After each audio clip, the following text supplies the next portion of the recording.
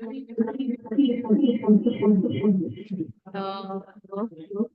what do I have to do? Yeah.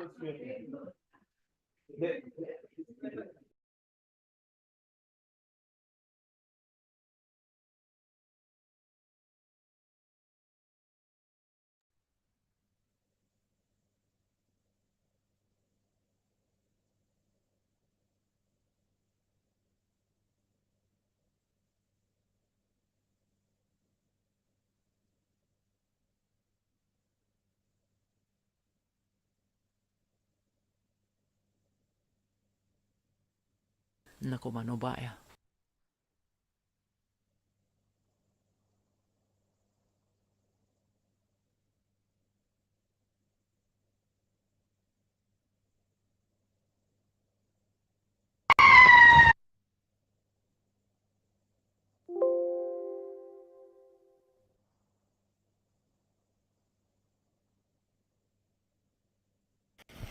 Liwe lanar kabar neko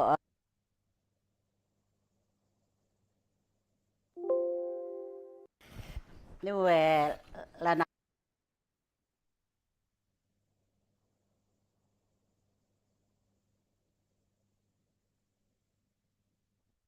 liwe lanar kabar neko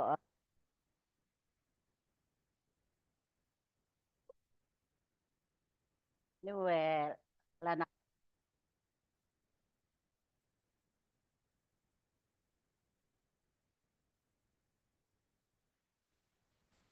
liwe lanar kabar neko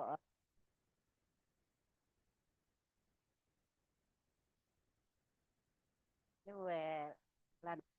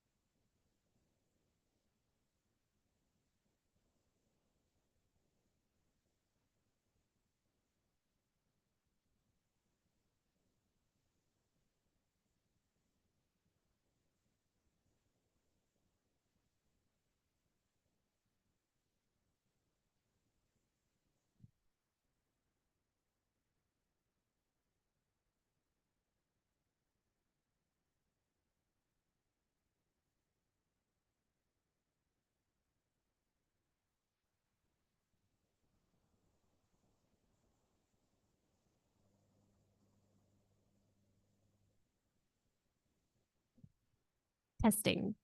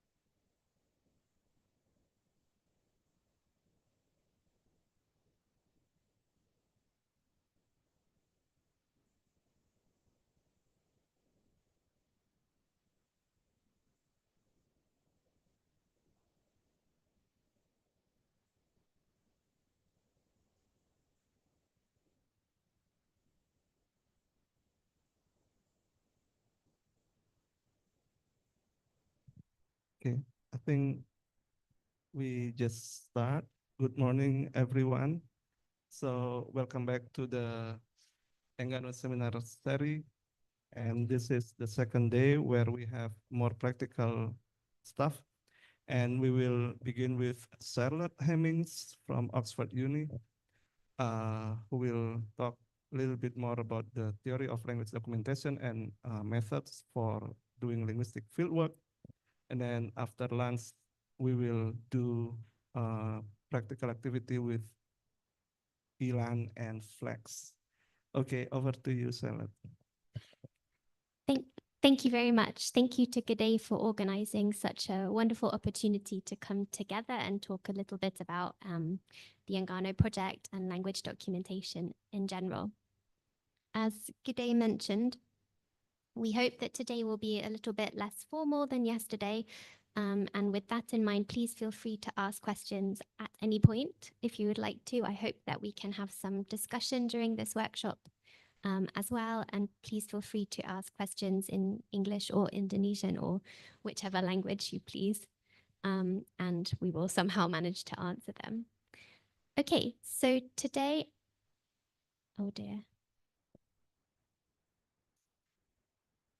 Failed.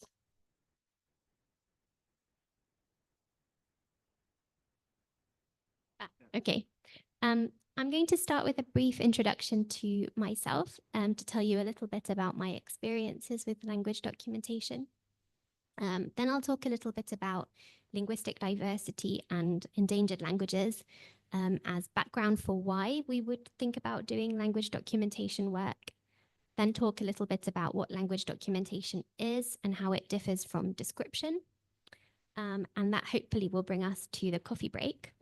After the coffee break, we'll talk a little bit about how do we actually do documentation? What are some of the methods we might use for collecting data? And then what are some of the methods and the tools that we might use for analyzing the data later on? And this is something that G'day will illustrate much more practically after lunch for everyone. So my name is Charlotte Hemmings, and I am a postdoctoral researcher at the University of Oxford in the Faculty of Linguistics, Philology and Phonetics. My research has mainly focused on language documentation, Austronesian languages, particularly in Malaysia and Indonesia, and syntax and typology, so comparing languages in terms of their syntactic properties. To date, I have been involved in 3 documentation projects, or 3 projects involving some aspect of documentation, and I hope to tell you a little bit about these over the course of this morning. Just briefly though, and later I will share the slides so that if you want to click through any of these links or the resources, you will be able to do so in your leisure. I should say also that we're very lucky to have many of our distinguished speakers from yesterday still with us. So I invite them also to share their experiences later on and to contribute to the discussion. So my first experience of doing language documentation was during my PhD research. When I began to work on some documentation and description work with the language Kelabit, which is spoken in northern Sarawak in the Malaysian part of Borneo. From 2016 to 2019, I then had a follow-on project where I did some additional documentation work with Kelabit and compared with 2 closely related languages in Malaysia, Sabang and Lembawang. And as we heard yesterday, since 2019, we've been working on the Enggano project, which involved documentation and description of Enggano, a language spoken in Sumatra, Indonesia. So that's a little bit just about me. Now I want to think about linguistic diversity in general and why we would want to do language documentation. So just a quick question to start the discussion. How many languages do we think are spoken in the world today? Does anyone know? Or anyone have a guess?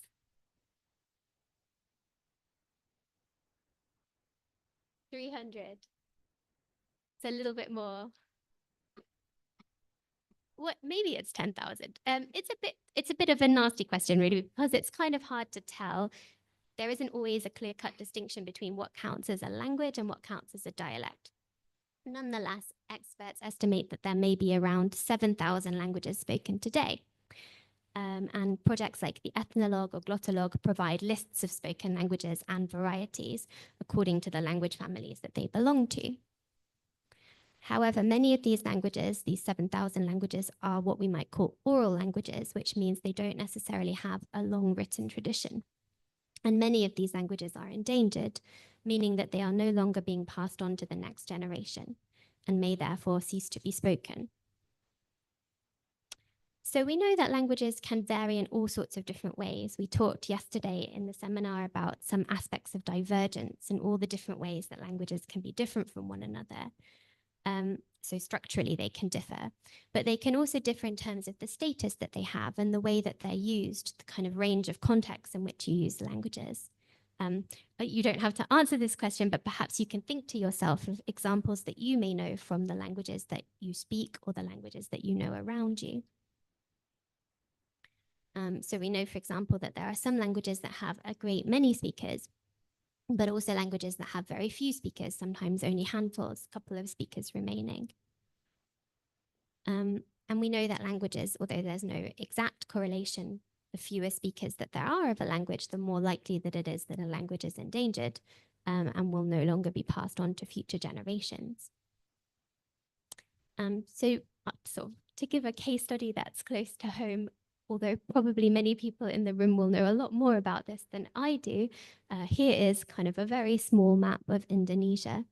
And as we heard yesterday from Budora, there are over 700 languages spoken in Indonesia alone, making Indonesia sort of a hotspot for linguistic diversity.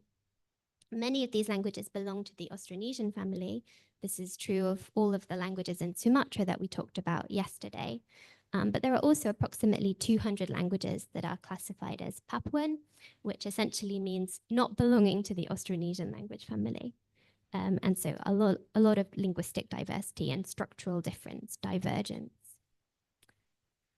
Some of the languages of Indonesia, as you all know, have a great many speakers. You can think about the national language, Bahasa Indonesia, or Javanese, even Balinese, I understand, has around 3 million speakers.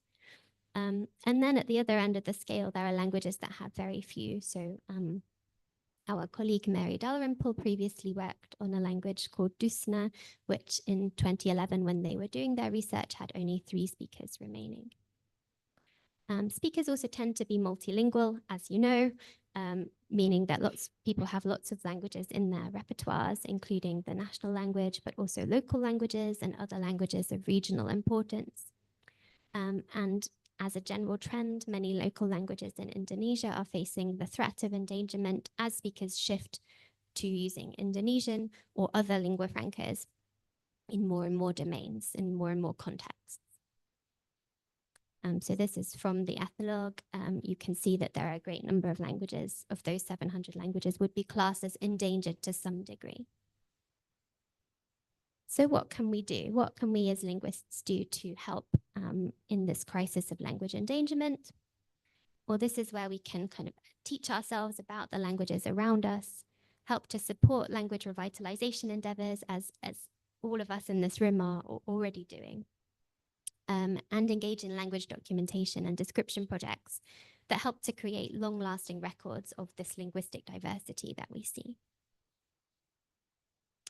So that's a little bit of the background of why we might want to do language documentation.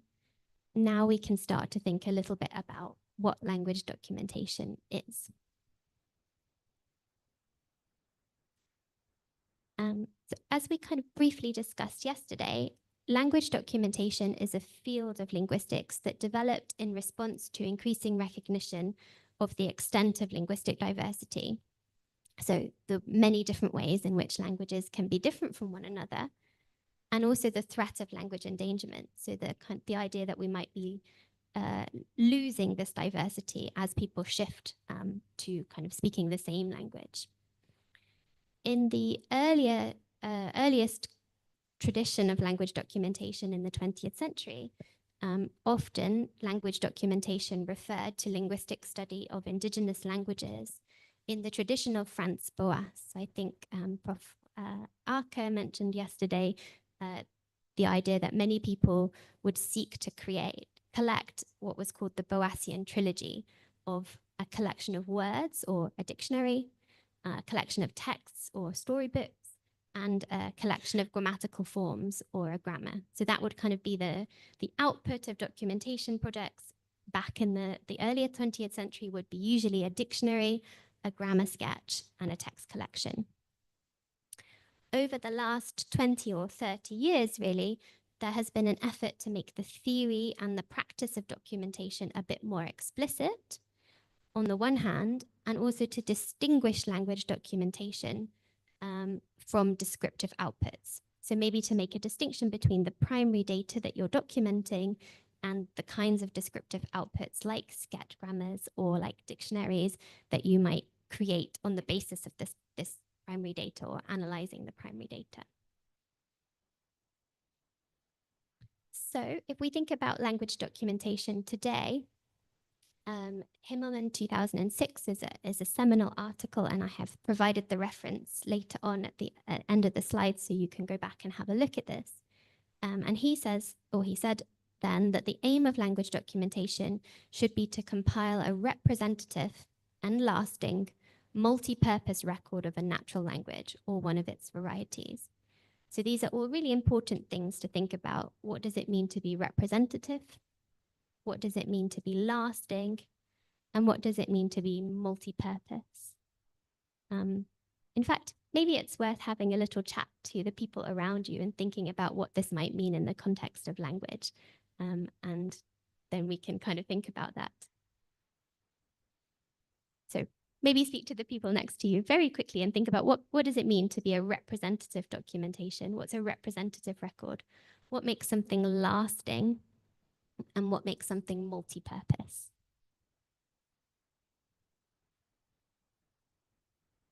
Make sense? Yeah. Just so that I'm not talking for 3 hours, which would be very boring.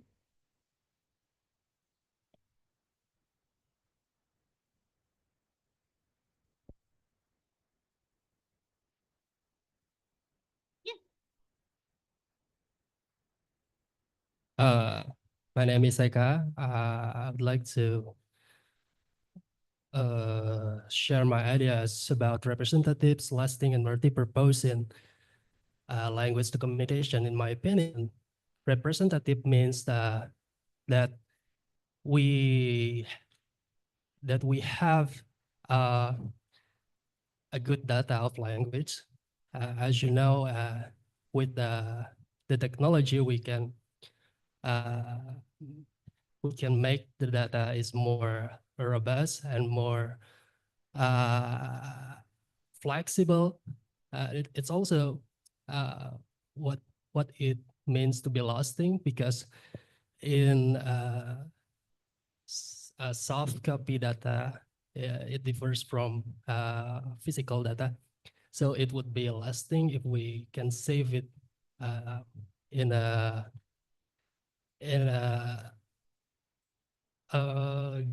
good media.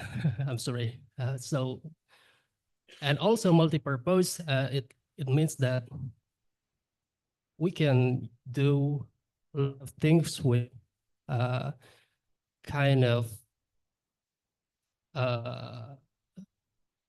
we can do a lot of things with a language data by using technology as a tools. That's it. Thank you. Thank you. Those are all really, really useful points. Did anyone else have something that they wanted to add to that?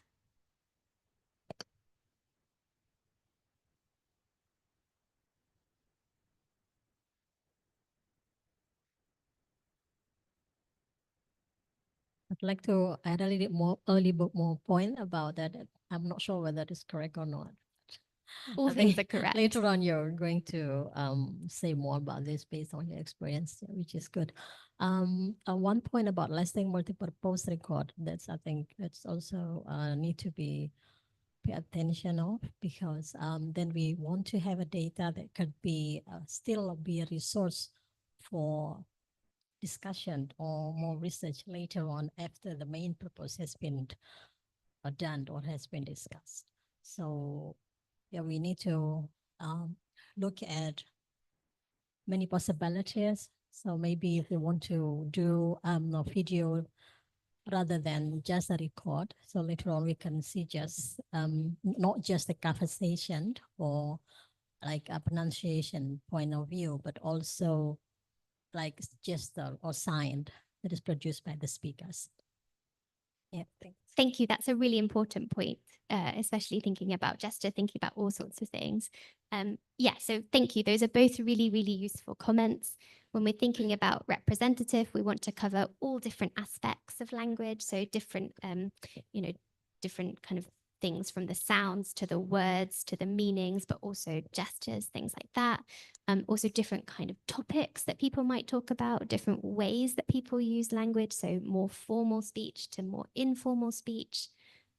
Maybe the different ways that we use language when we tell a story versus when we have a conversation, and who we're having the conversation with. All of these things can help to make the documentation more representative.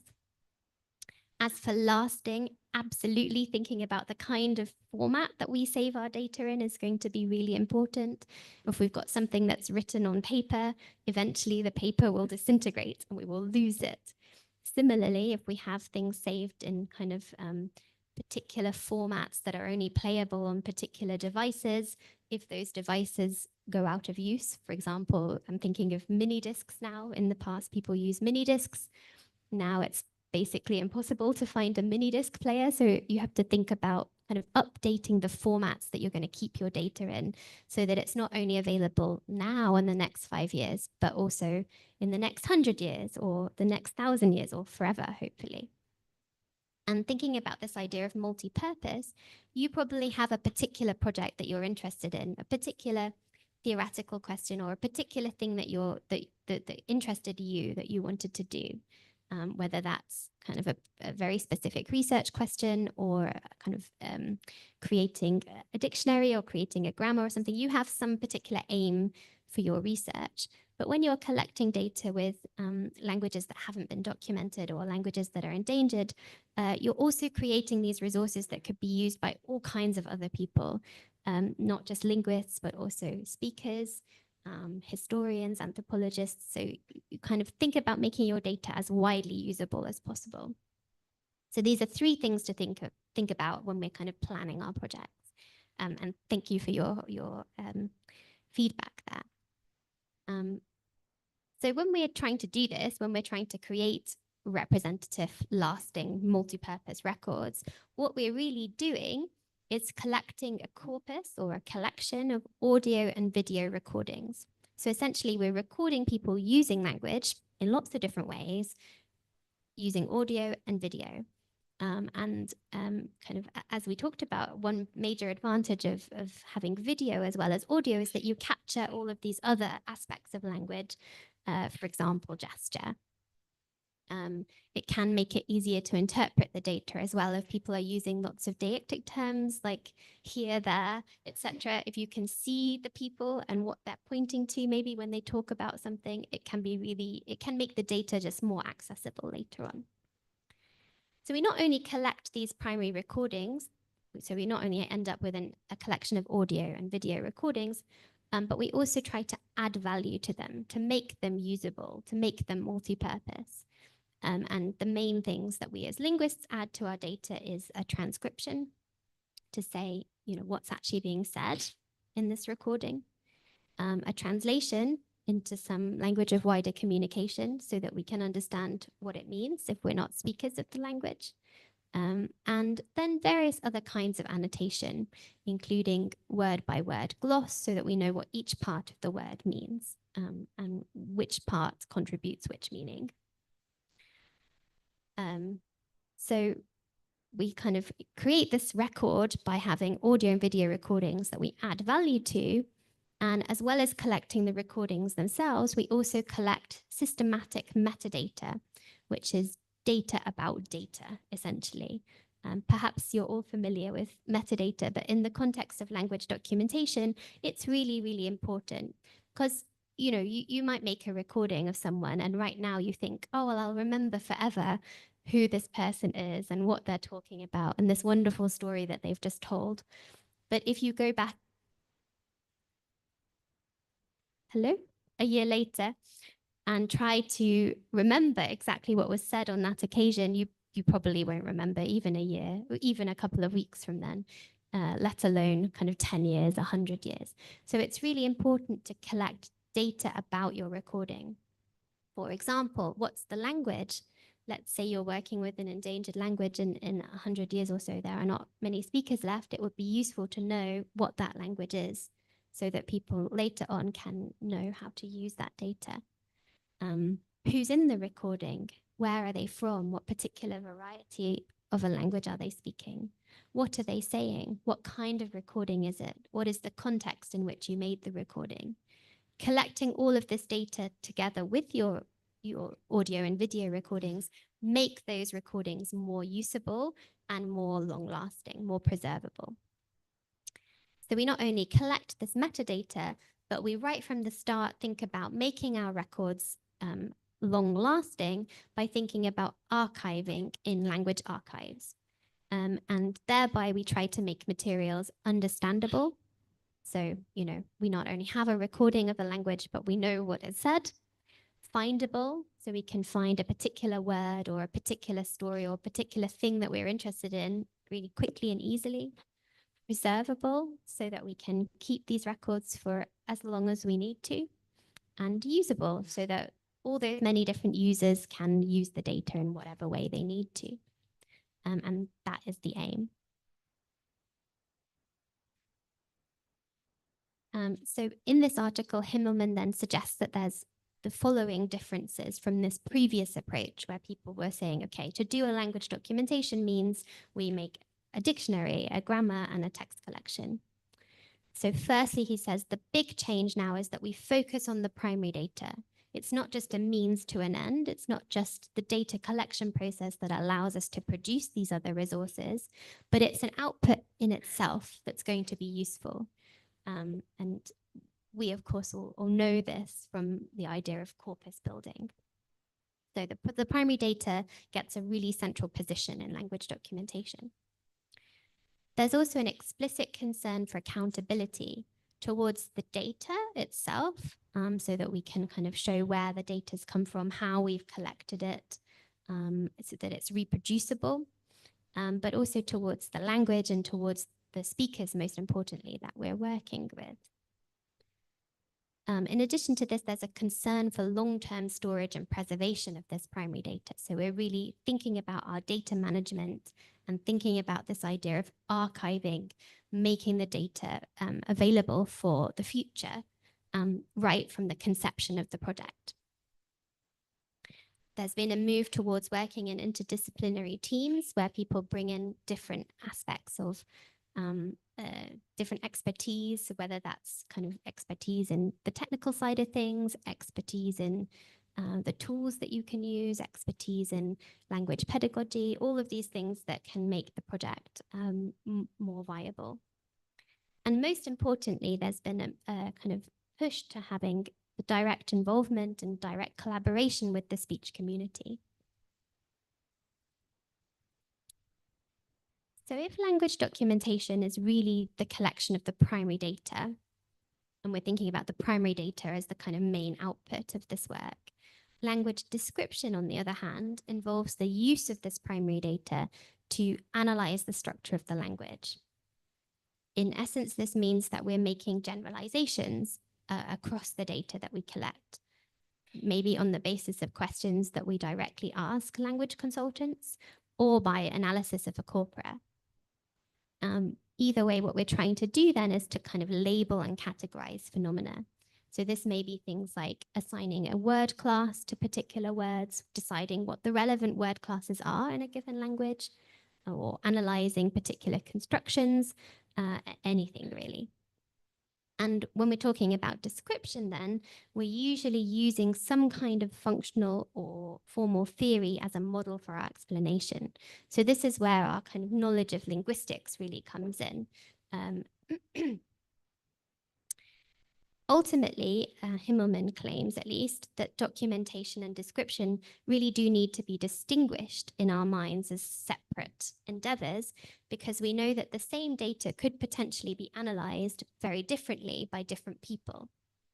And for this reason, the primary data can and should be published and disseminated separately from these analyses so that we don't just end up with the description, but we end up with the corpus, the data, so that other people can go back and check our claims, improve our descriptions, improve our understanding of the language. And in making the primary data available, this then may be of wider interest to those, especially outside of linguistics, where it may be less important to know what the grammar of a language is, but there may be really rich and useful data from the kinds of stories or descriptions or other things that we might collect as part of our research.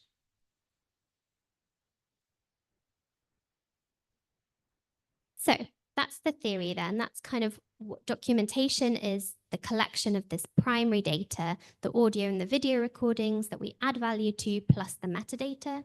And description is the kind of generalizations and other outputs that we produce based on the primary data, including things like dictionaries, things like grammars, things like theoretical articles, that kind of thing. That was the kind of the theory of it. In practice, then, what does a documentation project involve? Peter Austin says that there are the following major steps in a documentation project: planning, recording, transfer, adding value, archiving, and mobilization. So again, just to stop me from talking constantly, why don't you try and have a chat to the people next to you and think, what would you need to do if you were going to plan this kind of project? And I've given you some things to think about listed there. So take 5 minutes or so and talk to the people next to you. What would you need to think about if you were going to plan this kind of research project?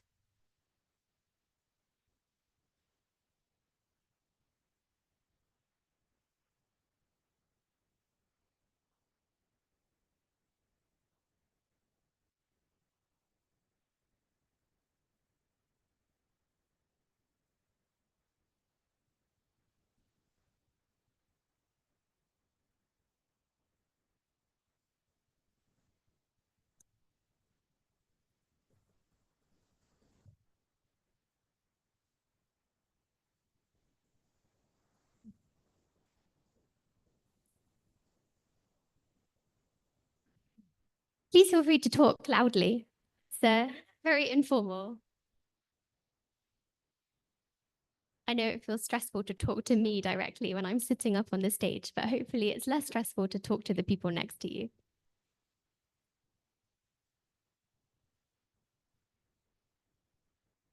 How would you choose a language, for example?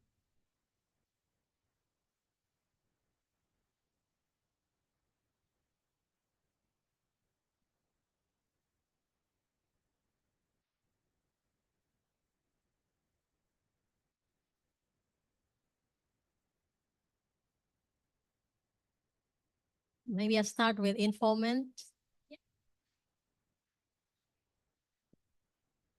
I have start with one point. So I mentioned informant. Yeah. Whether we need native speakers and what kind of native speakers that we need. So we perhaps needs to set out the requirements for performance and in which area. Yeah, we should go. absolutely. And you know, This can add. Want to comment no, first, or- go ahead.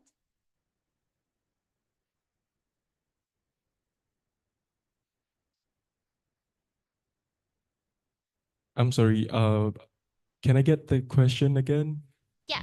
What would you need to do? How Yes. would you start to plan a documentation project? Okay, thank you. Well, first of all, we need to choose the language that we want to document. And basically, we do research first, like preliminary research regarding the language. For example, so we need to find language that is least documented, don't have proper documentation, threaten. Maybe we see reference from the ethnologue, or and then we might want to cross-check the documentation available in other directory sites available, for example, like Paradisec and so on. And then when we have the language that we would like to document, then maybe we try to create like proposals. We try to project the funds that we need for this documentation, and we see our resource first. Are we capable enough to fund this documentation project on our own? And if not, maybe we can arrange proposals, work with partners, and then we, of course, would like to see the history of this language being documented. Maybe we try to do uh, literature review first, and then we try to maybe contact the past researchers that have researched about this, try to see the environments, the conditions of the people. Is it, um, uh, did they have any difficulties or and anything?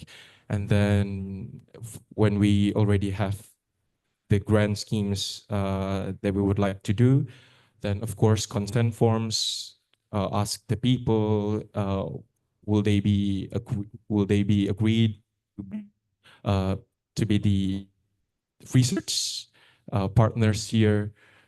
And I guess that those are the steps in the planning level. Thank you.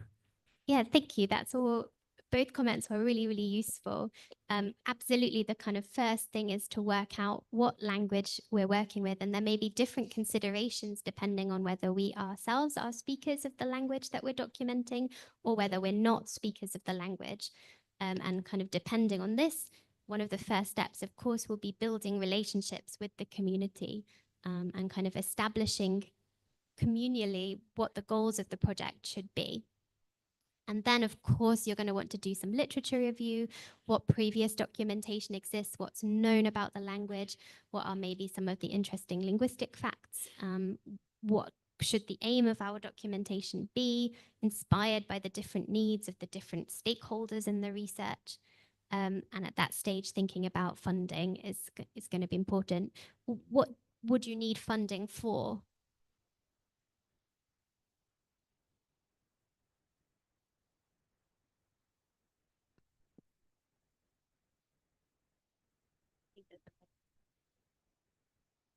Well, if we want to like create a big project and it is we see the vision as very beneficial for future academics reference, then maybe working with funding can expand the potentials that this language has and the researchers also have. Uh, I mean, practically speaking, I think having bigger funding, having bigger financial resource uh, will have will provide us different limits compared to um, compared to a project that we funded on our own. I guess that's, I mean, in terms of practical and benefits in the futures. Yeah, thank you. And kind of very specifically, what sort of things would you want to be paying for? What would you be asking for funding for? Anyone have any ideas? Yeah. Thanks, Charlotte. In my opinion, okay, first we have to have kind of what we call a heart of a researcher inside of us. And then even though one language has been documented, so we can see small things inside, like what kind of the language strands in it, research strand in it, okay? And then we can take a small grant first. We don't need to think about the big funding, but we take small grants, or if we have a true like researcher heart, so we can use our own money first, let us say. And then we just start collect tiny things, and then collect it. And then we can search about which grants that's suitable for our research. That's for the first step, I think, for in my opinion. it's probably good to have some kind of pilot stage to your research, isn't it? I guess what I'm thinking about is, you know, when you're preparing your funding proposals, you need to think about what are you going to ask for, and so it's worth thinking about what, in an ideal world, what would you have? Yeah, sorry. Jake. Okay, thank you, Ms. Hemmings. I just want to share my experience. I was involved in uh, some local language documentation in Sulawesi and also Kalimantan. And I totally agree that line apps is a very important step documentation project, especially in language. It, it's just like when we set the planning right, we just done 70% or 80% of the documentation project. So it was when we start the documentation project, I think the planning is about to get the format of the language, because some language may be unique, some language may be have something different from the other language. As let's say Balinese, uh, when we start to collecting data, the primary data of Balinese language, we need to make sure what kind is it. Is there a dialect? Is there a speech level? Because when we start without considering about it, we when we do a lot of work and we forget something, and then we start to from let we begin from the start. That's it. Thank you. Thank you. Yeah, you're absolutely right. The planning stage is so, so important. I'm sure there's lots of things that you could think of that you might want to budget for, but just to give you some ideas that, occur to me, one thing that's really worth investing in is good quality recording equipment, because thinking about making the best data possible and making data that's long lasting and going to be usable for a wide range of functions. Maybe you yourself are not interested in doing phonetic research, but someone else might later be able to use your data to do really in-depth phonetic research if you have good quality audio recordings. So one thing we can kind of think about as part of the planning stage is what's going to be the best equipment that we could get to do language documentation. Can we budget for good quality microphones, good quality audio recorders, good quality video recorders to get the kind of gestural component as well? All these kinds of things, thinking about the equipment that we would want in an ideal world, or the equipment that we can get with the budget from the grant that we're applying for in practical terms. In addition to that, depending on where the language is spoken and the kind of access that we have to the community, will we be doing research online, or will we be doing research that involves some fieldwork component where we have to travel?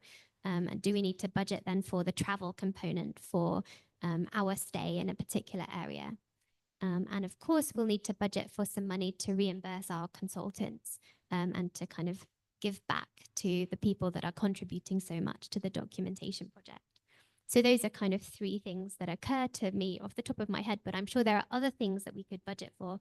And it's just worth thinking about, what is the whole project going to look like? What are we trying to aim? What are we aiming to collect? How can we make this project a reality? And once we have this idea in our head, we can think about what's the appropriate grant that we could apply to. Do we want to do a kind of smaller project first and build up to something bigger? Can we fund it ourselves? Whatever, these questions come later once we've thought about what we're going to budget for.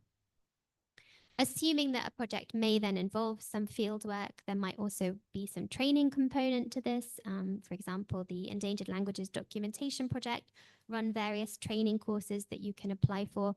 And if you apply to ELDP for funding for your research, they will also fund you to do these training courses. They have courses that are available online that you can kind of look at now to teach you about various tools and things. So training is always helpful. And then you'll want to plan out actually what is your fieldwork going to look like. And of course, as someone mentioned earlier on, there are huge ethical considerations, and we'll think about that in more detail in a second.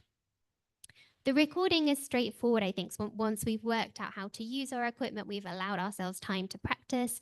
The actual recording is making our recording. But immediately, as soon as we've made recording, we need to think about this transfer process so that we get the recordings from our recording device and transfer them to some kind of data management environment, which most likely will be our laptops, and back up the material in as many places as possible on hard drives that we keep in different places, just to be absolutely sure we're not going to lose this data. Then comes the adding value stage, and this is where we can use the tools that Gade will teach us about later on to transcribe, translate, code, gloss, annotate, do whatever we need to do to our primary recordings to make them accessible and link them to the metadata that tells us what's in these recordings. At this stage, or kind of ongoing, we can think about archiving, creating the kind of materials that we're going to deposit within archive, and also thinking about the access and usage rights for these materials. So who is going to be able to access these recordings later on? Is it open to everyone? Is it only open to the community? Is it only open to researchers? We can kind of think about this and discuss this as we're making the recordings so that later on we know and can respect the wishes of the people that we've recorded. And sort of last but not least, a really important stage is this mobilization stage where we think about creating, publishing and distributing outcome.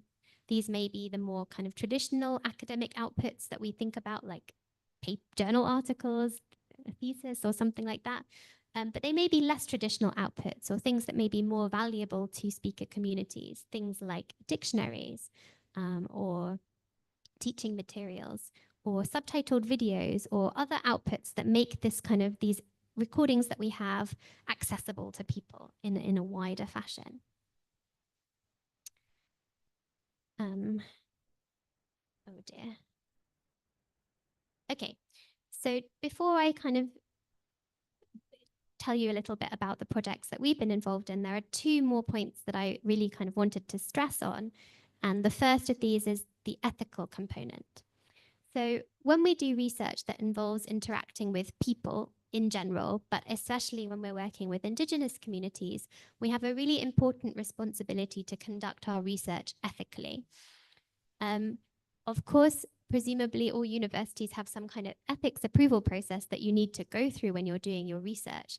But doing ethical research does not just mean passing ethics approval and getting some kind of tick to say, you go ahead.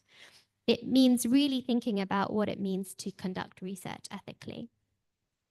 And two important cornerstones of that when we're talking about language documentation involve informed consent and also, kind of importantly, building relationships of respect and reciprocity. So it's not just that we as researchers come up with a project, go in, collect the data, leave, and then that's that. But we think about kind of we build relationships with people, we negotiate together what the outcomes of the project should be, right from this planning conception, right from the earlier stage of the project. How can we make something that's going to be mutually beneficial, that's going to help everyone and going to really produce the most multi-purpose record that we can? So that, yeah, there has been a really important shift in social science research in general towards working with people rather than working on people. And kind of an important part of that Prof. Arke also stressed yesterday is this idea of collaboration, capacity building, and the idea that we try to train and empower local linguists and language planners so that the documentation work is sustainable and can carry on after kind of 3 or 4 year project that you might get funding for. Are there any other ethical issues or any other dimensions of these things that we've thought of that I've kind of mentioned briefly that anyone wanted to comment on based on their own research, their own experiences? Any ethical issues that you can think of when doing this kind of research?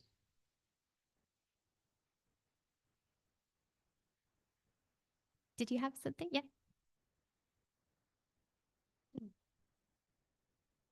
So regarding to these ethical issues, Charlotte, can I ask you something? Yes. Okay. Of course. Usually in conducting this language documentation, we have to make a consent forms, right? Yes. Like you wrote there, it's not only procedures at a university, but for the people, also for the indigenous community.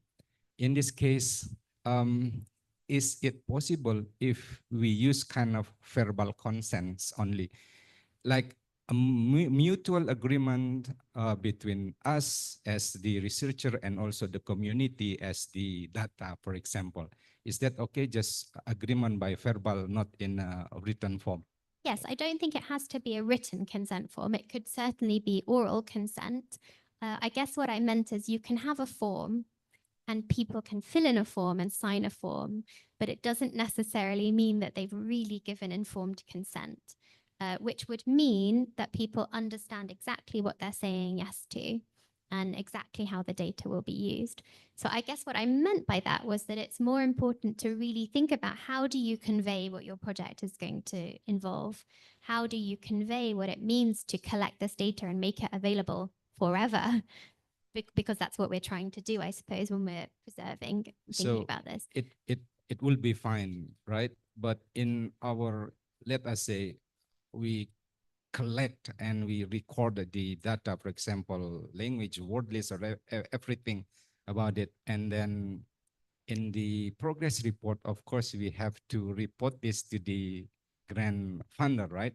So So there, if- I guess there's two things. There's kind of ethics approval, and they will require you to do something. So they will require you either to have a written consent form or some kind of audio recorded oral consent, presumably.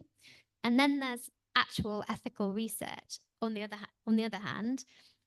So it may be that you want to go through a process where you have a discussion first, where you explain what it is that the project involves, or you decide together what the project involves. You make sure that you're all happy with everything, and then you do the consent that's required by your ethics approval process. Does that answer the question? okay, so then the ethical issues accomplished. They're very complex, Okay. yeah. Thank you. Thank you.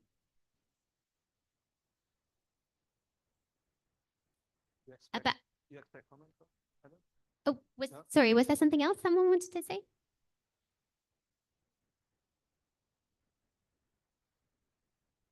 Yes, Ari.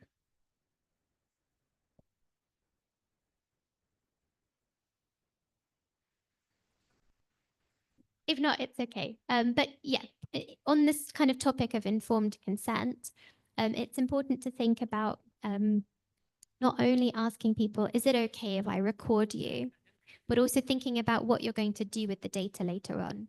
So you may want to play the recording as part of your teaching, for example, or in the format like this. You may want to make the recording available in a language archive, particularly if we're thinking about this idea of long-term preservation.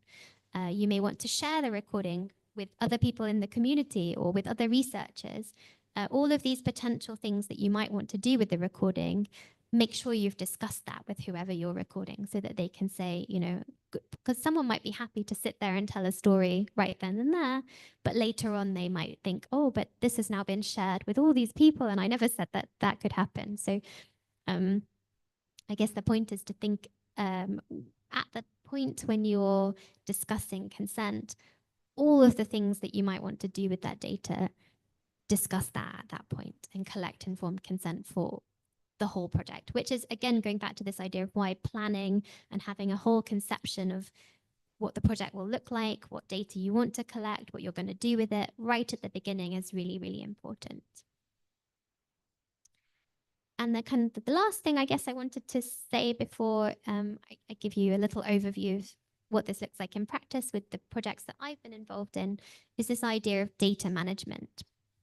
So when we do language documentation work, particularly if we're trying to do a broad documentation of a language or a variety rather than a specific documentation of a specific phenomenon, it's likely that this will result in an awful lot of data. As you will know, audio and particularly video recordings can take up an awful lot of space. And so it's really important to think about how you're going to store this data and how you're going to manage it from the very start of the project. Some of the things you might want to think about is how you're going to name your files. how you're going to organize things and what kind of data formats you want, going back to this idea of thinking about the right media that you want your data in. I don't know if anyone is as bad as me, but I have this awful habit of doing something like linguistics essay _01, linguistics essay final, linguistics essay final, linguistics essay 02, whatever it is. You get the point. That is not a good file naming system because it's very hard to tell exactly which one is actually the final version. And you have you could imagine doing that times 1,000 or however many recordings or however many things you collect. So it's useful to think about at the start, what kind of file naming system would you like? How can you name things consistently? Do you want to be able to sort things chronologically? In which case, if you're giving recordings a date, for example, you might want to put it in an international date format where you have year, month, day, rather than, for example, day, month, year, because that will sort chronologically better. You also, when we do documentation, we often end up with lots of different files relating to the same session. So you might have an audio file, a video file, an ELAN transcript file, a flex file, a metadata file, all relating to the same kind of hour where you sat and recorded someone. And it could be useful to organize these in the same folder so you can find all the things together, and also to give them the same name so that you know that they correspond to the same session. So these are just things to think about, and there are softwares that can help us with this.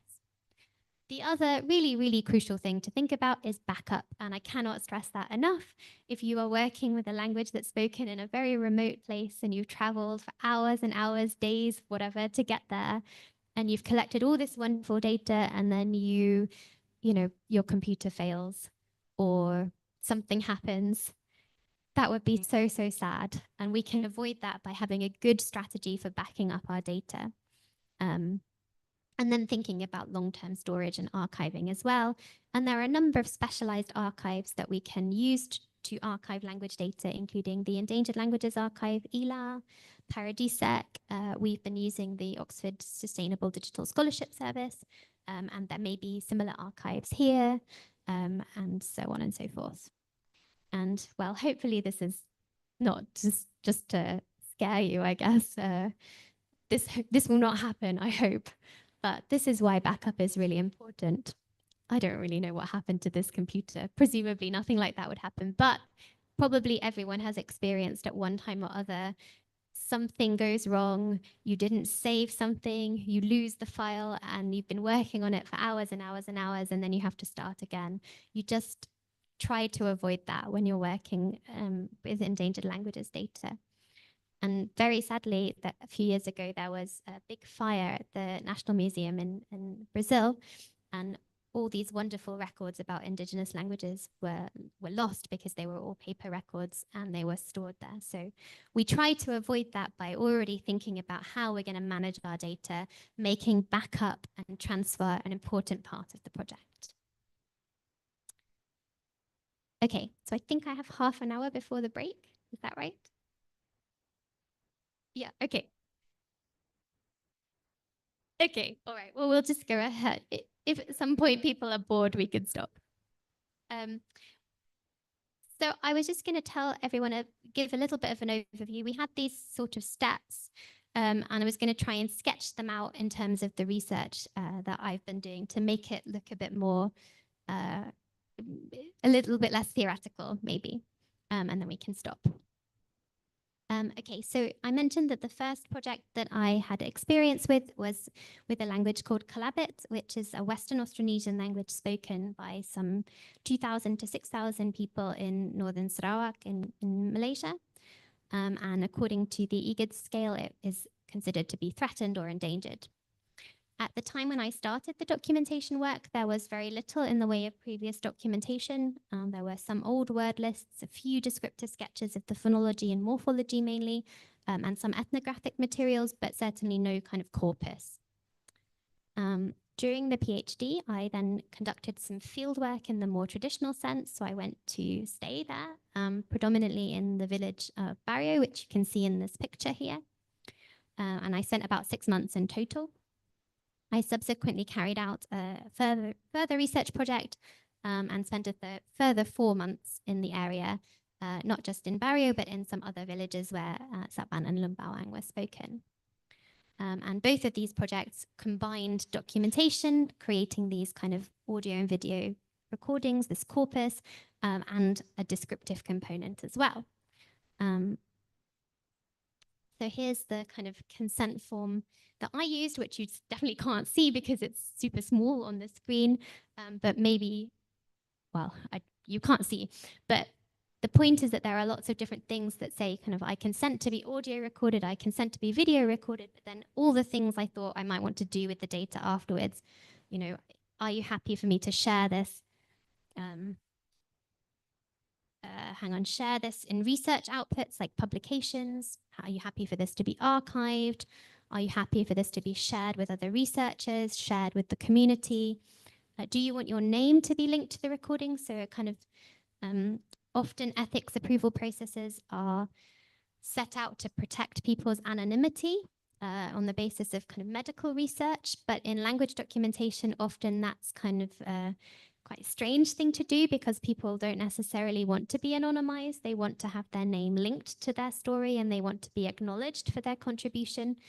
So one thing we often kind of want to check is, would people like to be anonymized, or would people actually like to be acknowledged in their kind of moral rights to the recording and their contribution to the project? So I also sought permission from the Sarawak State Planning Unit on a kind of for a research permit, and then at the local level with the Kalabit Association and the headman of each village where I worked to kind of work with relevant stakeholders. Through the 2 projects, I collected about 55 hours of audio recording and 10 hours of video.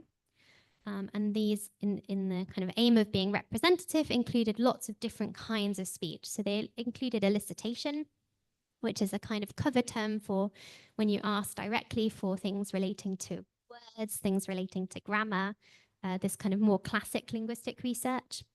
They also include what we might call staged communicative events, or kind of not necessarily natural conversations, but things that you collect using linguistic stimuli. And they included a range of naturalistic texts, so things like folk stories, descriptions of cultural practices, procedural texts, conversations, songs, jokes. In some years before I arrived in Barrio, there had been a project to set up a local radio station, and then I think for 2 hours in the morning and 2 hours in the evening every day, there would be a radio broadcast that went out to the surrounding villages in Kalabit. People would largely play music, but there was also a news report section. So I recorded a couple of the news reports as a sort of particular format of the language. And you can see Stanley here posing before the news report. Okay, so lots of different genres in order to make this representative.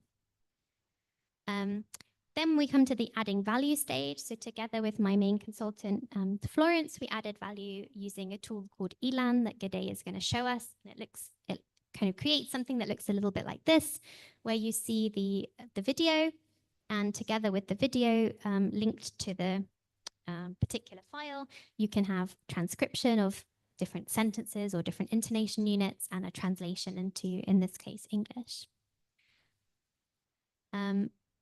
Onto the archiving stage, the recordings are all archived with the Endangered Languages Archive, and to try and make this deposit more usable, more searchable, there's some meta documentation on the landing page. So it tells you what's included in the deposit, how you find things, how it's organized, in this case by topics. And another thing that you can do is publish some kind of meta documentation as well. So something that contextualizes the project, says, what were the aims of the project? What was your link to the data? How did you land upon this project? This kind of thing, so that people can understand where that deposit came from. And finally, at the mobilization stage, the recordings were presented as subtitled videos on our project website. And the description that resulted from the corpus was written up in the form of a learner's grammar as part of a dictionary project. I think I perhaps don't need to say all that much about Enggano because we've already heard a little bit, but just kind of running through these steps again. We know that Enggano is spoken by approximately 1,500 speakers on Enggano Island in Sumatra. It's also considered endangered as speakers are increasingly shifting to Indonesian. But unlike Kelabit, it's subject to a relatively long history of documentation because as Wayan mentioned yesterday, there are historical legacy materials from the 1930s and in fact going back to the mid-19th century. The documentation project began in 2018, again, as was mentioned yesterday, with some pilot visits to the community and subsequently Mary, Wayan and our former colleague Bernd received an AHRC grant. During the early stages of the project, a really important part of the work was to establish connections with the community and to train our language consultants like Enga, who we all know and very much appreciate. The project then grew to become a larger collaboration between researchers in the UK, Germany, Australia, Indonesia, and the Enggano community. And the aims of the project, as we heard, were to kind of create this primary data to create a documentary corpus, but also to work towards descriptive outputs like a grammar of Enggano and to create distributable outcomes like the teaching materials that we mentioned yesterday. Over the last 5-6 years or so, we've collected now over 200 recordings, which amounts to more than 100 hours, including, again, a range of different genres from word lists, using the Swadesh list to think about language variation and dialect variation, structural elicitation to help us understand the grammar of the language, again, more naturalistic texts like stories, songs, descriptions of cultural practices, and a lot of work relating to the development of the teaching materials and the dictionary. We've been storing the metadata in a software called Seymour. Although I had planned to do fieldwork in a similar way to how I had sketched out briefly with the Kelabit project, COVID happened, and as we all know, that kind of put a stop to any travel. So we kind of changed our minds a bit, and you can see us totally naturally and not posing at all, very smiling during all of our elicitation work. But we started to work on Zoom, and actually this had a lot of advantages in some ways because we were able to meet very regularly and to do some of the sorts of things that you might do in person, but without the travel component. So specifically, we did a lot of the adding value online, where we would go through our recordings, think about the orthography, think about the glossing, and so on. Again, we use tools to help us in this endeavor. So we've used Elan to provide transcription and translation into Indonesian and English. And then we've used another software called Flex, which allows us to store a lexicon of the language and to provide an interlinear gloss, which we then linked back to our Flex analyses of the earlier documentation and these earlier materials collected in the 1930s and before. We are in the process of now archiving these materials for long-term preservation. And we're also making the recordings accessible via our project website.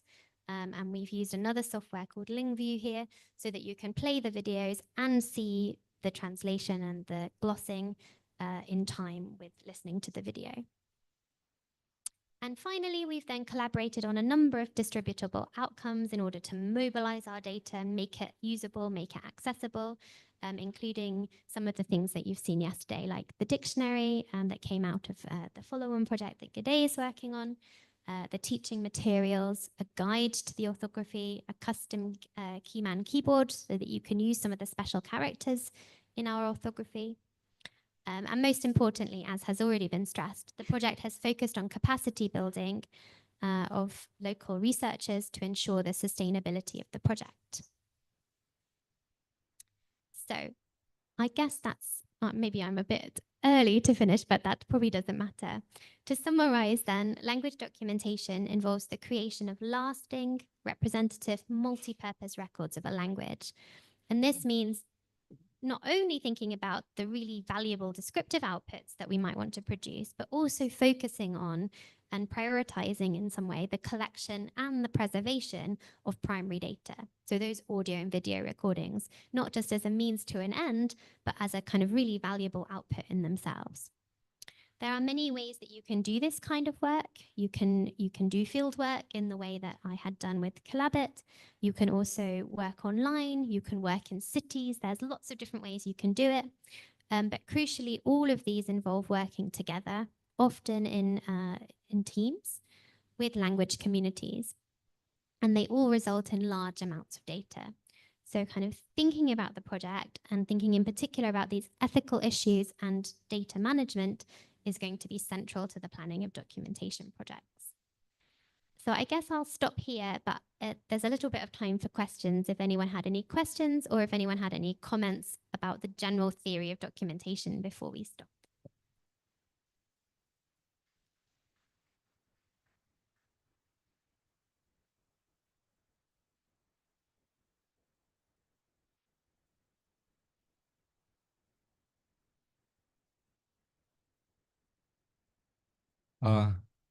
Thanks, Charlotte. Although the theme now is about the Enggano, but since you mentioned about the Clubit project, can I ask a little bit? Okay, I have checked this Clubit tribes, right? This is one of the Dayak tribes.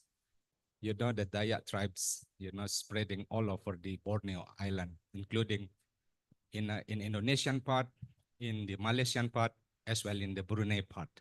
And then I just saw this map. It's very near the Brunei. Yeah. So have you found any kind of what we call political things here? I mean, the problems, I mean, because you do this in the Malaysian authority, you have to ask permission about the Brunei or something like that. I never went to Brunei, so I don't know how easy or I don't exactly know what the process would be. I can tell you about the process with Sarawak in particular. You have first to apply to the state planning unit. You have to set out a research proposal and explain what you're going to do and seek kind of approval for your project. That's the kind of formal way that you get research approval. And that was relatively straightforward process. You need obviously a local research sponsor. And in my case, I worked with the museum, the Sarawak Museum there. But I don't know what that would mean for working in Brunei. I never actually tried to do that, but I assume there would be some kind of formal process for seeking research approval. Okay, about the result of this language documentation, do you have, I mean, have you found any similarity between the languages? Among these tribes, the Dayak tribes, you know? So I think there are lots of different kind of subgroups. There's different ways of using the label Dayak, right? So for Kalabit, there are the three languages that I mentioned that are really closely related: Saban, Lumbawang, and Kalabit, and they're all spoken in that kind of area. There's a little bit that goes up into Sabah, a bit in Kalimantan, and then in Sarawak. I'm not quite sure now if there may be some speakers in Brunei also of sometimes the languages are called confusingly Dayak languages, and sometimes they're called Kalabitic, this particular subgroup. So that there may be some speakers in Brunei as well. Yeah, thanks. Thank you.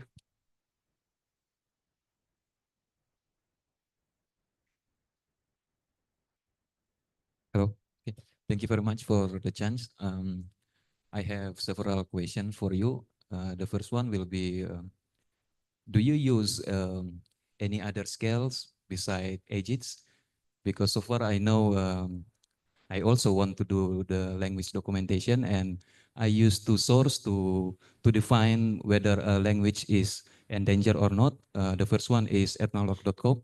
I think it is the same. And the second one is glottolog.com. Maybe you have another source that could you share to us to define whether this language is already categorized as an endangered language or not. And that is the first question. Yeah. The second question, I would like to know about the way you collect the data, because I know you are a foreigner and you came to another place. For example, the things like where did you live, something like that. How did you communicate? Did you live with a local person in there? And how did you communicate? How you build their trust with them? Because different society plays different communication, some things like that. And the third question that I want to ask, so far that I know, it is very difficult about funding, because I know that doing language documentation research, it requires a lot of funding. Like we have to buy equipment, we have to pay for respondents. For example, like, okay, one day they will come. The second day, if we don't pay them because we ask them for their time, the second day, third day, they will not come. And it is a problem for us, I think. Maybe you have another opinion, please share with us. Okay, that's all my question. Thank you very much. Thank you. Those are all really, really good questions. Thank you for asking. On the scales, I think there are various scales that you can use to measure endangerment. This may link to the funding question because, for example, if you're applying to ELDP for funding, one of the criteria that they use to judge the applications is the urgency of documentation, which links obviously to the degree of endangerment. So you would want to be able to show using some metrics, whatever those would be, that there is a kind of considerable urgency to the project, or that your project is going to be worth funding, I guess. So there's a UNESCO scale as well as the EGID scale from the ethnologue. I think there are others, probably other people in the room can answer that question better than me. But I guess it's not so much the scale, your choice of scale, but just the kind of what evidence do you have to be able to show that the language is endangered, and can you kind of convince the people that you're seeking funding from that there really is importance to doing this work? And that's the first question. Did you have a follow-up?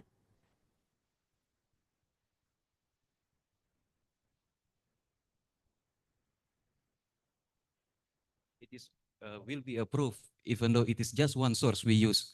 For example, like this, you use EGID scale. Yeah, I think, well, obviously, the more sources that you have, and the more evidence. So usually the scales have various criteria that they use. So it's to do with the number of speakers, the rate of intergenerational transmission, the kinds of resources that exist. So these scales are not just based on one person said one thing, but there's a whole load of evidence that goes into that classification. But obviously, if you have lots and lots of references that can confirm the endangerment status and can speak to these different criteria, obviously that's going to be better. Your second question was very interesting about how, practically, what did I do specifically in Borneo, right? Yeah. So I originally started working with the Kalabit language because I had met an anthropologist who had been working there for a long time. And she put me in touch with various people, including there are a few Kalabit ladies that I met that live in the UK. So I was very lucky to spend some time with them. And then I originally went to Malaysia and stayed with families there. So I sort of established relationship with people in the community via friend of a friend method. And I found that to be really helpful because then I didn't turn up as just a total outsider. I had someone who was vouching for me, essentially. And I think that was really helpful. I had spent a lot of time kind of on Facebook and emailing various people before I arrived in Malaysia. And then when I was there, I stayed in a homestay with the family that later kind of sort of took me in as one of their family within the kind of structure of the community. In Malaysia, English is, I guess, national language. So most people that I worked with spoke English. So I initially used English as a way of communicating, as the kind of language of wider communication. And then slowly, because I spent a fair bit of time there, I tried to learn some Kalabit. So later on, I would try to use Kalabit. So you saw the consent form that I showed you. And I had worked with people early on to translate that into Kalabit in some way so that I could explain what the point of the project was in Kalabit and kind of discuss consent in Kalabit as well. I also worked very closely with my consultant, Florence, who I mentioned. So she was able to explain things that I wasn't able to explain. Yeah, I don't know. Did that answer all the questions? I feel like you had more questions and that I haven't answered them, but that's kind of how, I guess by spending time there over a long period of time, I was able to adjust a little bit to what the appropriate norms were in the community and to learn a bit more about the language. And yeah, that was really beneficial, I think. So that really speaks to the value of doing field work and being able to spend a bit longer in the community. Did I answer the third question? What was the third question again? I can't remember now. Something about funding. Could you repeat your third question?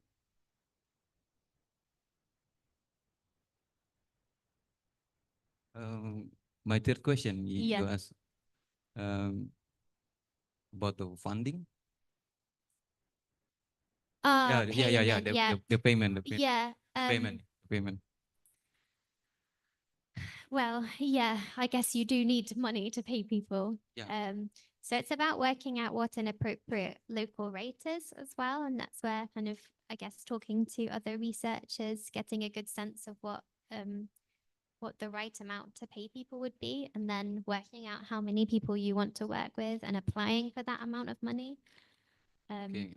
May I know how many times you go back vice versa between Sarawak and I'm sorry, And where do you London. live? Every time where Yeah, do you I live? think 4 times in total. So I think I 4 went 4 times. times. Yeah. So for each times, how many months did you stay in that About place? 3 months. 2 to 3 months each trip. So it takes about 1 year, yeah.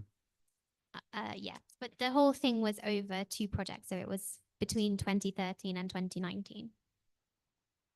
Can I have one last question? Yeah. Could you please share with us what was the hardest part that you faced during you did the language documentation, and what was the precautions things for us before we conduct another language documentation based on your experience? Thank you. That's also a really good question.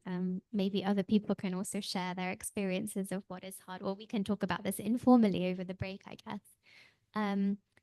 I had done some field methods training before I went, where we had talked about how important it is to make sure you have lots of breaks and to not make people overtired. And so I was kind of very much expecting that I would turn up, I would do like an hour's work in the morning with someone, and then I would have lots of time to process the data afterwards. And that was not my experience at all. My experience was that I arrived, people had made time to work with me, and they wanted to do absolutely as much work as possible.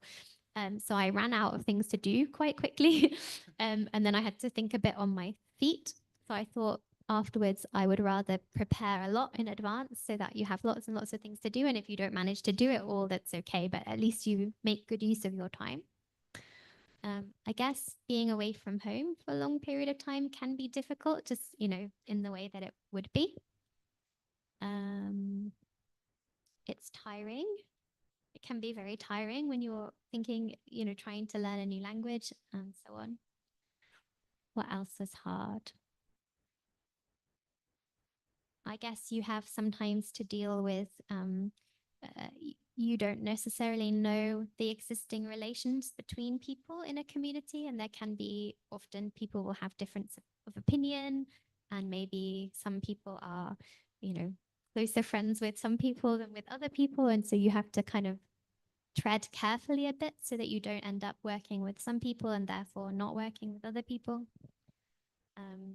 We talked a little bit about kind of who you work with as your consultants.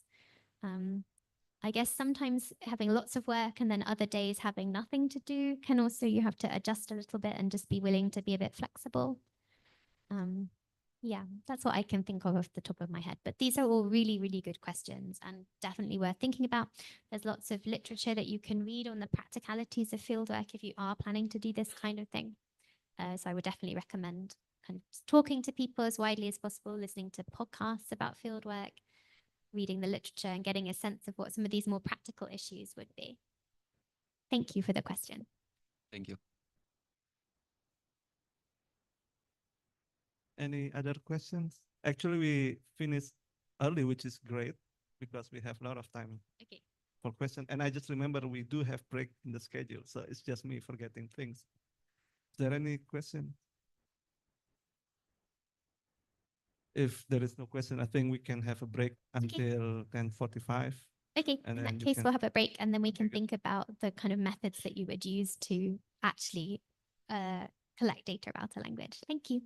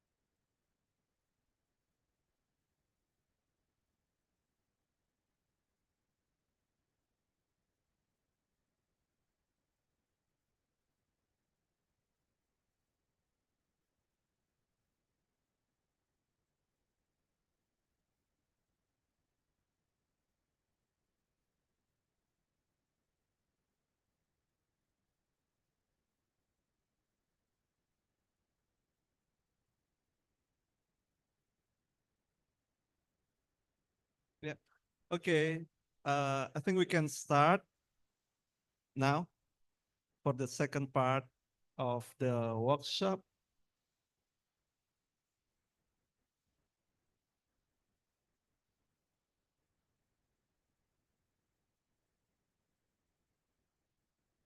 Okay, I think you can start. Okay, thank you. So we talked a little bit about what language documentation is, and some of the practicalities for doing fieldwork, doing documentation, and also some of the important considerations when we're planning a research project. So, you know, how do we build relationships with the community? What ethical issues are there? What do we think about data management and so on? Let's say we've got to a stage where we have a language that we want to document. We've established what the goals of our project should be. We've done all our training, we've got all our equipment, we've planned our project. How do we actually collect data? So firstly, the kinds of data that we collect will depend very much on what the aims of our project are. So different kinds of aims that documentation projects might have include maybe to answer a specific question. For example, if you're working towards a thesis or something, you may have a very specific research question that you want to address. Or it may be that you want to do a broad documentation. So you want to create this kind of multi-purpose lasting record. You want to collect all these audio, video recordings and make them accessible. It may be that your goal is really rather language description. You're trying to produce a grammar, you're trying to produce a lexicon or something like that. Or it may be that you're trying to support language revitalization, to teach the language, to increase the number of speakers or the number of domains in which the language is used. And depending on all of these things, depending on what the goals of the projects are, we may then lead to different kinds of outputs. So you may result in a thesis or an article. You may collect a corpus of audio or video recordings with the metadata. You may produce a grammar or a dictionary, or you may produce language revitalization materials. And so depending on what you want to do and what kind of outputs you want to create, you're obviously going to have to use different methods. In fieldwork, in linguistic fieldwork, there are three main methods that we use. And there's an article by Friederike Lübke, which is, I think, a nice overview of these kinds of research methods. So I recommend that from the reference list if you're interested. Specifically, these include elicitation, or what we might think of as an interview, where we directly ask questions from a consultant about how to say certain things or what certain things mean. We could also use stimuli. We could think of this as a bit more of an experimental method. These could be picture stimuli, they could be video stimuli, they could be audio stimuli, anything like that. And finally, we can use naturalistic text collection, which we might think of as being similar to participant observation if we think of that as a kind of method of anthropology. So these three different methods vary in terms of how controlled the data is. So how sure can we be that we're getting the kind of data that we want to get, on the one hand. And then on the other hand, they differ in terms of how natural the data is. So obviously naturalistic text collection, where we simply turn our audio recorder on and see what we get, is going to be the most naturalistic, but the least controlled. We can't guarantee that we're going to find the particular phenomenon that we're interested in. And on the other hand, elicitation is going to be the most controlled. If we directly ask, how do you say X? You know you're going to get an answer of some sort, but we don't necessarily know how natural that answer is. Is that really how someone would say something, or is that just how they've translated it in order to give you an answer? So typically these methods go hand in hand. Each of them has their own advantages and disadvantages, and we try and triangulate or use different methods to kind of check our analyses. Okay, so this is not really a quiz question, but what I'm going to do, hopefully the sound will now work, is play you a sound clip of Kalabit. Here's the challenge. Tell me something about the language. Naku, mano ba ya? Can anyone hear? Naku, mano ba ya? I'll play it again. Naku, mano ba ya? Naku, mano ba ya? Who can tell me anything about the language?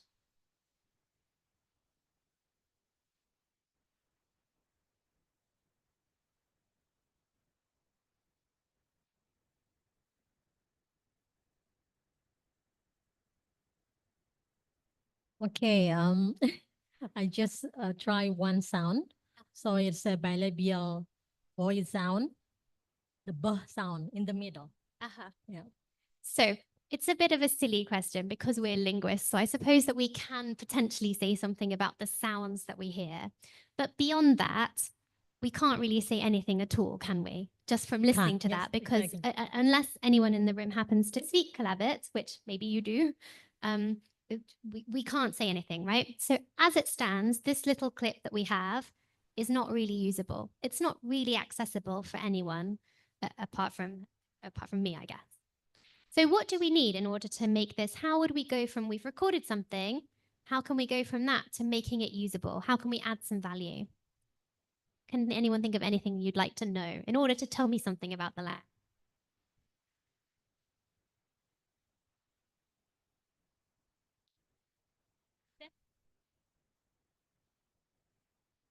Maybe just add the translation of the audios and I don't know, it's a phrase or a single words. So we need to separate it if it contains more than one word or something. Thank you. Absolutely. Step one is probably just doing a transcription, right? Because we don't necessarily know it's pretty much continuous speech stream. That kind of that's the reality of what you're recording. When you look at an audio file, you have just one sound wave. There might be a few pauses here and there, but it's quite hard to segment it without knowing something about the language. So the first thing you'd need is just a transcription. Naku mano ba ya? So I can tell you that what it says is nakuman nuba yeah, nakuman nuba yeah. We've skipped on to the so I would at this stage I would say, okay, so now tell me something about the language. And I guess the answer again is that you can't tell me very much about the language, right? You know that this particular utterance has 3 words now, but beyond that, maybe there isn't that much you can say. So the next thing you obviously need is a translation. So one thing that this could mean, nakuman no ba'ya, is he ate rice. Did anyone guess? No. Okay. So can you tell me something about the language now?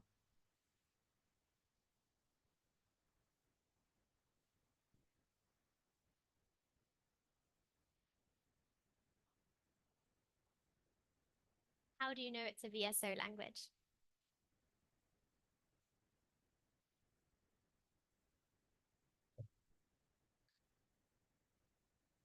Yeah sounds like yeah. That sounds like noun or pronoun because it's close to Indonesian, so it might be a little bit similar. With the longer one, nokuman, I guess there's a suffix in there because it's quite longer, so it might have a verbal base plus suffix maybe, and Nuba, well, it's either the SVO or SOV, so I'm not really sure. Maybe Nuba is the rice, or whether it's the subject or the pronoun. Thank you. So again, I guess this is not really a fair audience because we're all linguists. So we're immediately trying to guess at which word corresponds to which thing. And actually, you've made a very good guess there. But I guess the point is that we don't actually know yet. So in terms of having data that's accessible to other linguists or accessible in general, still this is not yet accessible, right? So we need to know which part of the word, which word corresponds to which bit of meaning. And we need to know whether we can kind of decompose these words and are there suffixes, are there other things? So how would we know this? How would we work this out? If you wanted to know, if you wanted to kind of confirm your hypothesis that nakuman is the verb, how might you test this?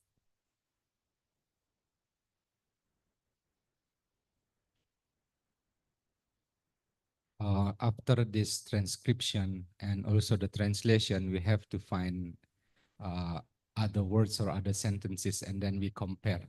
Comparison is the most important thing in order to get the correct word per word or word list or something. Absolutely. So what sentence might you want to know in order to try and confirm what nakuman no ba'ya means? Change it to other verb, Such as? not eating, other like drink or take rice, so that we know which one is the verb.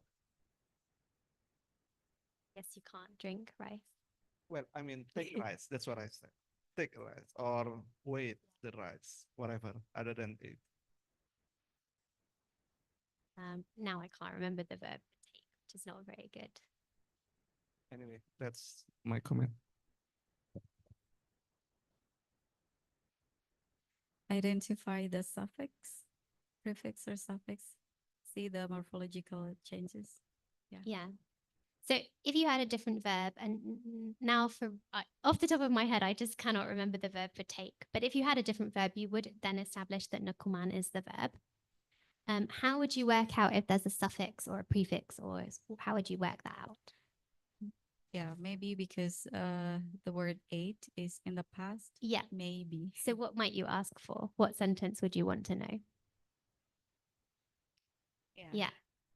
Okay, so that could be kuman no ba here, or near kuman no ba, if he is eating. So then you could work out that n is the prefix. And slowly, by comparing these sentences, you could get to a point where you have some data that is finally accessible, where you could use it to compare languages. So you can know that, in fact, n is a prefix, kuman is the verb. There's an infix there rather than a suffix, probably, because kuman is one of these irregular verbs. But anyway, that's by the by.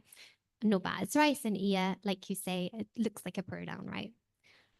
So now you can say something about the language, right? You could compare it to other languages.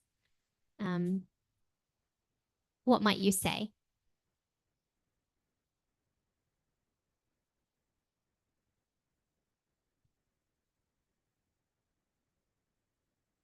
What's your question? Yeah, what comments might you be able to say about Kalabit now?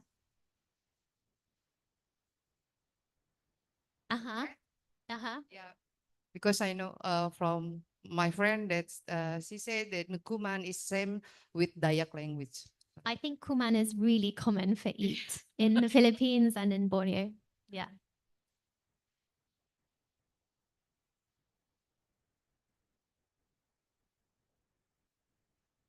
You want more comment? Is there anything you can say about the structure of the language? Or have we confirmed the hypothesis about word order? So what we've seen so far is that this is VOS. But what we might want to know is, can you have any other word orders? Because we know that sometimes languages can vary in terms of what word orders are available. Any thoughts on how you might work that out?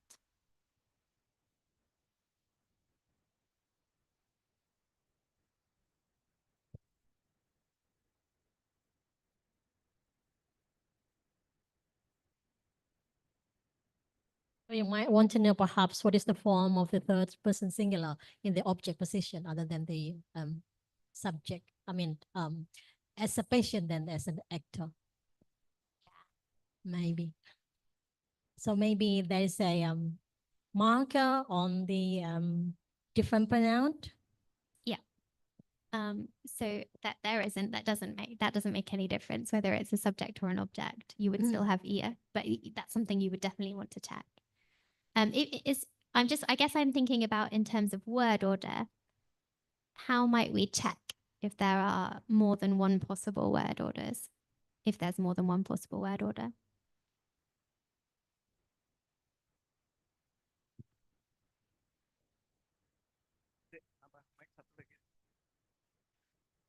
So I would like to ask questions. Yes. So this is the closing, right? Yes. Yeah. So what PVV stands for here? Good Yeah. question. So that stands for perfective. Yeah. You might think of it as past tense. Yeah. Okay. And another question that let's say yeah, for example here. Yeah, maybe this is derived also from related languages like Indonesian or Balinese, iyo, okay? So I'm wondering here whether then how you should say it is third person singular. Yeah, because if then you just label as third person singular, might be, so is there any differentiation with also third person plural so that you can have 3 as G? But if not, then why do you just have 3 only as the glossing, for Exactly. example? So that's a good question. So one of the things you'd want Yeah. to check is, can you say they eat rice? And that would be ida rather than ia. So that's why you can kind of gloss it in that way. Yes, ida. Yeah. Okay, so I guess what I'm getting at is ultimately, in order to make the data accessible for linguists, this is what we're aiming for, right? We're aiming for this kind of 3-line format where we have the original transcription, the translation, and the gloss, so that we know word by word what each piece means. And the question is, how do you work that out if you're working with a language that you don't speak or a language that hasn't been documented before?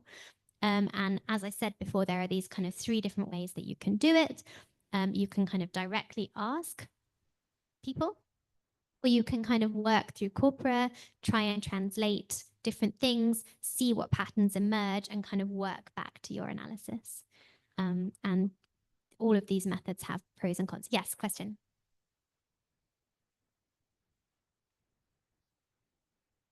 The pattern of, let's say, this language. So you have a subject, then it comes finally, right? Word finally or sentence finally. But then Indonesian, it might be, let's say, there is paving the way for passive interpretation, rather than he ate rice. The rice was eaten by him or something like that. Yeah. So of course, we need more kind of examples or kind of, let's say, how we come to that interpretation. Yeah, so in actual fact, the word order is quite variable in Kalabit. So you can also say nakomani and obat, where you put the pronoun, the subject before the object. And you can also say ia nakoman nobat, where you have SVO order, I guess, like in Indonesian. And you also have some undergo a voice, subjective voice construction, in which case the verb form changes. So it becomes kinan rather than nakoman. And that affects the word order possibilities as well. So you have all of these options, in fact, but you have to try and work this out somehow. And I guess the way that you do this is by either looking at what you find in the corpus, so collecting all these recordings and seeing what's there, seeing what's possible, and or by directly asking people for judgments. So, one way that you could look at word order is, I see this sentence here, nakoman no ba'ia. We all heard it on the recording, so we know that's possible. Now I can manipulate the sentence a bit and ask people for judgments. So I could say, can you say nuba nakoman ia? I could ask someone that. And they would say, no, you can't say rice ate I, because that would mean the rice eats me. And so you can seek grammaticality judgments in this way. Okay, so this is the aim. Now let's think about how we get there. So the first method involves elicitation, which, as I've said, involves directly asking people for data by interacting with native speaker consultants. And there's kind of 2 ways you could do this. You could use a language of wider communication. So in Indonesia, for example, you could use Indonesian to try and get to the local language. Or you could use some other language of wider communication in order to ask direct questions about the language that you're studying. Or sometimes people advocate for using monolingual methods. So you try to learn the language as you go, perhaps you point to things and slowly build up your interpretation of things, unaffected by kind of translation bias from other languages. Now, the great advantage of elicitation, let's say I wanted to know what nakoman no ba'ia meant. If I just directly go ahead and ask, what does nakoman no ba'ia mean? I'm going to get an answer really quickly. And then I have data that I can use straight away. Whereas if I have to go through lots and lots of corpora in order to try and work it out bit by bit, it's going to take me a much longer time. So elicitation can be really useful right at the beginning of your research project to start to learn a little bit about the language and to get some initial thoughts that you can check later through other methods. It's also the only means of collecting negative data. So if I wanted to know that you can't say nubat na kuman ia, for example, the only way that I can know you can't say that that's ungrammatical, is by asking someone for a grammaticality judgment and receiving the answer that no, that's not possible. Because just by the fact that something doesn't exist in a recording doesn't tell us that it's not possible, right? It might just be that they didn't say that particular sentence at that particular time. So if we want to know that something is ungrammatical, which can be really important as part of making our generalizations, building our kind of linguistic theories, then elicitation is really the only method that we get this negative data. If we're looking at really rare constructions or complex constructions that are possible in a language but maybe not used on a day-to-day basis, again, elicitation can be useful as a way of collecting this, these kinds of structures that may not come up that much in naturalistic data. So there are different forms of elicitation. A really common way of kind of starting a documentation project is to elicit some words. Again, this can be useful for learning vocabulary yourself in terms of communicating. It can be really good at getting a basic understanding of the phonology of the language, a set of minimal pairs, for example. It can be useful for understanding dialect variation. There are lots of different word lists out there. One that's really commonly used and that has been mentioned, I think, a couple of times already is the Swadesh list, which there are various versions of the Swadesh list. There's kind of 100, 200, 400 different versions, supposedly basic vocabulary that exist across languages.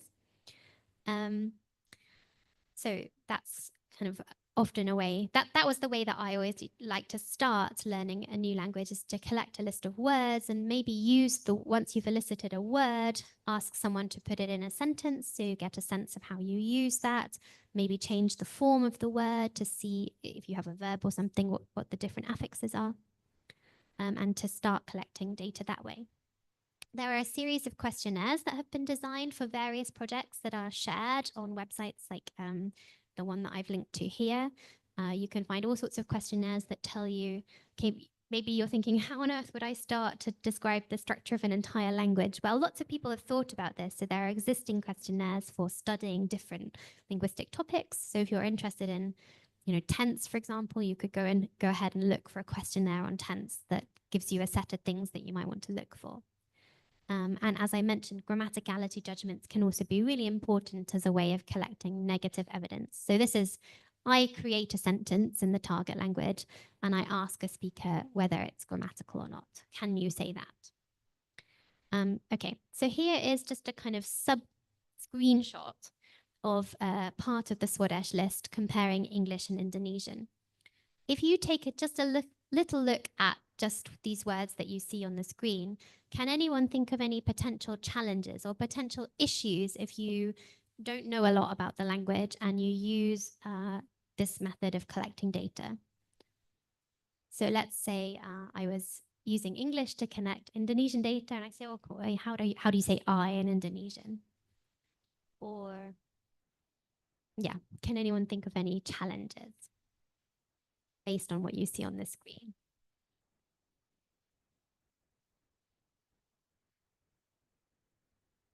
Anyone wants to? Yeah.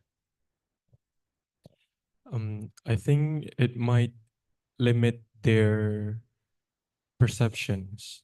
For example, if you talk about I, and maybe they don't have any word for I, but they have another word for describing themselves in a singular or plural forms. But because we already give them the word that we would like to have, then maybe they will say, oh, we don't have that.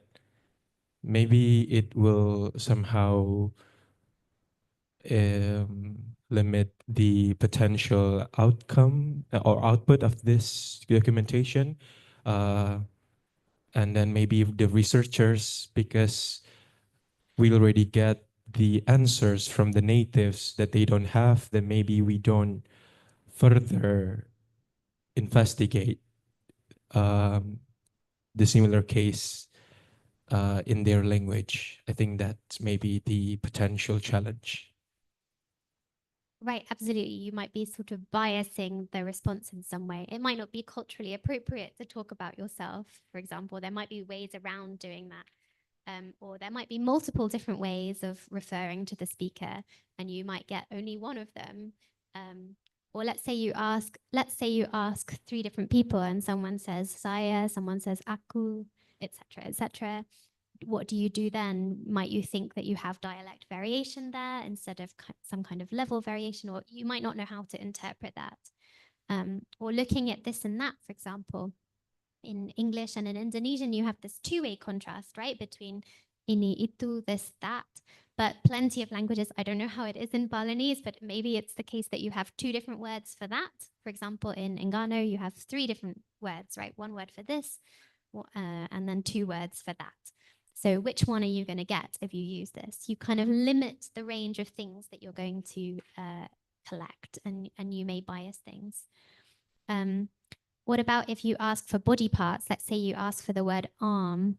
In English, I guess that would mean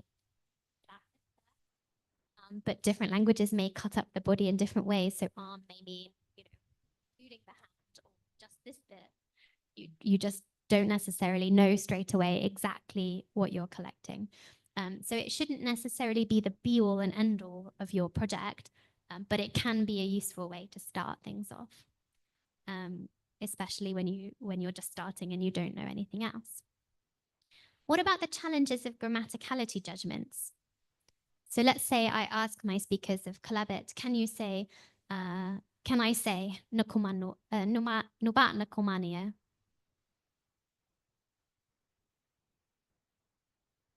And they tell me, you could say it. Can anyone think of any problems there? I think I'm not explaining my question very well. Can anyone think of any challenges with asking for grammaticality judgments? They can change their mind on the next day. Right. It's not necessarily always an either or question. Yeah. So, or maybe the speaker, it's like, doesn't master the whole of the language because his own mother tongue has already been interfered by, let us say, lingua franca or something.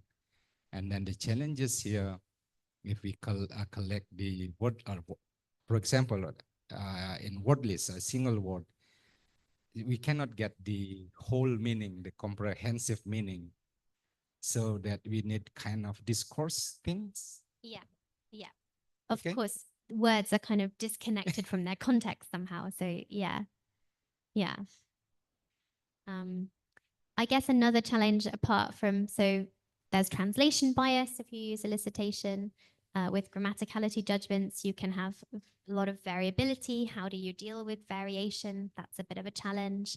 The other thing is we are linguists, so we have a concept of what grammaticality means. So, what it means to judge something grammatical. But generally speaking, people don't have maybe the same opinion of what grammatical means. They may want to be polite to you and say, oh, you could say that, but we would never say it. So there's kind of all sorts of aspects to making sure that you understand the same thing. And this involves spending a lot of time kind of explaining what you mean by grammatical, working with people so that they understand your way of questioning and that you can be confident that you both understand the answer in the same way. And of course, checking these things against the corpus. So it can be really good as a way of getting data on kind of really rare, complex structures, getting negative data, but there's also the potential challenge of translation bias and of kind of, not necessarily knowing how natural, how realistic the data is.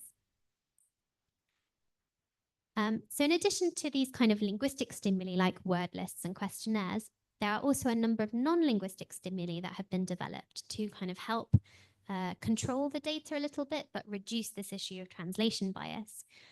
These can include things like visual props. So, if you had some kind of objects out on the side and you ask people to name them, it might be easier than asking for a translation. so I say, what's this? Or these are stupid items because I guess these will probably have the same modern name in many languages, but you know what I mean. You could point to something and ask for a name. They can include picture stimuli, so a series of pictures that people have to describe. And they can also include video clips. And typically people use these kinds of stimuli in order to encourage one of three things. So either to allow speakers to produce some kind of narrative, kind of a text so that you have a bit of context, you have a bit of discourse, or to give you descriptions of particular scenes or situations, and or to encourage conversation or dialogue.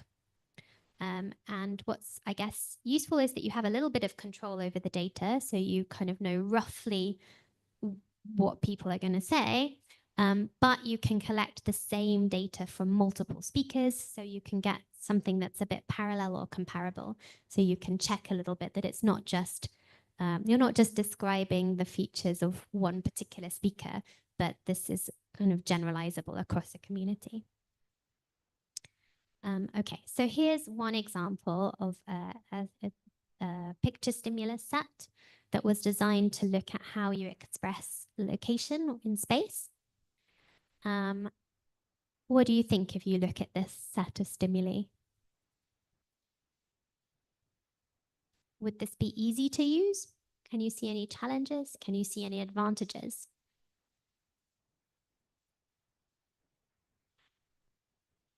Silakan komentar.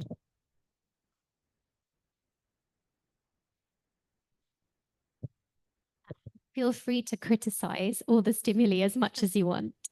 I think we can clearly see maybe it's intent to capture preposition in such a language by looking at the objects with different colors.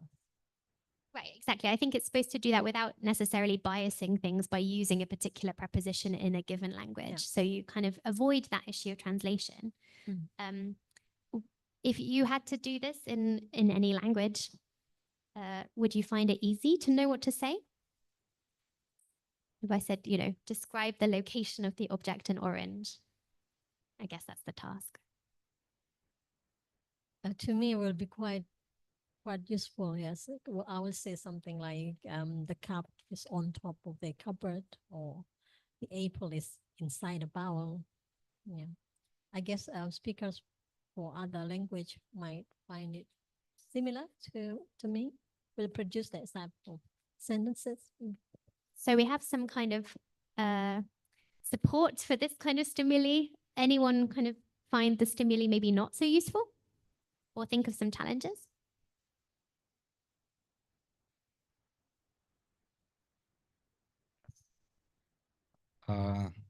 If only just pictures or stimuli without any direction, it will be biased. I think the native speaker or we or me see that, oh, I have to either want to say the cup is on the table, or apple inside the bowl, or the dog is at the something. So, or should I connect those trees? Because we need the clear direction. I think they were all separate pictures. I've just put them together on the slide. So I think they were all separate pictures. But yes, of course, you would need a bit of direction. So again, it takes a little bit of time to familiarize yourself and your participants with the task, so that people don't get frustrated and have a sense of why they're doing it. Often it can feel more purposeful, I think, to translate things. People kind of understand the value of translating things. And sometimes doing these kinds of tasks seems it's a bit unclear why you're supposed to do it, maybe. So I think sometimes people can find it a bit frustrating. What about this picture? How culturally specific is that?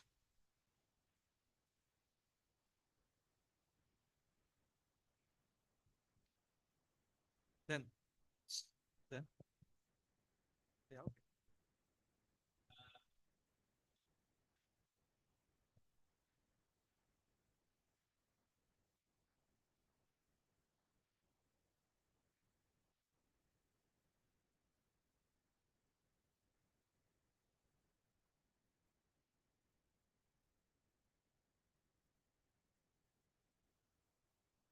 Yeah, it might help to have kind of Yeah, I guess what they've tried to do is think of objects that might be like I guess it's a bit strange to have a cup inside a bowl or a cup next to the doghouse or something. So I guess that's why they've done that. But you're right. It might be more useful to have the same object in different positions. And yeah, I guess some challenge that you might face with this is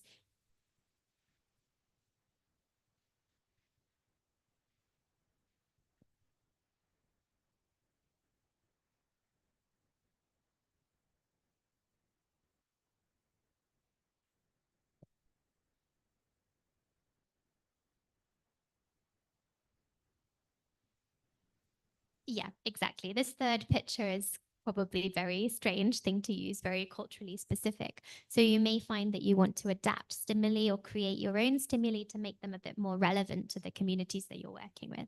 Absolutely. Okay. So picture stimuli can sometimes be hard. It may be a bit frustrating. People might not know exactly what to say, but it does potentially reduce the issue of translation bias. When you give the picture, you can't necessarily be certain that you'll get. Maybe you wanted prepositions, but maybe that's not what you're going to get. Maybe someone would say, oh, well, the cup is orange or something.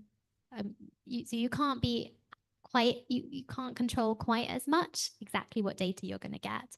And you may get these kind of difficult cases that you don't know how to deal with. But you do have a little bit of control and you can run the same task with multiple speakers. If it's a bit hard to know how to link pictures together, one way of dealing with this is to use a video. Now, I think this may be really loud, so apologies if it is. Let's see.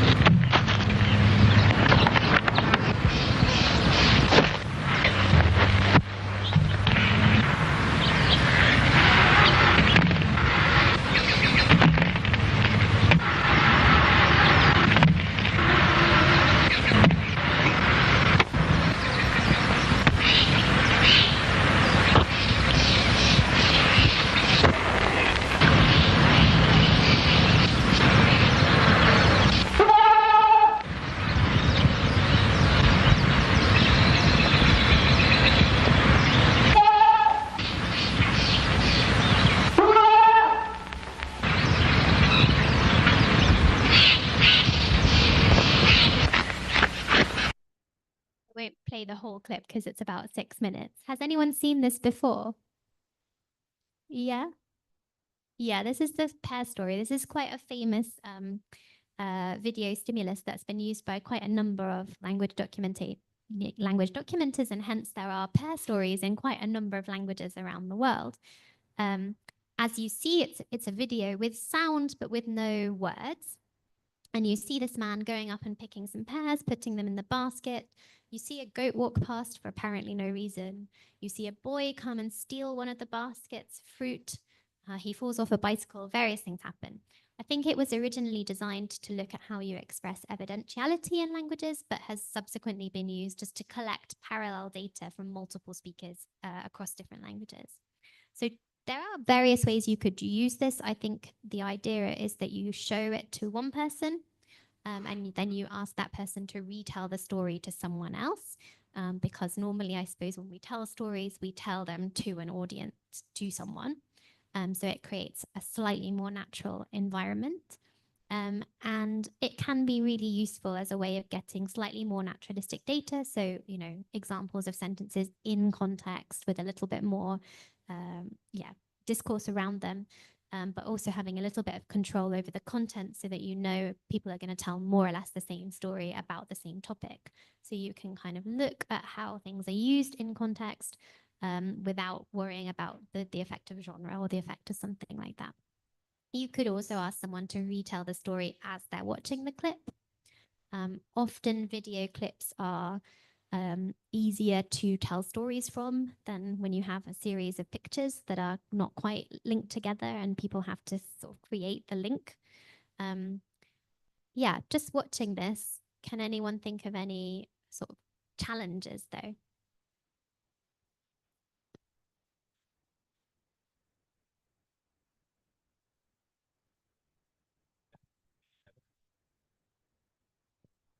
Oh, nice.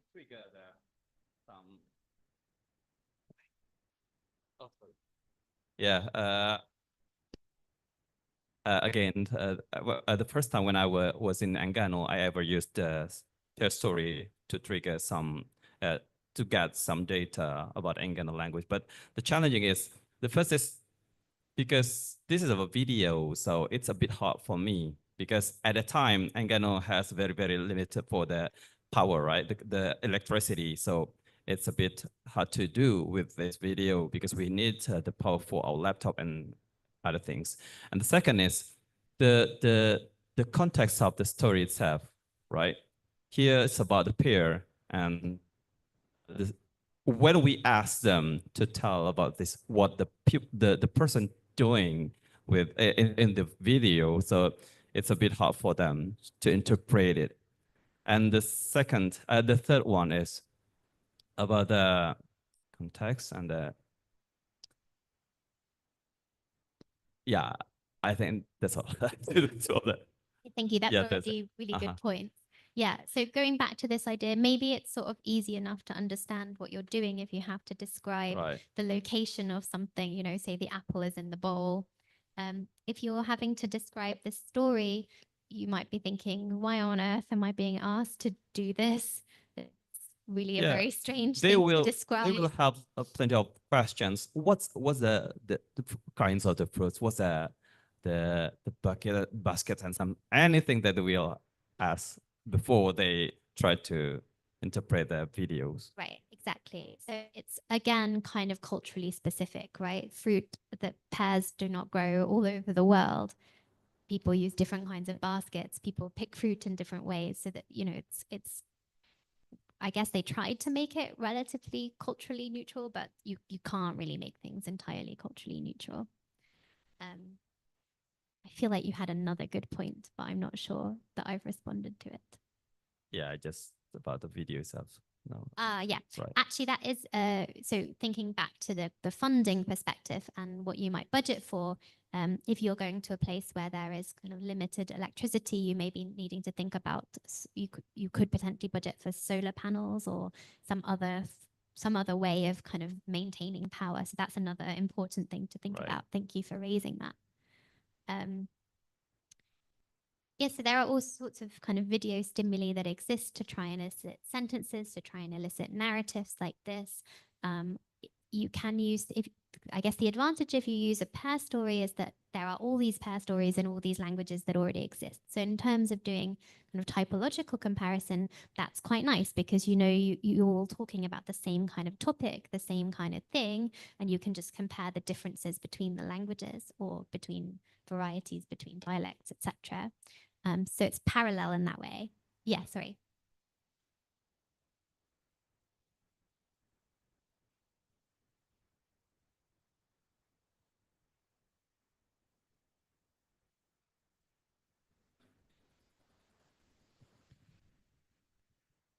Right. So maybe we wanted a particular form. Maybe we were interested in past tense or perfective or something, but then actually, because we don't have so much control over the way that people explain the story, you might not exactly get the thing you were interested in.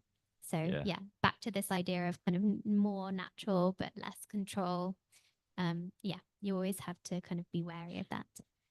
So yeah, the advantage is you can collect something that's parallel, something that's comparable.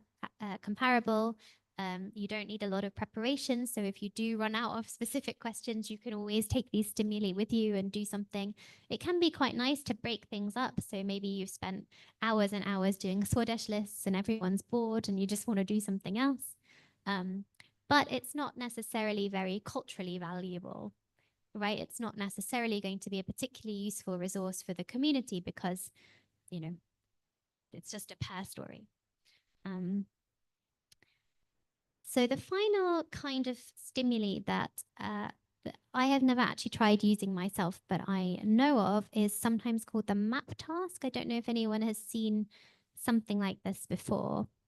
The aim is that you have 2 or more people working, and one of them gets the kind of director map and the other one gets the matcher map.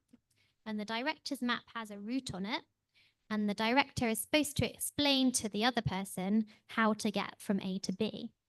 And the trick is, unbeknownst to the speakers, maybe slightly unethical, I don't know, but unbeknownst to the speakers, as you'll see, the 2 maps are slightly different. So they've purposefully made the maps different in order to basically get people arguing a little bit. It's not past the tree because there is no tree, etc., etc. The advantage of doing this is that people forget a little bit that they're doing some kind of task, and so you encourage something that's slightly more naturalistic. You get a bit of conversation going. You encourage dialogue, so you get these kind of uses of language that you wouldn't get necessarily if you were just looking at narratives or if you just had one person telling a story. So it can be really good as a way of getting slightly more naturalistic data, and again, a task that you could repeat with multiple people. Is there a chance that you make people very angry at each other by doing this task? I suppose so. So that's always something you need to think about. This particular version is one that a colleague of mine had adapted from the original map task to make it more culturally appropriate. So I think this is from, my colleague was working in the Solomon Islands at that time. So you can see that they've kind of adapted the task to the local vegetation and the way that the houses look. So this is an example of how you could take the idea of a particular stimulus and make it suitable to the community that you're working with. So again, I guess what you see with all of these stimuli-based things is that you have the means to collect parallel and comparable data with a little bit of control, but less translation bias, but you potentially end up with things that are more useful for linguistic study and maybe less useful for communities or less valuable in terms of cultural preservation. So that brings us to the kind of bread and butter, if you like, of language documentation, which is the idea of this naturalistic text collection. So typically, collecting quote unquote naturalistic texts in a range of genres is seen as being a kind of vital part of making something that's a comprehensive and representative documentation. So right at the start of this morning, we talked about what it means to be representative. And we said one aspect of this is making sure that we've covered different ways of speaking, because we all know that we speak differently in different contexts. Right now, we're speaking relatively formally because we're in this kind of seminar scenario. But if we were just having coffee, we would be speaking differently. If you were speaking with elders, you would speak different to if you were speaking with children, for example. So we want to try and capture all of these different ways in which languages can be kind of rich and interesting. So the reason that naturalistic text collection is so highly valued in language documentation is because it allows us to gather examples that are not unduly influenced by the researcher. So we don't necessarily bias people to use structures in a certain way, but we just look at how the structure of interest is used across a large corpus. And these materials are most likely to be multi-purpose, I guess, because they can often be rich in other kinds of resources, so rich in cultural or historical information about things that might be valuable to the community to preserve, about cultural preservation, or things that might be of interest to other academics outside of linguistics. Once you have these more naturalistic texts and you can be confident that you've recorded something that is kind of how people speak, you can use it to test for things like frequencies. So if we were interested in word order, say, we started off thinking about word order in Collabit, you could see, okay, I know that there are different possible word orders, but what's the most frequent word order? Or what kind of context did this word order occur in? And what kind of context does that word order occur in? And is there any pattern there? And yes, you can investigate constructions in context, basically, going back to the earlier point. However, as we saw from our first example, you can't just record someone speaking and then immediately use the data. You first have to go through this process of transcribing, translating, and glossing. And this can be a very time-consuming, very valuable, but very time-consuming process. And even though we think of these recordings where we sort of ask someone to tell a story or kind of put the recorder down and say, okay, just talk or something like that as being naturalistic, it's important to be aware that truly natural data is pretty hard to come by.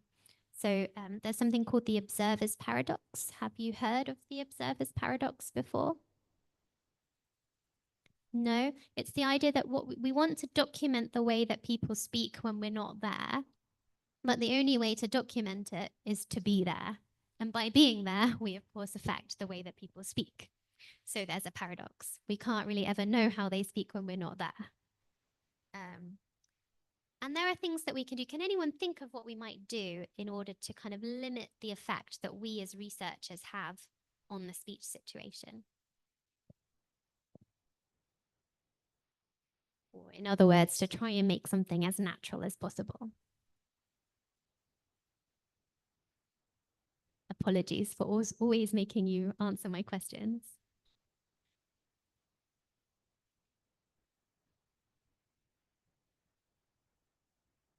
Ada yang ingin komentar? So maybe if we got stuck in this condition, we just look at our situation first. Is that possible for us to continue the research, or we just need to take a breath for a while? Yeah. So is this a part of the paradox as well? Well, I mean, I guess what I mean is that you will always be, if you're there, you will always be there. Okay. Which means there's always a paradox. You can't really document something as it would be if you weren't there whilst you're there. But you can do things to try and limit that you have.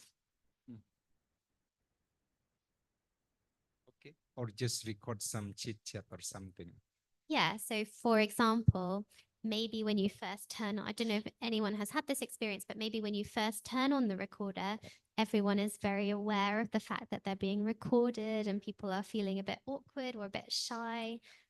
But then after a while, maybe 10 minutes in, maybe half an hour in, people have sort of forgotten that they're being recorded.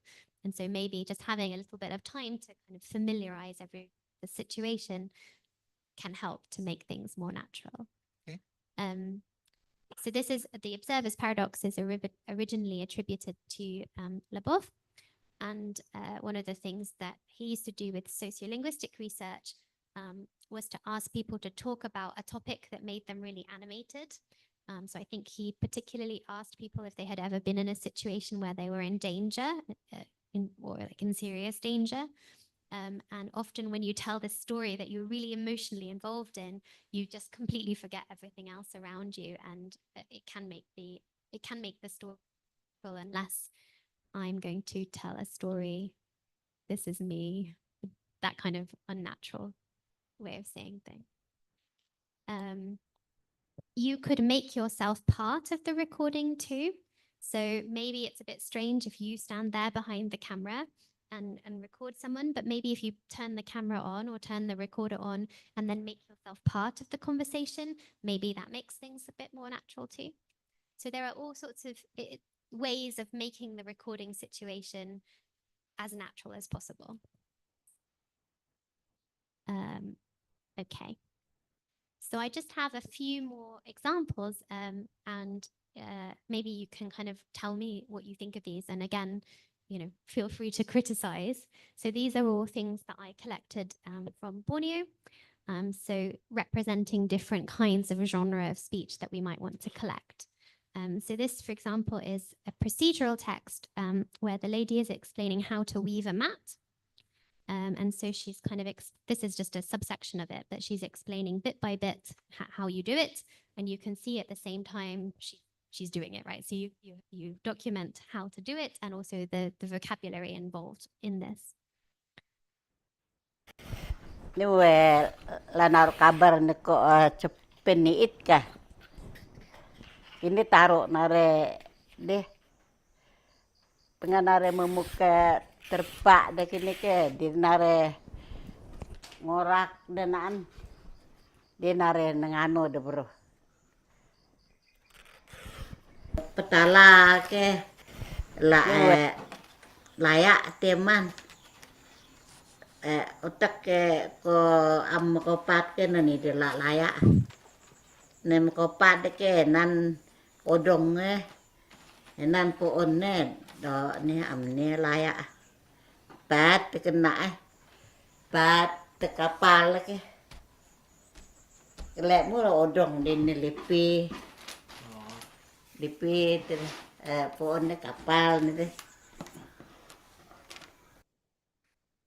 ni wana ko ni alam sini ke ni nako mai ini ini naruh nako ini naruh raban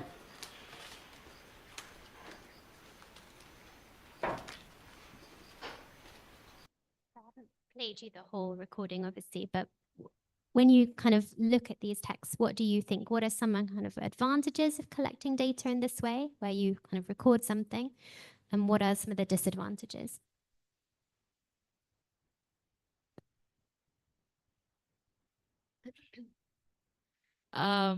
The first, we have to use a kind of headset or something so we can hear clearly the sound.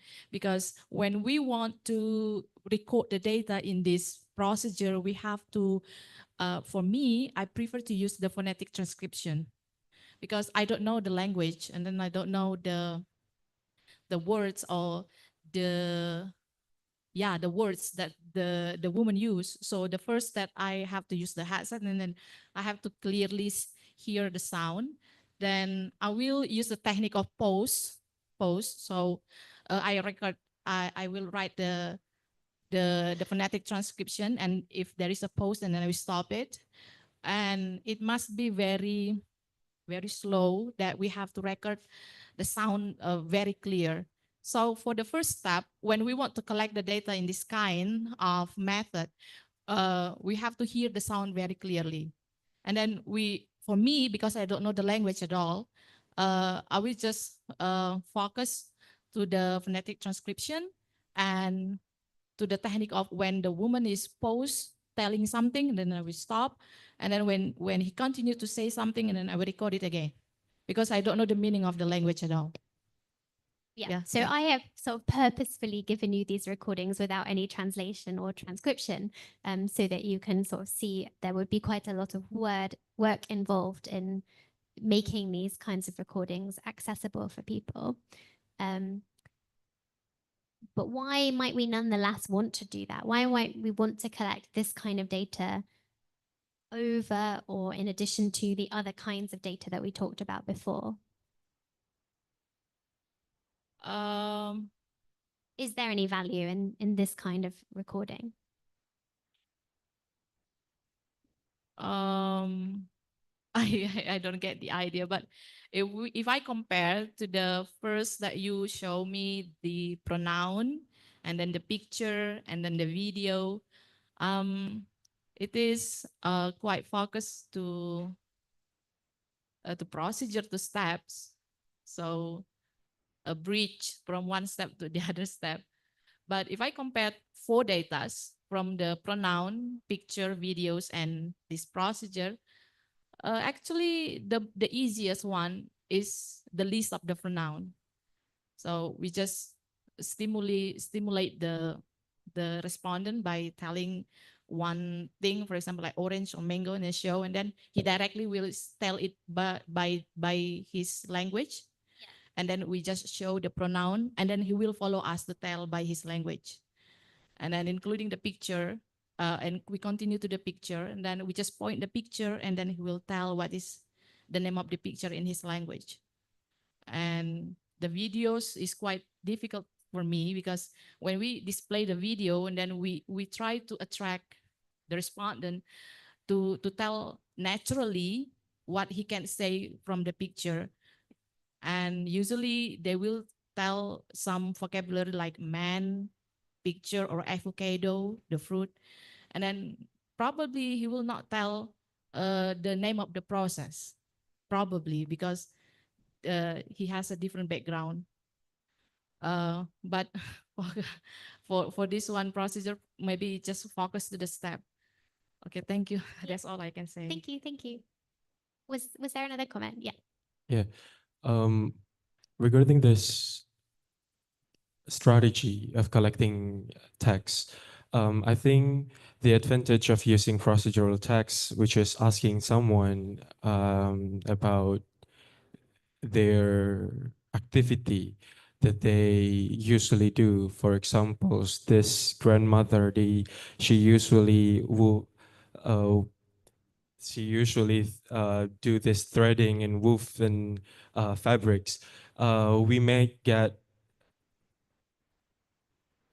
abundant vocabularies and also quite extensive syntactical structures through this procedural text, because we don't just limit with words, but we also get the syntax of the language, and it might get variative in terms of the subjects or the verbs this language has. And maybe the disadvantage that could arise for conducting this procedural text method of collecting data is somehow the speaker might limit the syntactical structure that they produce, because they will just stick to one style. For example, we do this, uh, after this, we try to make this, and probably we get that all active voice examples, but even though it's natural, but it might be monotonous for our data. So maybe we can collect other texts from other activity. Absolutely. So the way that the kind of genre of the text that you record probably will affect the sorts of constructions that you get. So if you were interested in, say, passives and none of them turned up, this data would not be useful for your particular research topic, but it could potentially be useful for thinking about making your data multi-purpose and usable for other things beyond what you had originally been wanting to look at, because maybe there's all of this really culturally rich vocabulary. So all of these terms relating to weaving, the terms relating to the particular plant that she's using, the different angles. I mean, I'm not expecting you to know all the collaborative vocabulary that she mentioned, but there was a lot of vocabulary in there that was very specific to this particular context of weaving that you would not, for example, get if you had just a Swadesh list, say. So you are going to get a lot more rich vocabulary, and potentially something that's also useful as kind of a way of documenting cultural practices as well, or something that's much more culturally specific than the past story, for example.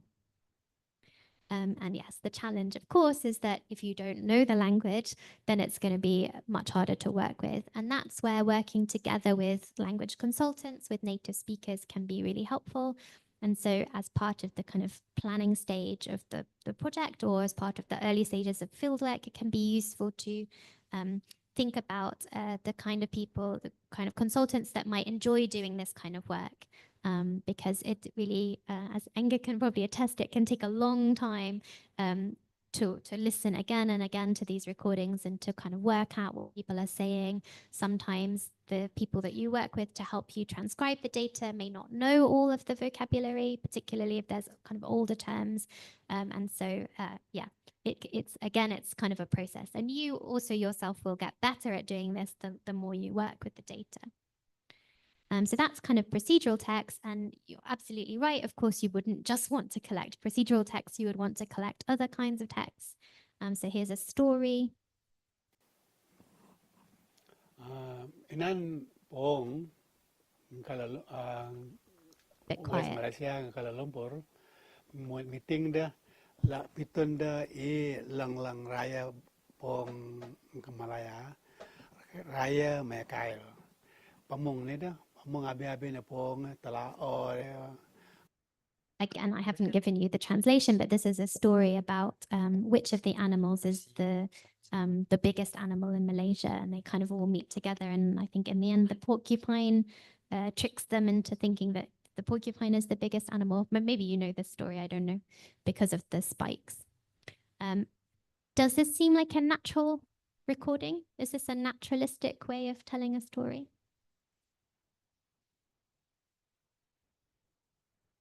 What do you think?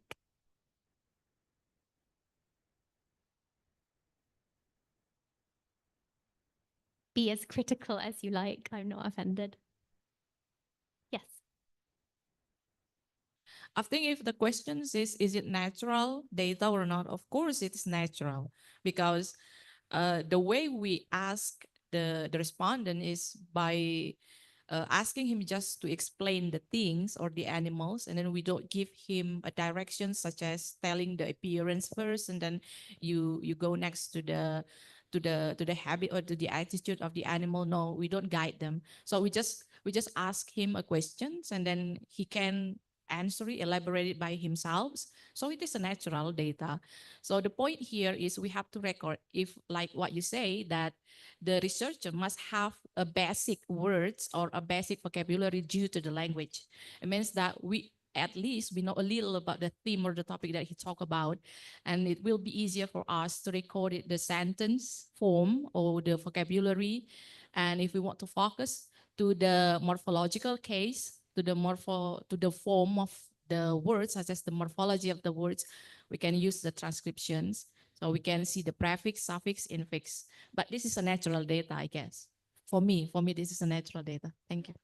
I mean, it's definitely more natural than just having words without their context, isn't it? And in this case, I should say that I knew that David knew this story and that he would be happy to tell it. And so I said, well, would you be happy for me to record you telling that particular story? And he said yes. And then he told it, and he very much liked telling stories. So that's the kind of context for how this particular story was recorded. Can anyone think of things that are maybe not totally natural about this recording environment? Yeah. Okay. For me, this is my opinion about the natural resource or recordings for the competition like this. Actually, in my opinion, the data that can be natural is when we are taking the data by tapping the informant. For example, we put like what is it, like a recorder or something like, yeah, device into them, and then they go anywhere, mark something like that. That's a very, very natural for me.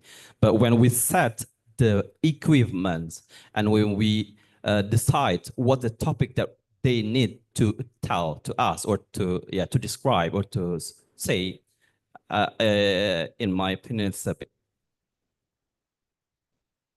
Yeah. I guess sort of ethical issues in terms of like putting a wiretap on someone. But people do that. People kind of sort of explain that they're doing research and that they're going to kind of just set an audio recorder up and just kind of leave it there in the center of the village, say, and whoever comes past will be recorded. So there are ways of kind of doing that sort of thing to get something that's a bit more natural. Yeah, you're right. Here, like I said previously, when we tell stories, we normally tell stories to someone, right? And there's no real audience in this story. There was just me behind the camera, I think. Well, I had heard this story a few times, so maybe I did sort of vaguely understand the story at this time, but still, it's not totally natural. And of course, we had to set everything up, as you say. The speaker went away and got dressed up. And so it's not, an entirely natural recording situation. But it does give us vaguely naturalistic data, at least where we can see how structures are used in context. So it's still useful in that sense. And finally, this is a conversation. And this is, I guess, to show you the difference between things that are video recorded and things that are just audio recorded. This was a conversation between Dara, the speaker you can see here, her sister, and me. Anong doon talo mo dong migo sini ni do kakot nutun talo me nalalam lati patangaan ko. Oh, salot lagi ko menalalati tangaan ka. Lati uwi ba? Lati ko. Dadano amin nangi ba? Mene ba trabak talo niya mula ba trabak nga nangi. Na ina kumabar mengi lati tangaan na ba gatan ni ba? Tadur na. Tadur na dalo tanari. Do itempa may guta lamapa na talo. Ene babuyo nangyari talon siya talo. Mula betuan. Okay. Again, I haven't given, but sort of purposefully haven't given you any translations here, but what do you think just listening to this recording? How do you find it listening to the data versus seeing the kind of the video? Firstly, and kind of what do you think of the conversational data? Can take some time to reflect. Is there a mic somewhere?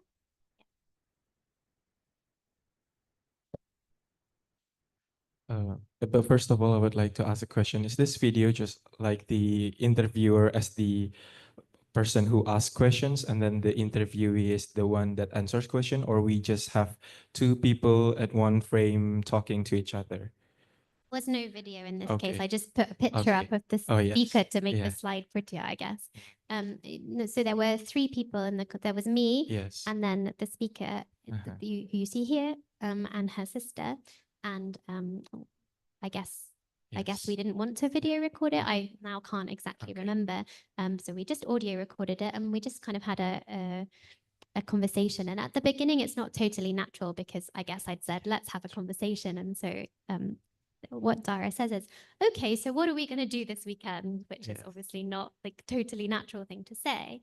But as you can hear, as the conversation goes on a little bit more, it does become slightly more natural, right? You can hear the Yes, kind of true. interaction between people. Yeah. Yeah, so I have an experience of recording a conversations, and I think recording conversation is kind of later on will be much more difficult to annotate and transcribe in the ELAN.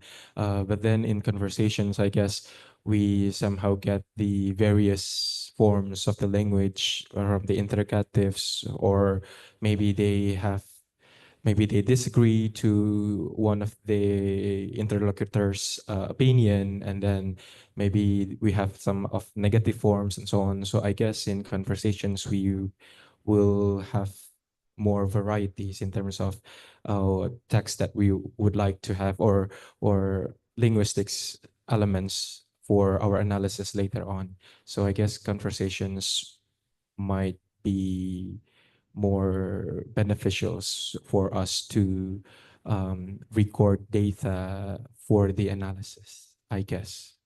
Yeah, I think you're absolutely right. It's definitely much harder to annotate because, as you could probably hear with the last recording, people are not taking turns to talk. People speak over each other, right? That's how people converse. And that can make life really hard when you're trying to listen back and work out what people are saying. But you're also absolutely correct that there are lots of things that turn up in these interactive kind of contexts that just don't turn up in other genres. And so as part of making things representative, you want to have as wide a range of genres as possible. And kind of going back to this issue of the observer's paradox, I think including myself a little bit in the conversation helped to make it maybe slightly more natural rather than me just sitting there recording two other people having a conversation.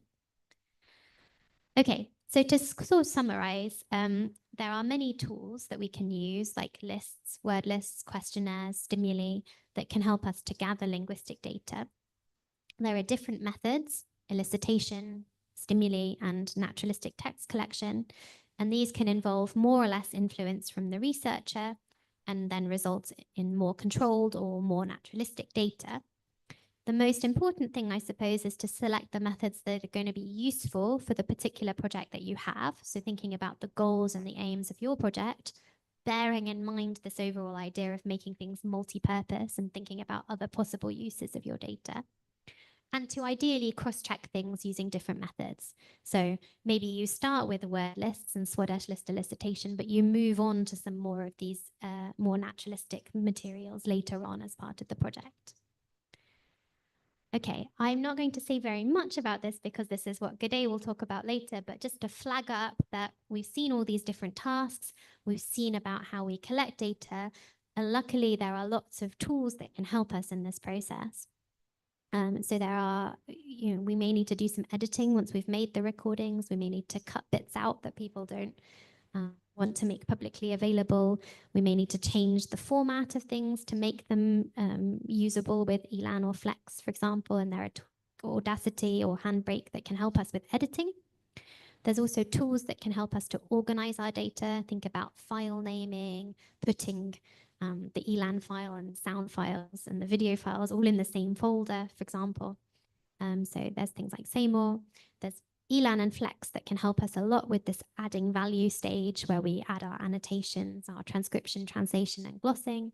And also software like Lexicpro that Budora mentioned yesterday that can help us with these kind of outputs that we want to create that may be more directly usable by the communities that we're working with. So I'm just, again, I guess, going to flick through these as we are basically out of time. So this is Seymour. This is a tool that allows us to keep track of our data. It can be useful. We add each recording as a session and then add to each session everything that's related. So a video file, a sound file, a metadata file, a transcript file, whatever it would be. And it can automatically rename them for us so that they all are named consistently. And it can help us to store all the data about the data. So the description of what's in the recording, the speakers, the language, and so on and so forth. ELAN we've already talked about, helps us with time-aligned transcriptions, and stay tuned for more after the lunch break.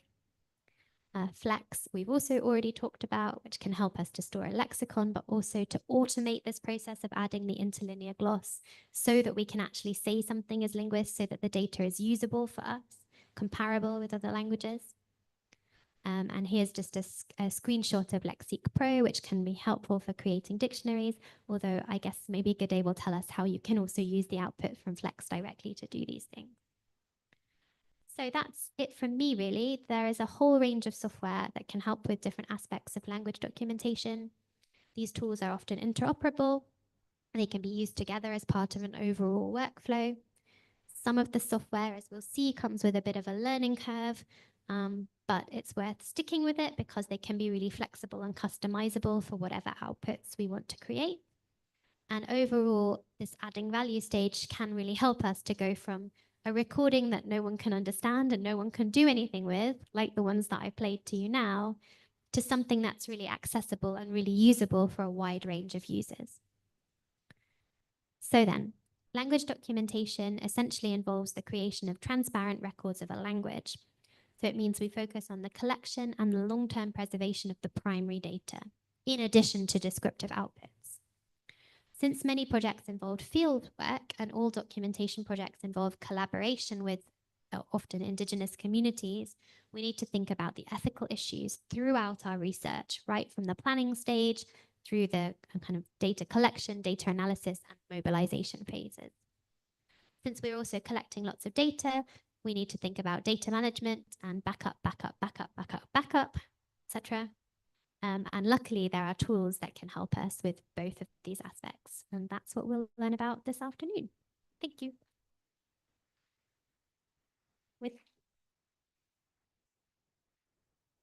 With thanks to all the very many people that have helped. And for those who are interested, I'll make the slides available later on and you can follow up on any of these references.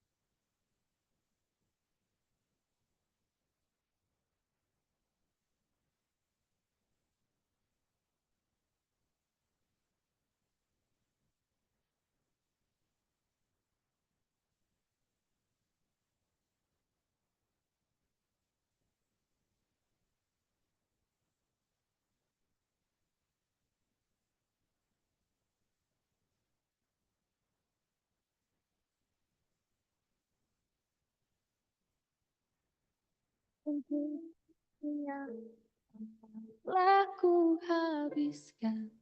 Sisa cintaku hanya untukmu. Bila musim berganti, sampai waktu terhenti, walau dunia membenci, ku kan tetap di sini. Bila habis sudah waktu ini, tak lagi berpijak pada dunia, telah aku habiskan. Sisa hidupku hanya untukmu. Dan telah habis sudah cinta ini, tak lagi tersisa untuk dunia. Telah ku habiskan. Sisa cintaku hanya untukmu. Dan telah ku habiskan. Sisa cintaku hanya untukmu.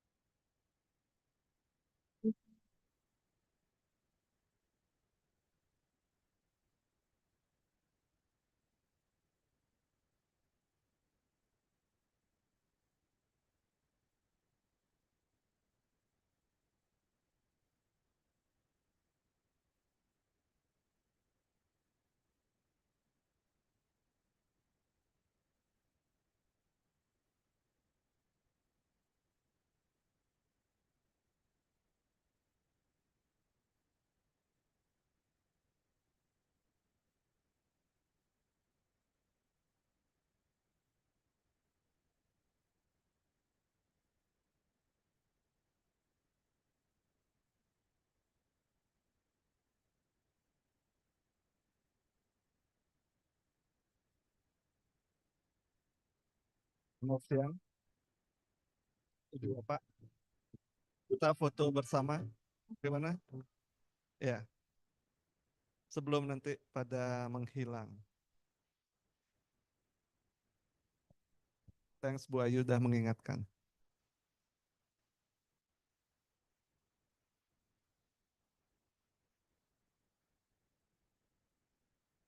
Di mana? Di depan sini ya? Oke ya. Di sini ya, biar kelihatan spanduk itu ya. Oke. Ya, oke. Oke.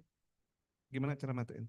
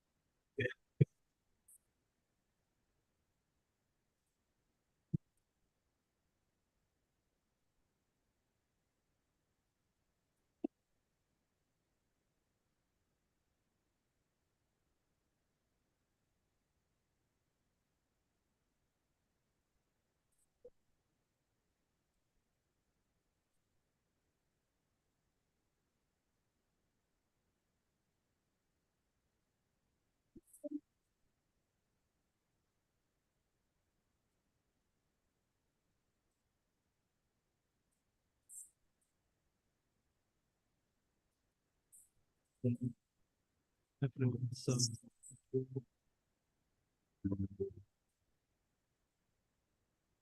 okay. Selamat siang.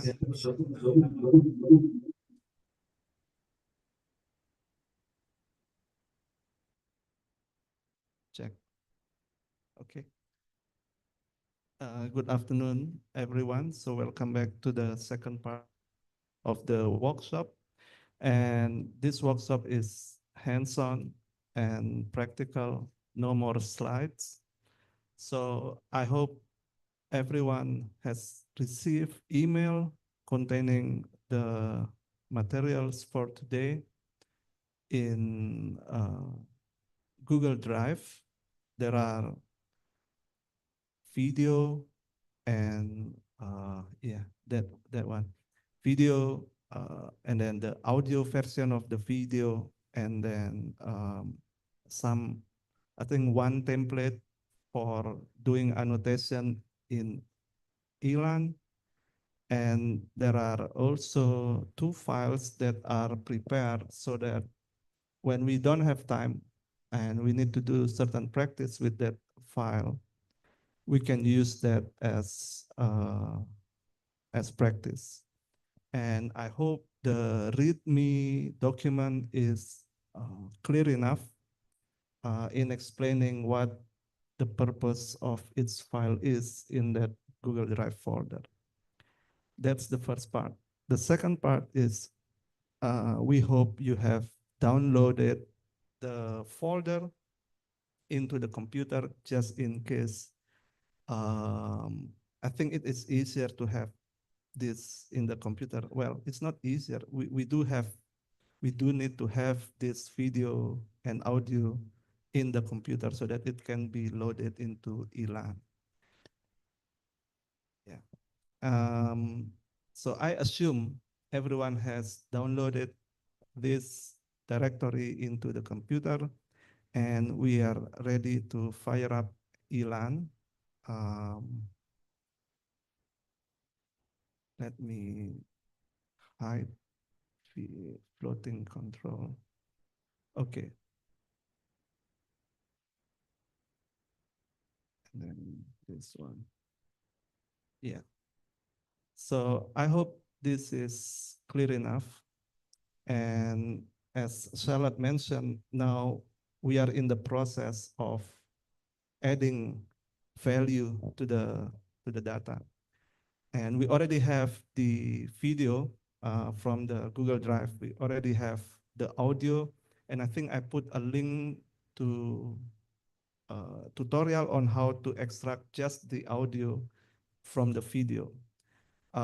We also assume that you document not only audio, but also video.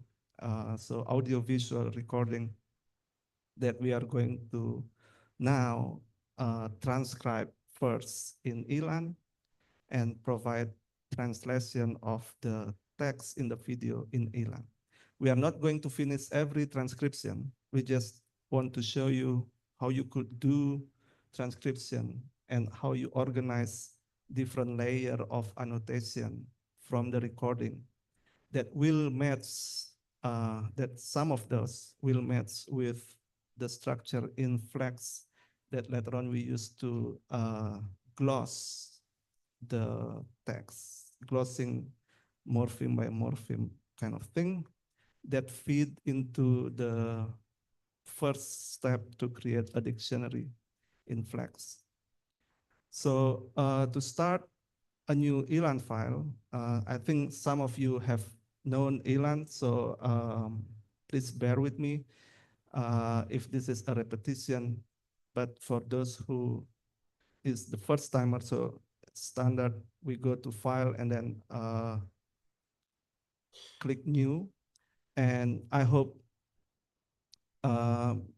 this will show up, and then you can start finding where the directory or the folder that you have downloaded from Google Drive is in your computer. So this is a very person-specific situation where you need to find out your own folder.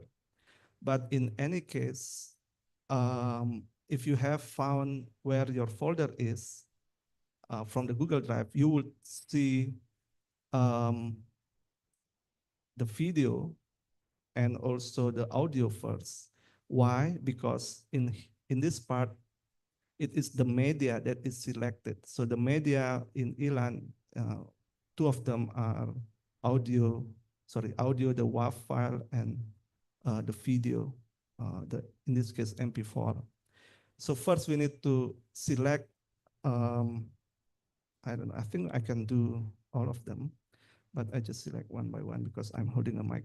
So select the video, okay, and then the audio into the selected files.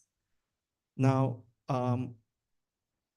if you don't want to use template, that's fine. We don't need to select a template, but I follow the tutorial in Endangered Language Archive where it provides a template, which is easier. So now, after we select the media, we can go to the template and we click on this template button, and then we select the elan template.etf. This is slightly modified from the ELAR archive so that we can have the tier structure hierarchically, which is not the case in the original. Now we select this one, and there are now 3 files that are selected. I hope everyone have done the selection of the file. Let me know if you haven't. I let you do this selection of the audio and video first, and then the template.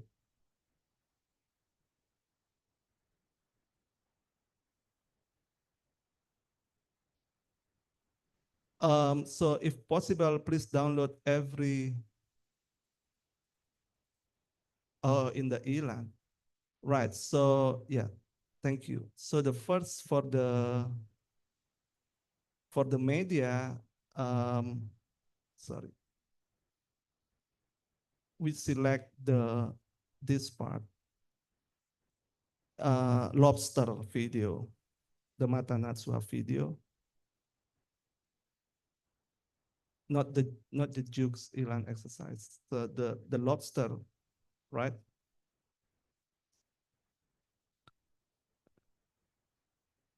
Anyone got the lobster video?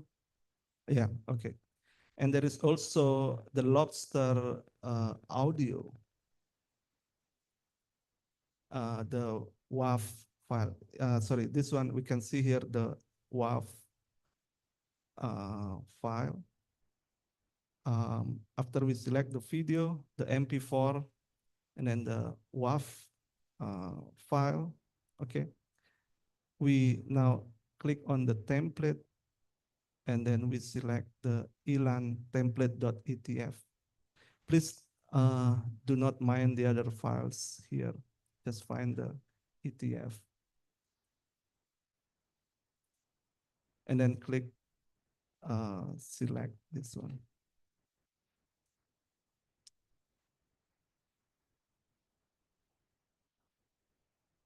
Do you have the template?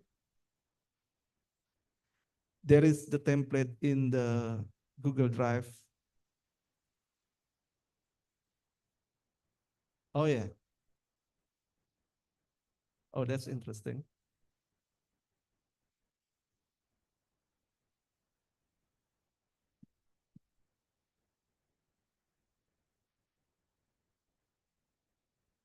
Ya, ada untuk template.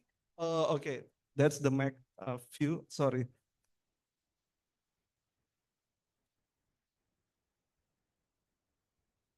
Oh yeah, Wahyu. Anyone already get the?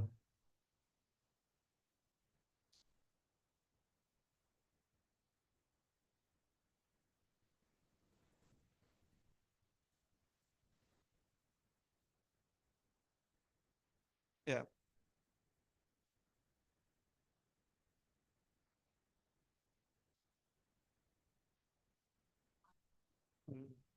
Oh, template-nya ya. Ibu klik sekarang template. Kan audio. Sekarang template-nya.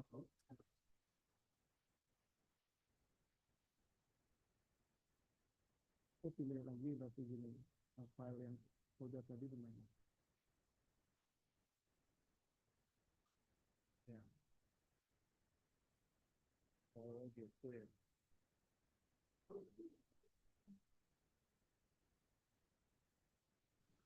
Ya. Ya ini. Ya folder. Ini alam. Ya alam ini. Template ya. Ya, ini salah. Oke. Oke, ya. Oke, ya. Gimana maksudnya? Ya. Oh ya. That's great. Sebentar, Bu. Kok nggak masuk ya?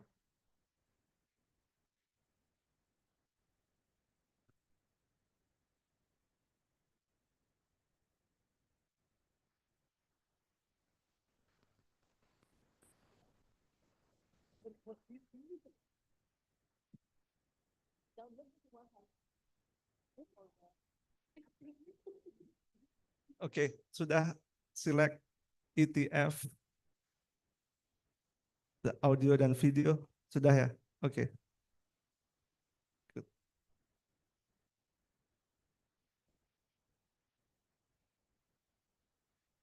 Ya. Jadi setelah ketiga file itu di-select, kita klik OK. Sorry, we click OK after that.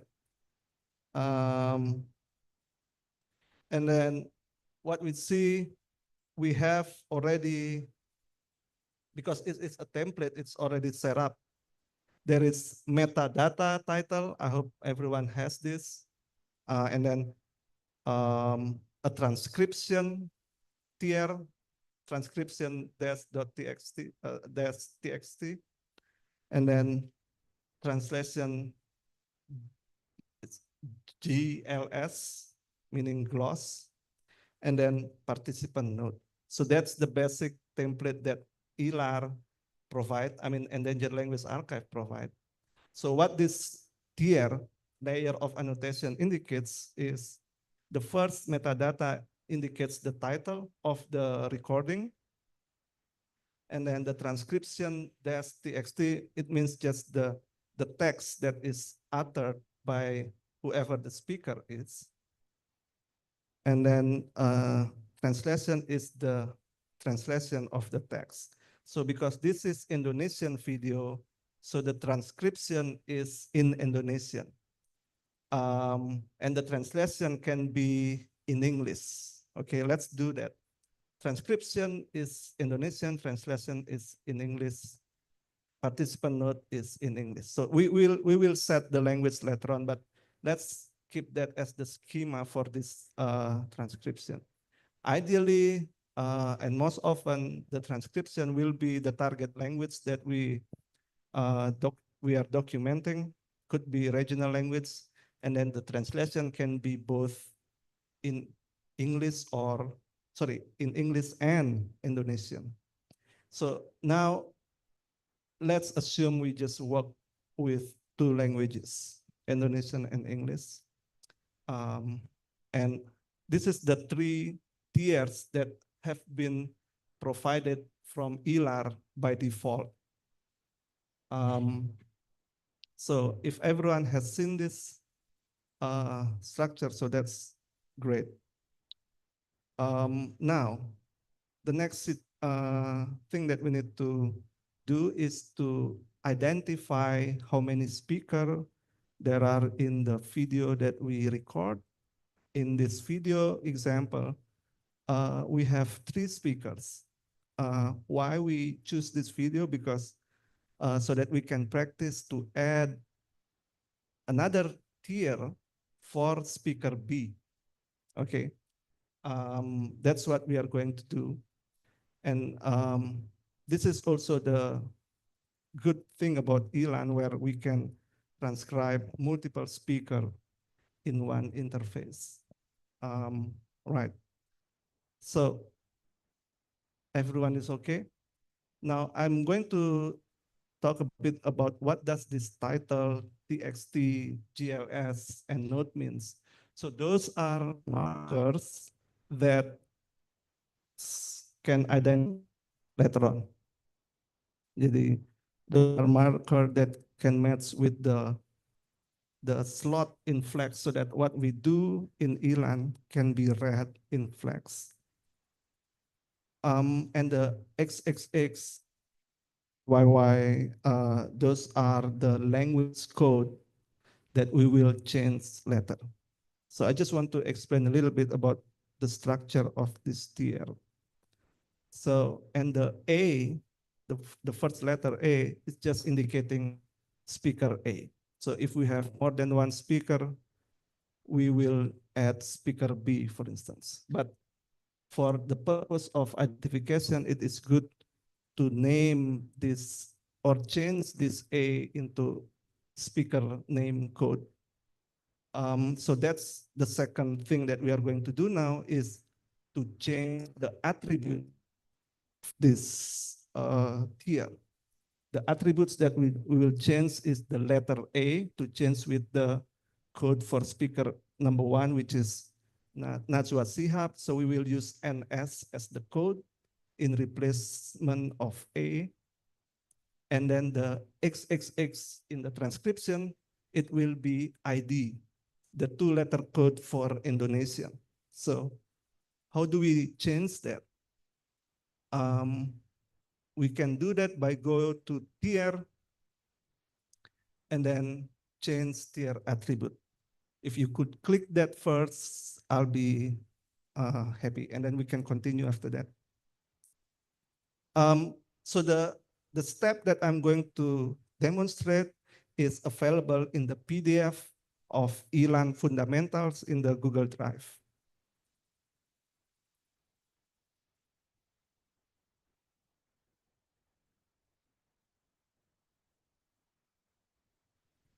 Tier and then click change tier attributes.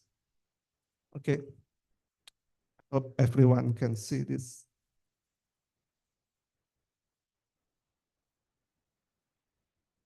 All good? Yeah. So now everyone can see this. And there is this tier type in the third column. We can see the tier type is the same like here. Transcription, metadata, and then participant node, right? Now, we want to change the speaker code, in this case A, in each of this tier type. To do that, first, we click on the transcription tier, right? It is highlighted if we click in this line. Now, because it's already highlighted, we can go bring our cursor into tier name first, this one, tier name. Put our cursor there, and we can delete A, change into NS. Okay, that's the next step. The next step is also change A in participant row here. Delete A and change into NS. Of course, we could just keep A, okay? But everyone can be A, so it could be more, it could be better if it is a specific code, say the first letter of every name component of the speaker. Okay. Then do not forget to click change after we delete A, change into NS, click change. Yeah, Bloom, not yet. So I'm going to talk a little bit later on about XXX. Now, I would like everyone to change the A letter in the other tier type, in the translation and participant note. Okay, so the practical activity number 1 now is for everyone to change the A in translation and participant note. And don't forget to click change so that it is saved.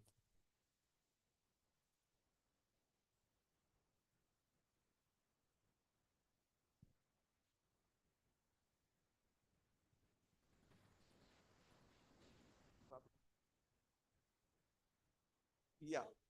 So so the transcription tier and then the translation and participant all change into NS. Why? Because those tiers are part of the first speaker, which is in this case Najwa Shihab. So that the transcription has the same speaker code with the translation and the participant note. So any difficulty?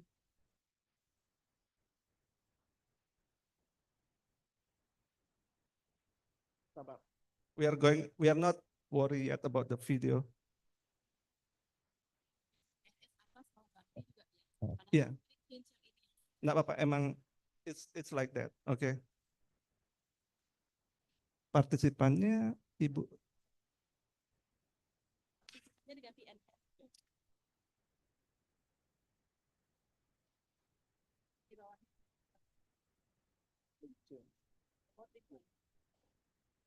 Ibu klik yang translation. Itu juga ganti A ini S. So let me show how to do it.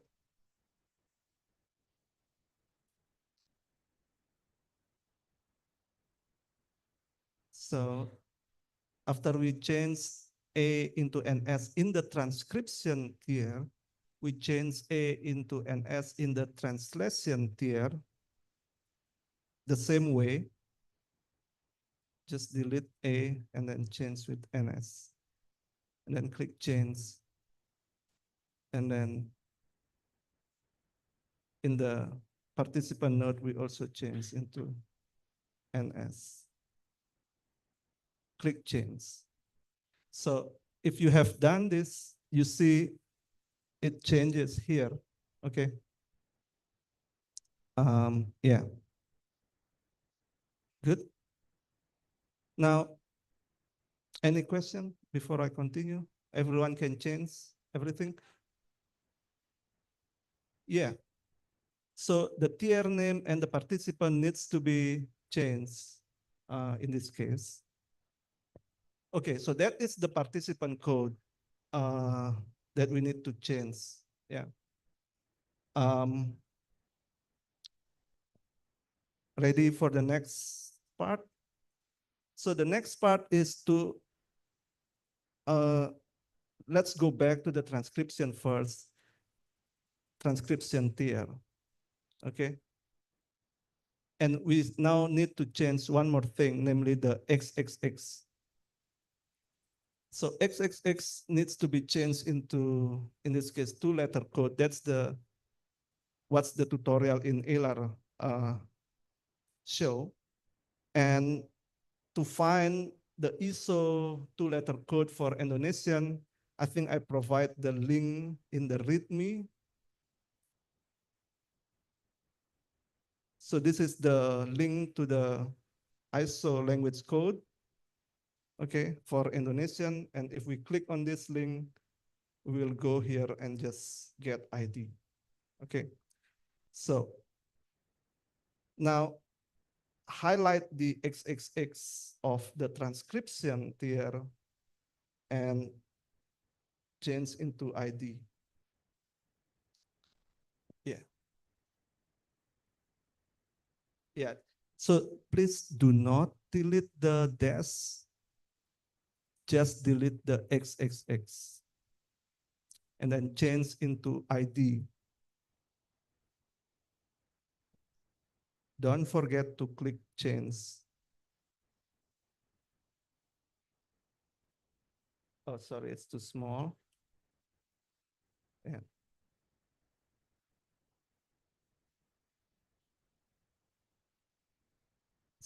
Everyone can change into ID. Yeah, okay. Now that means that the transcription text is in Indonesian ID.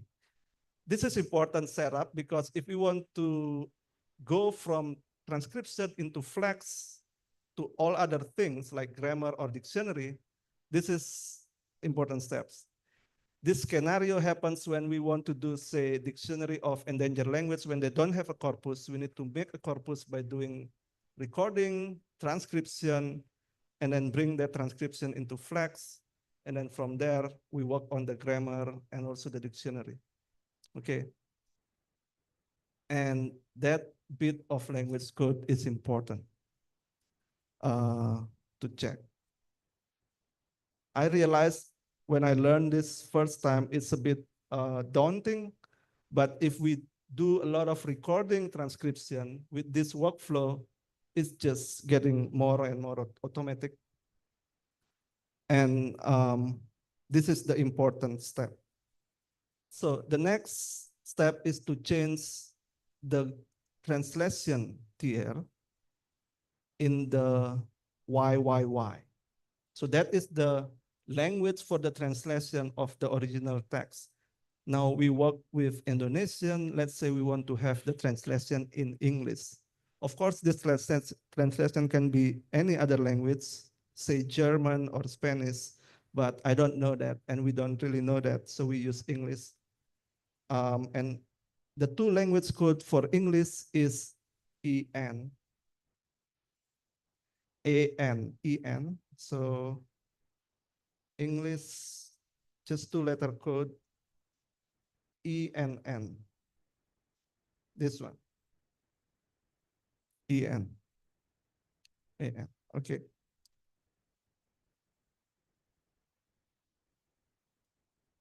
And then click change, please. And for your own practice, please also change participant node tier YYY code into EN. Okay.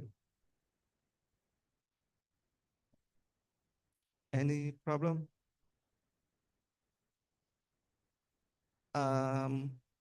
Maybe some of you have not done this workflow before, who have done ELAN, so I'm sorry if I introduce another workflow, but this is the workflow that I know.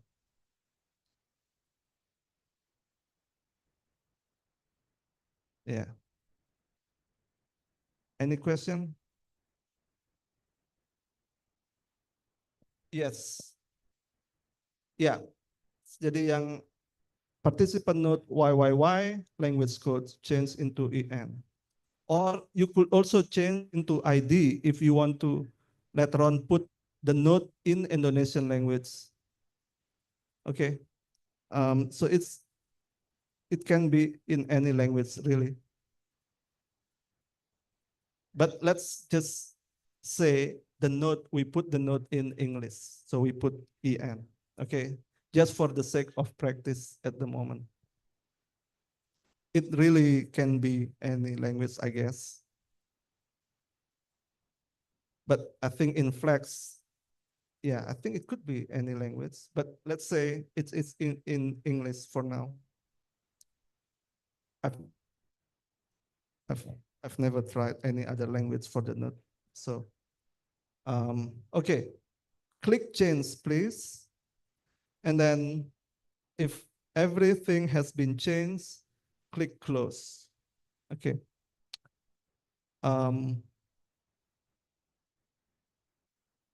Right, so now we have this kind of structure.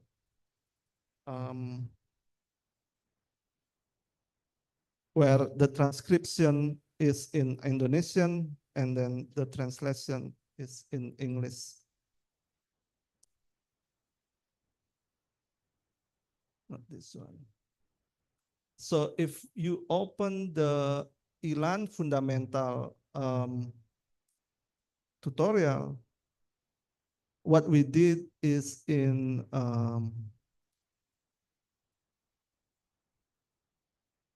configuring tiers part.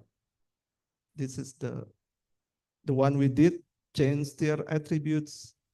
Okay, the participant name, participant code, and then the language code. Okay, so basically this is what I follow, like this. Yeah. Yeah, so we basically did this.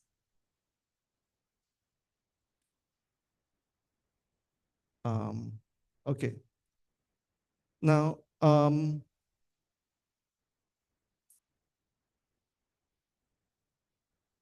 let's just, I modify a bit the step. So I think maybe we could just try how to give transcription first before we add a new participant. I think that's a more real job. We did already some administrative job for the software. Now we did the content bit. In ELAR translate tutorial, before we do transcription, we need to know the segment. And we can see here, this is the the sound wave of this video. And we need to know which bit from this sound wave contains either sign, if it is a sign that you are interested, or gesture, and where bit of that sound wave contains the speech. To know that, we need to listen to the audio, obviously. So there is this play button where we can play the audio. I just don't want to make this too loud, so I want to check.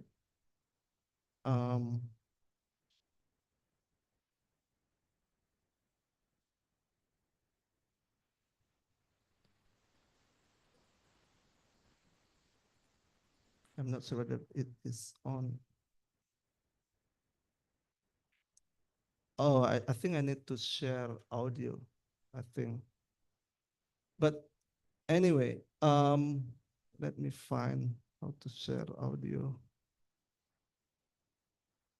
Share sound, yeah, that's what I need to do.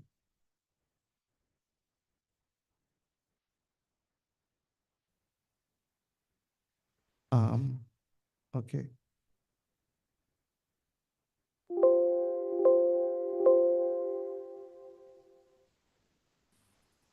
Dibuktikan Yeah. So basically, that's how to play the audio. Okay. I'm not going to play everything. But now we know that she start talking from the start of the clip where I just split for 30 seconds. So what I usually do, maybe different people here who have used Elan did differently, but this is what I usually do. And this is what is put in the ELAR tutorial. So we need to segment the audio first. We need to identify which segment contain text, which segment doesn't contain text. After we identify that, and then we transcribe. So the next part is segmenting the recording. To do that, we can go to option and then segmentation mode. Options, segmentation mode. It doesn't really change too much, actually. What basically changes is the tier that only appears is only for the transcription. So the translation and the participant node is hidden in the segmentation mode. Why? Because at this moment, at this mode, we focus on identifying which bit of the video has text. Again, different people might do this differently, but this is what I do based on the tutorial. So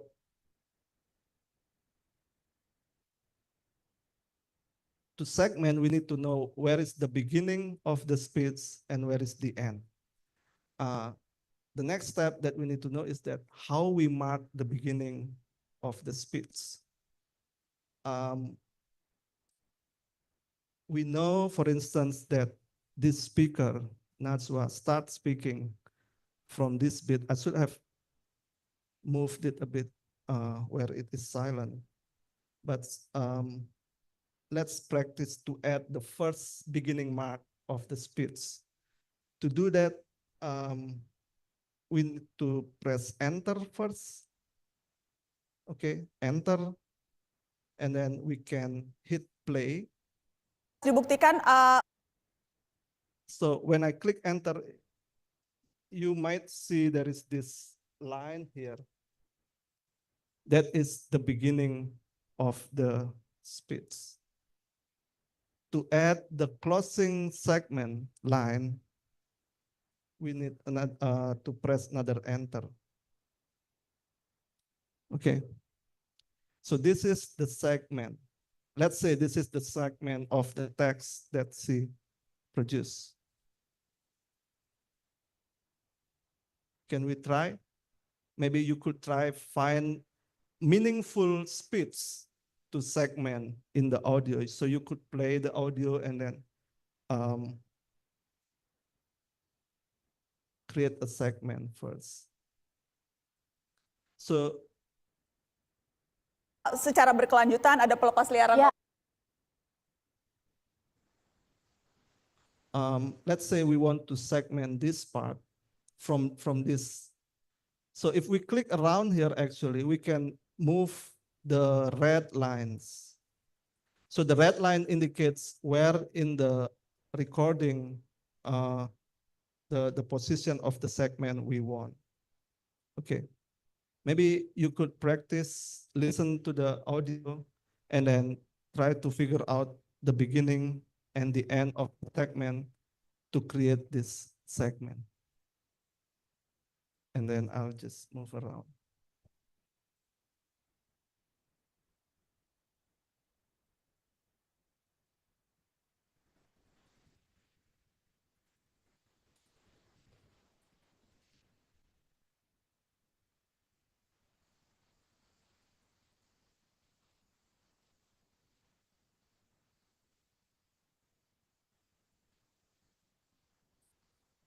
Okay, do not worry about over segmenting or less segmenting. At least you can create the beginning and the end. That's already good. So we will show you how to adjust that. So one step at a time. If you can create the beginning and end of a segment, that's a 100% score.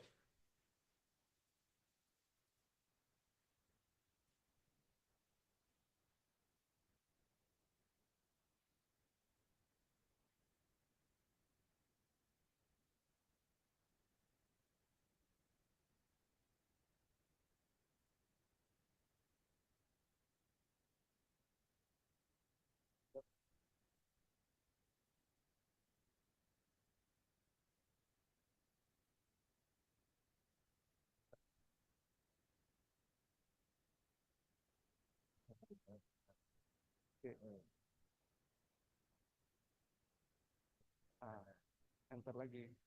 Ya.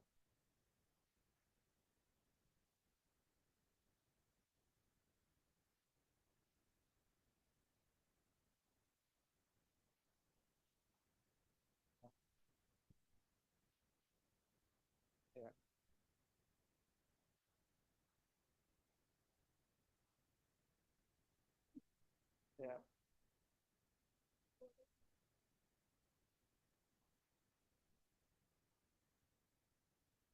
Sudah? Ya, kebanyakan segmen. Yeah, that's fine. So segmenting is not easy. It's not easy. So we need to hear, listen, where is the start of the speech and where it is meaningfully ended. And that's the challenge.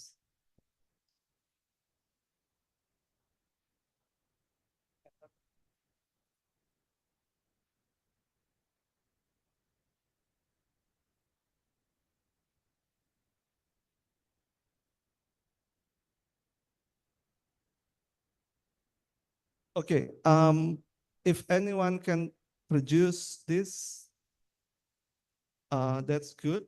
We will talk now about how to delete this if it is wrong or how to adjust. I will illustrate one more time. So let's say this bit, okay? Let's say this bit is a segment, yeah? We already listen. We already listen. Secara berkelanjutan ada pelepas liaran. Let's say we already listen that we recognize that this is the bit that we want to segment, yeah? This part. Of course, it's not just one time. I never do this one time and I get all the segment. Because we need to listen and we need to identify where it starts, where it ends. This is the challenge in this task, but it's a rewarding one once we get used to this. So let's imagine this is the part of the segment that we want to create. So put the click here as the beginning of the segment. We press enter, okay? And then now move our cursor here and click here and press enter again. So we have the segment. That's the first step. We have the segment. Now we want to check whether this segment is really meaningful or it is a unit of speech kind of thing, right?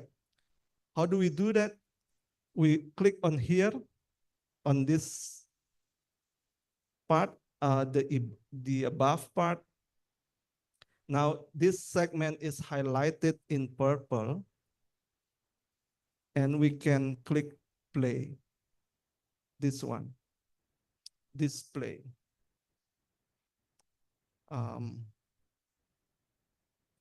Ada pelepas secara berkelanjutan ada pelepas. Just to play that part using the tool in here, play selection. Okay.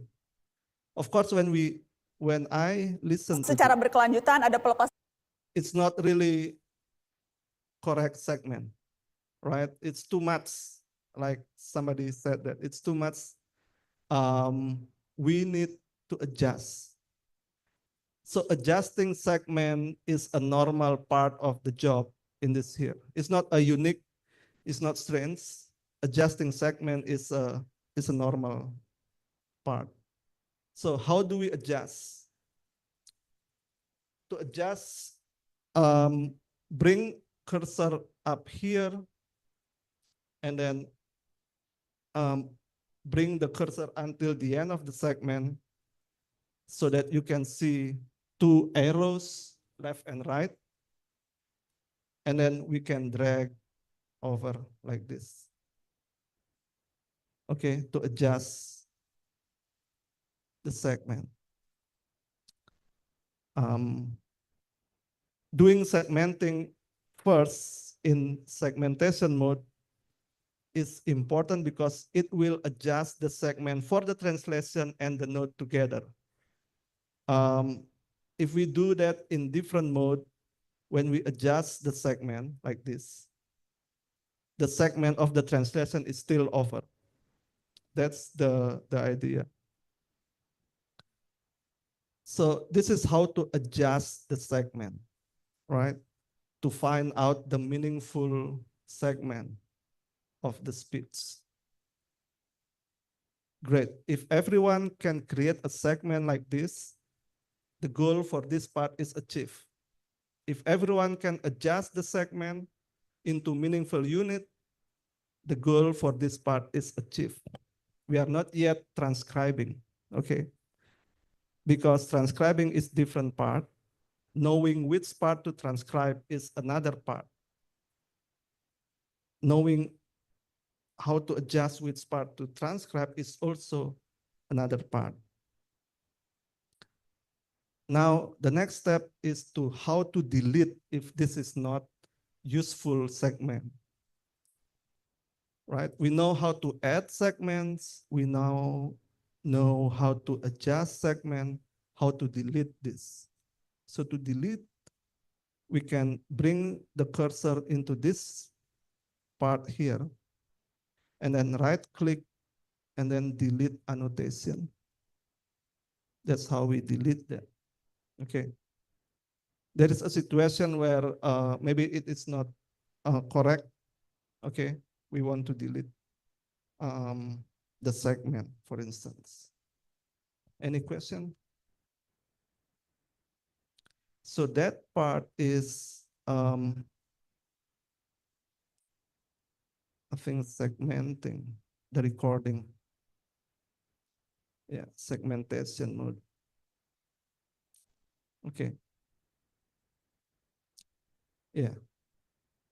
Segmenting the recording.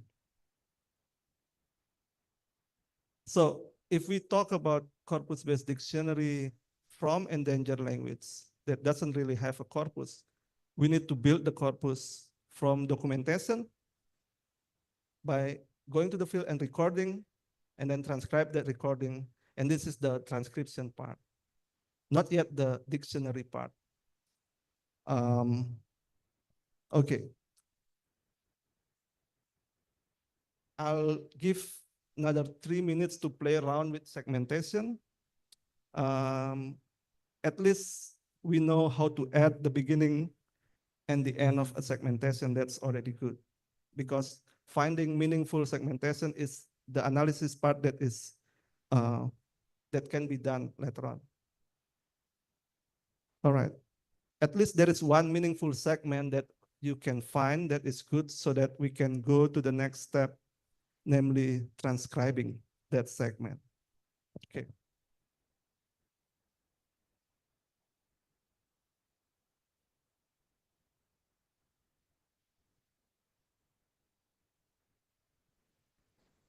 Ada pertanyaan?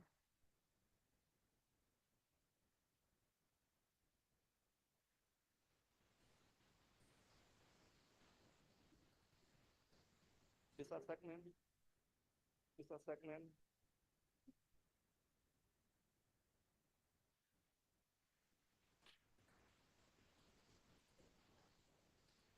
Ya, udah oke.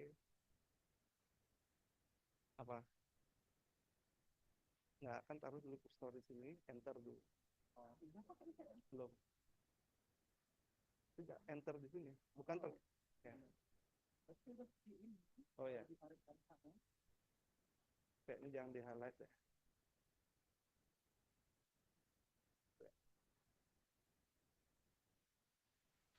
Oh, ini bukan segmentation mode, harus di segmentation mode. Ya, ya.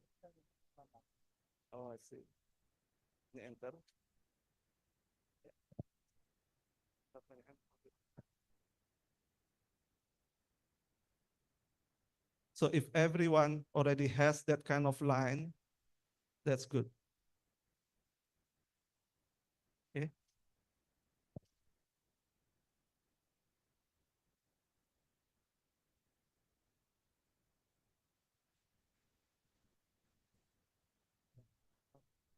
Dia sudah bisa membuat segmen, itu udah oke.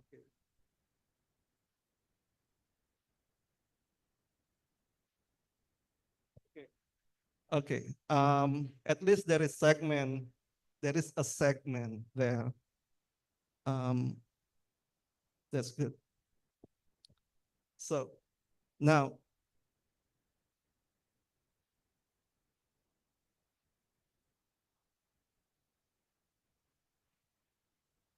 berapa persen dan sebagainya. Dan kalau itu berarti paling cepat. Okay.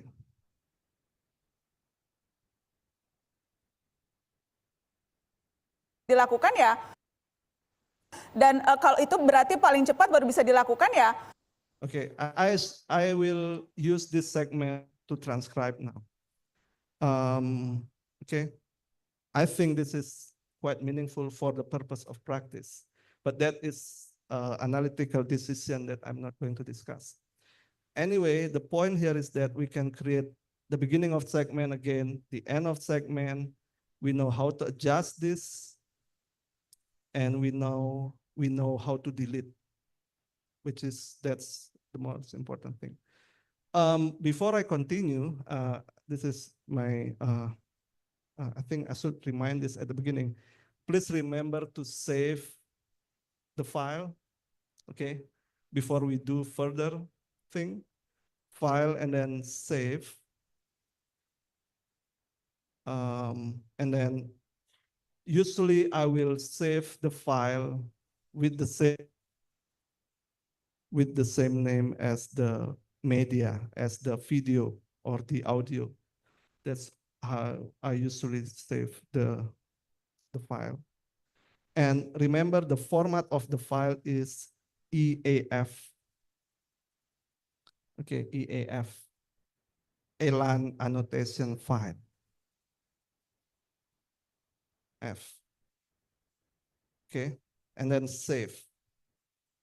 Now the name here is different. Okay, good. So we know how to change attributes of the tier. We know how to segment the speech. Now we move on to do a bit of transcription. Okay. We are now in segmentation mode. We are in the segmentation mode. To do the transcription, we can go to transcription mode. Okay. Click option and then transcription mode. And then we have this pop-up. Okay. Pop-up. Now, if we look at this column, we need to select the tier. So we have transcription tier, we have translation tier, and we have participant node tier. Of course, something that we want to transcribe is in the transcription tier. So we click on, sorry, why it's gone? Okay, let me redo. Option and then transcription, or maybe I will just something going on with Elan. So I go back to transcription mode, and then I will select the transcription, okay, as the first, and then select another one, translation, and then click apply. Can everyone the selection first, select transcription and translation, and then click apply. Now, this is the interface of the transcription mode. There is the transcription tier for Indonesian language.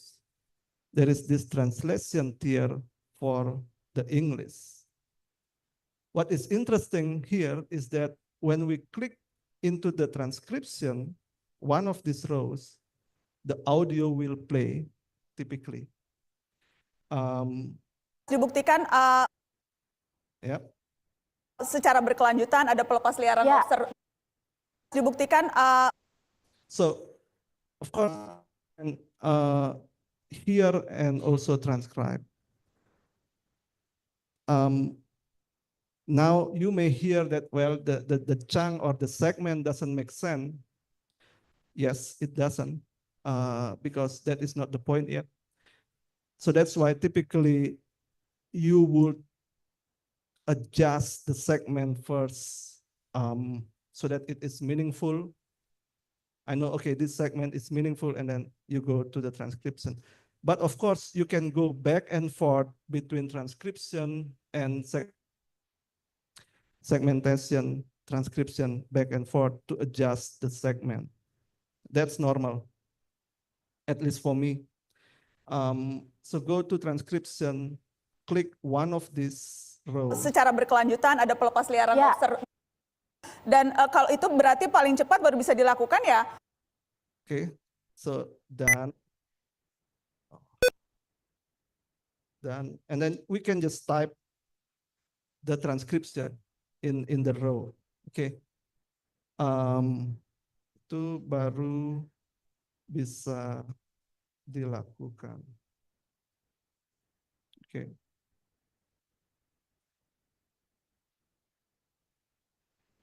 secara dan kalau itu berarti paling cepat baru bisa dilakukan ya.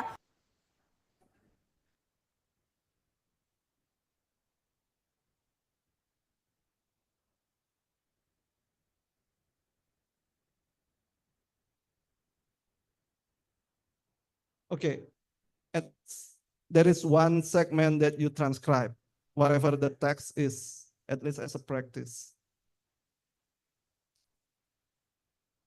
Is there any question?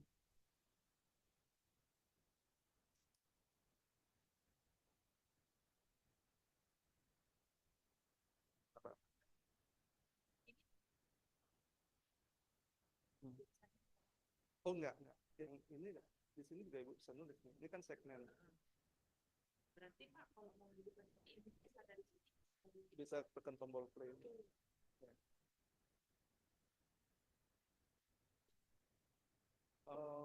Coba turun video.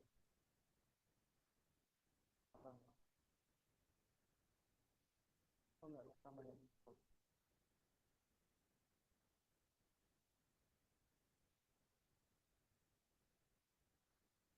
Yeah. So not everything is automatic. I just want to emphasize, okay, not everything is automatic and easy. Well, at least we experienced this bit. And we could imagine if we want to create corpus-based dictionary of language that has no written tradition, little documentation, we could imagine what it takes to do it. And we appreciate talents for that, okay? But the tool is there. It's just a matter of course, time and effort. All right. I assume everyone has done bit of transcription. And then now we can click in the translation as well to add the English translation. Dan kalau itu berarti paling cepat baru bisa dilakukan ya. So, of course, the translation content is in English. I don't talk about correct or incorrect translation here. Point is in the translation column here, you put in the English translation.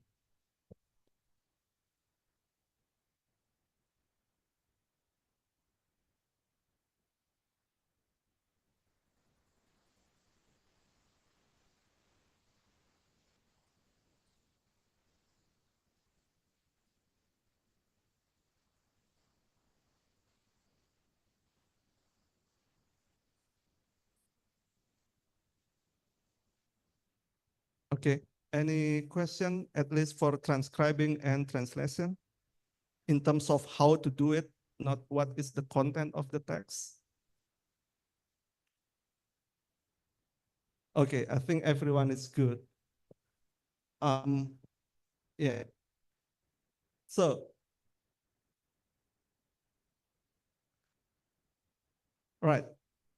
I think I have one other thing to show, namely adding new participant. But at least I'll let you do 3 more minutes to play around with segment and transcription. Okay, before I move on to adding new participant. Right. Good.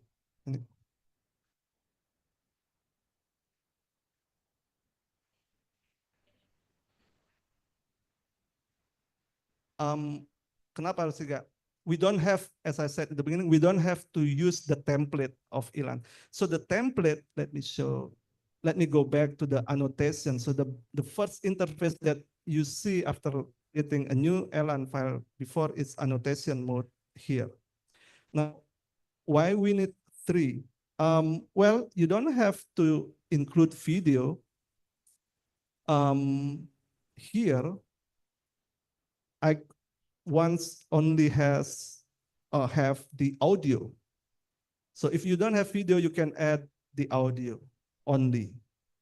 That's it. And then you create this tier structure from scratch. so starting a new tier. And I forgot, and I don't really know how to do it. Maybe there is a way to do it, but there is a template, and I could show you how to create a new tier. Jadi in the beginning when there is no template, it's just empty. We could try. I will create a new ELAN file, add just the media, just the audio, okay? Add just one audio and click OK. And this is what it gives us without template. It's just by default like that. And we need to structure the tier however we want. I use the template because just to follow the one of the tutorials in endangered language.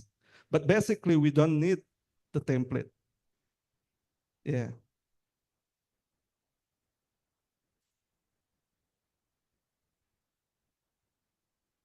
Yep, that's good. So that's why the ELAR provide us a little bit ease to structure our tier with that template. Of course, we could if we look at gesture, for instance, we may have our own structure that ELAR doesn't suit, that is not suitable from ELAR, for instance. But in this context, we will assume what you need is first the transcription and the translation first.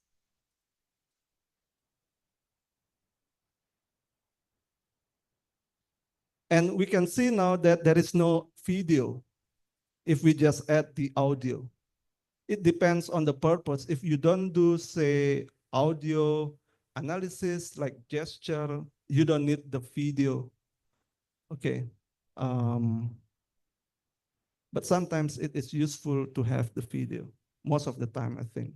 But again, it depends on the research question. Yeah.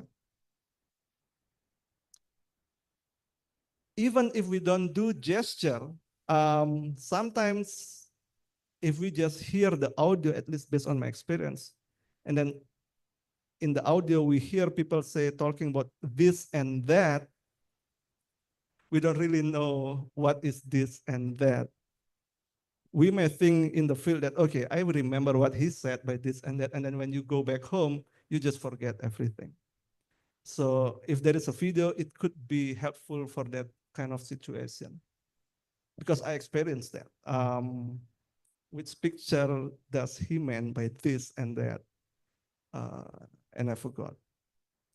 Luckily, it's not too crucial, but I just realized at that time, okay, it would be good if there is a video when he say this and that with pointing and so on.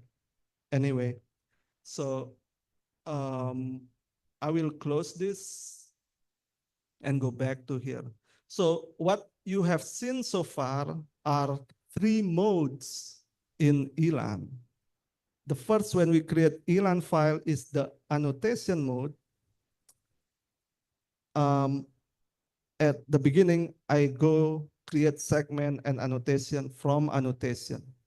But then I look at the tutorial and I think it is easier because at some point when I adjust, let's say, when I adjust the transcription here, I adjust like this.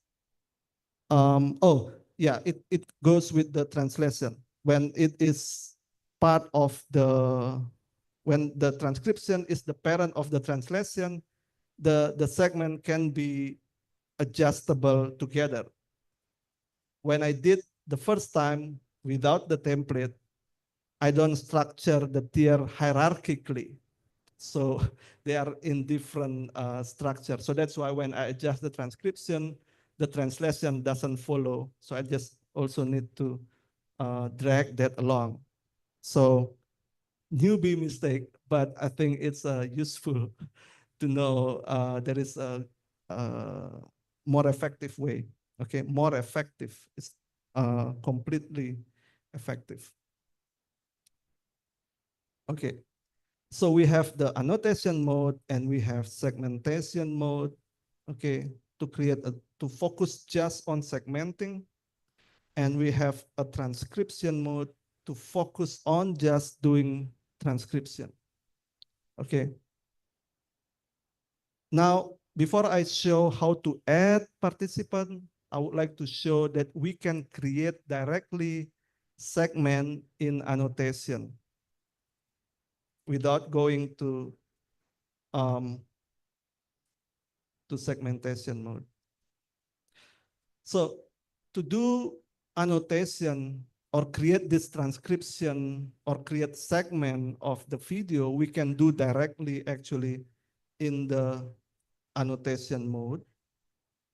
Now, what we need to do is to highlight this part, for instance, okay, by click, okay, click, and then drag along like this. Click your trackpad and then drag along with another finger, okay. This is actually also creating a segment, right? Click one part like here and then drag around your trackpad until you feel enough. Now, yeah. Now, of course, we need to hear this bit. Satu tahun nih, tapi Bung Fahri We still need to hear or listen to it so that we know the chunk is correct.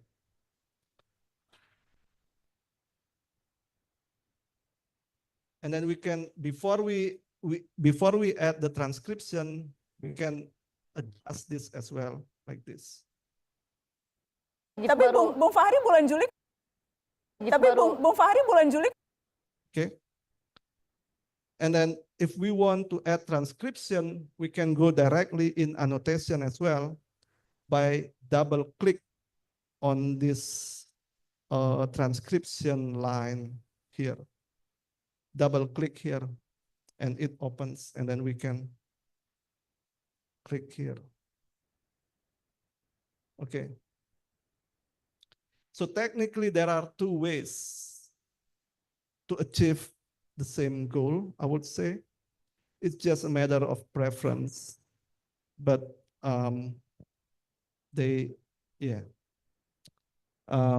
you could do the same, right? So, any question?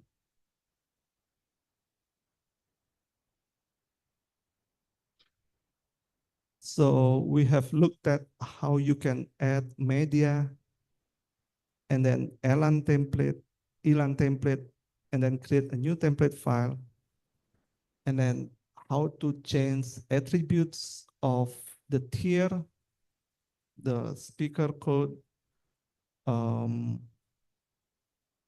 language code, okay, and also create segment, and then you have learned how to adjust the segment in segmentation mode, how to delete a segment, and then we know how to create transcription using transcription mode, and also add translation of what we transcribe in transcription mode. And we also have shown how to create annotation, segmentation directly in the annotation mode. So now let's say if we have create transcription for this segment, for the text, we can double click a thing in the translation row to add the translation. Okay, this, for instance, right? Whichever way you think is better, you could use it. Okay, it's not a thing that we need to follow strictly. But I have hope that I've shown you two different ways to do transcription in ELAN. Okay, any question before I talk a bit about adding new participant? because next we will use the file that is ready to be imported into Flex. All good. Okay. So I think the next bit is, of course, the work that we need to do as the researcher, right? Like us, we don't know Enggano, so we work with Enga, discussing what the speaker said. Is it correct spelling? Is it correct segment to Chang? That is different aspect from Elan, I would say. Yeah, what we do here is more of technical thing.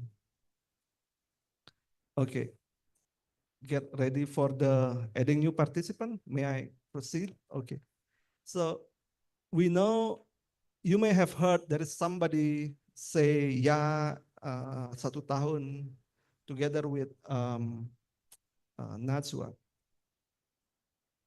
To add participant, we can go to tier, okay, and I hope you see participant, and there is this add new participant. That's it so far.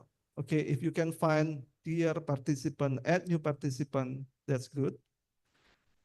And then click add new participant like this. All right. Now, we don't need, with template that LR has provided, we don't really need to create this anew for the participant. So we have seen here, this is the participant tier for Najwa Sihab and S. I think the next participant is, I forgot the name.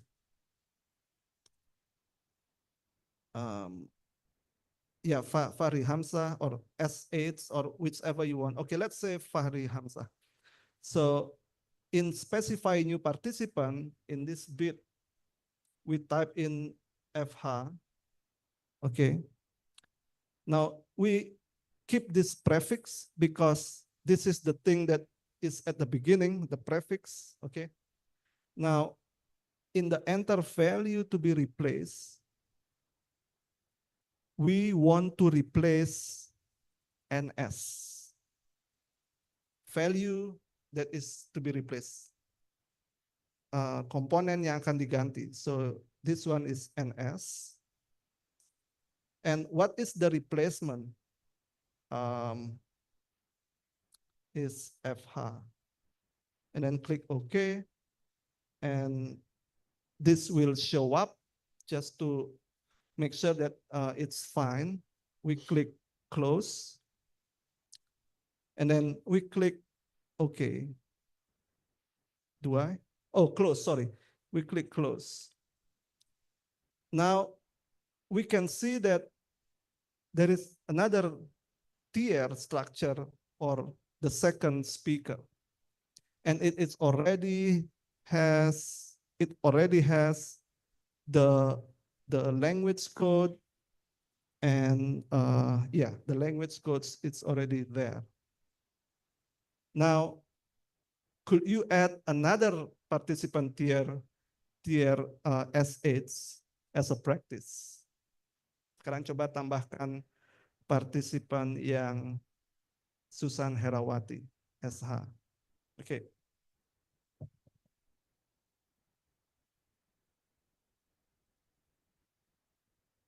Ada pertanyaan? Yeah, just pick one of the two participants. We can choose NS. Yeah. I think we can choose one.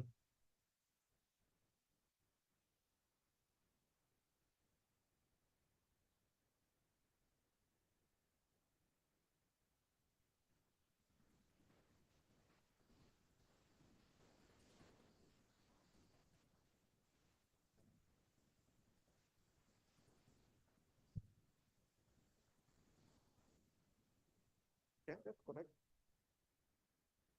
Yeah, because we add new participant. Oh, this is still annotation mode. So go back to annotation mode.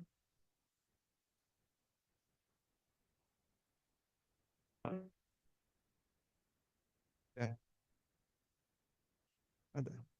It it's still loading, I think, this computer. Yeah. All good?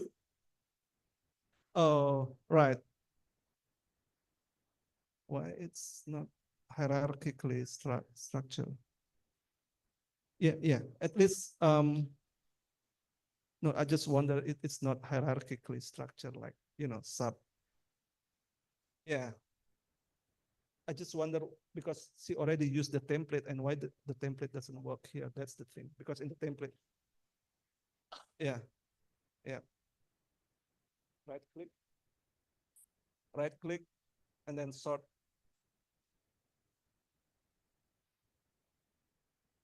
Yeah, sort by hierarchy. Sort by hierarchy. So that, yeah, you look, yeah, that's okay. Yeah. Okay, everyone can add 2 more participants, F8 and S8, which is good. S8, Sarah Susan Herawati, I think. Okay, so I just want to read.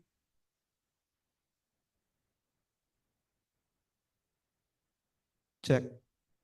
So I just want to recap what we do.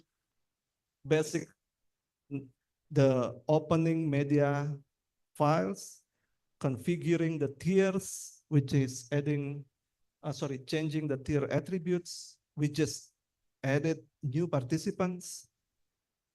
We look at segmentation mode, and we have done some transcribing and translating. Okay.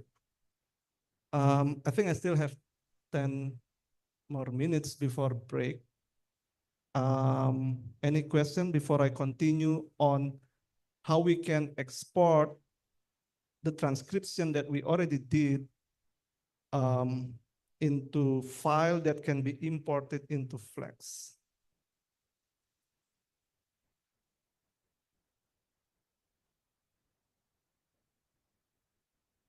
What is my...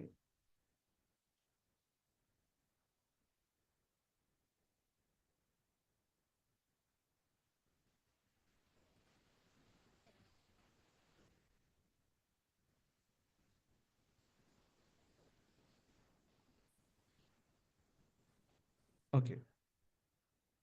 0.6. Yeah, it's quite a lot, I think, right? Yeah.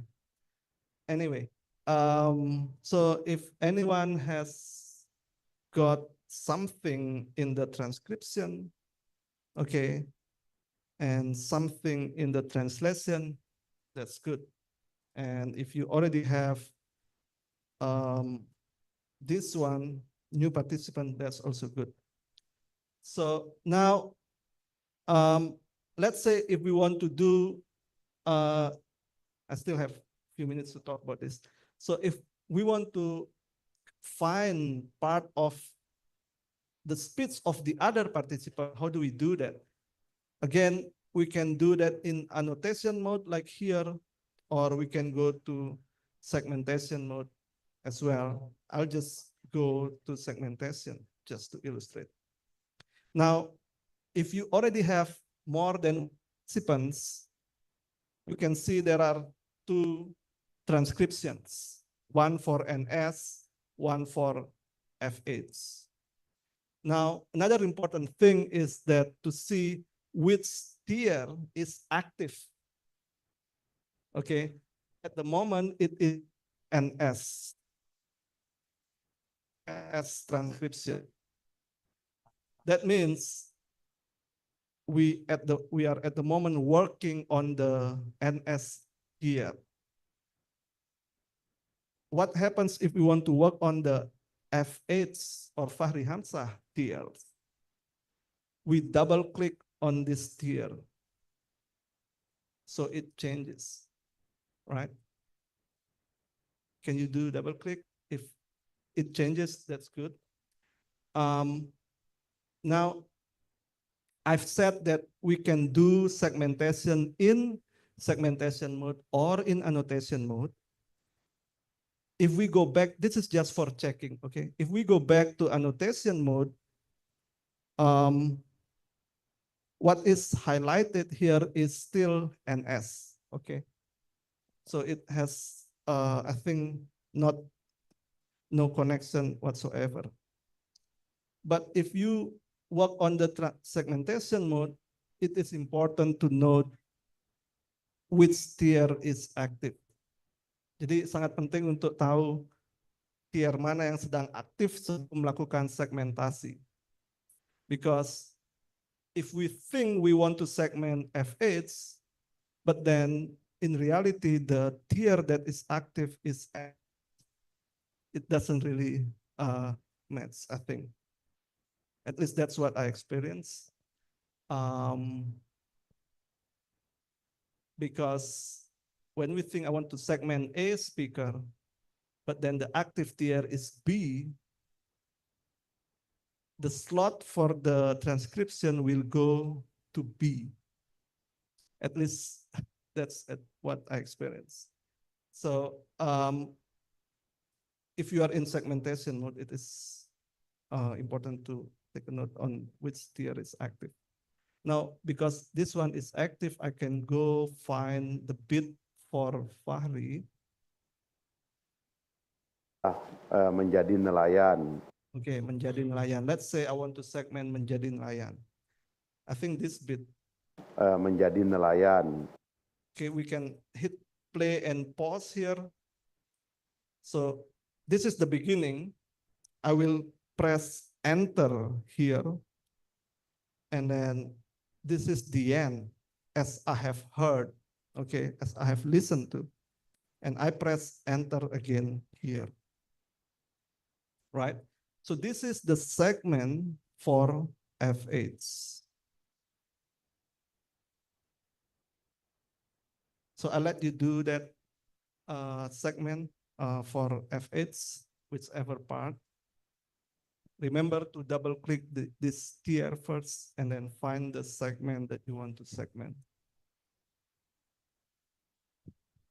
Any problem? No. Okay. How to show another video?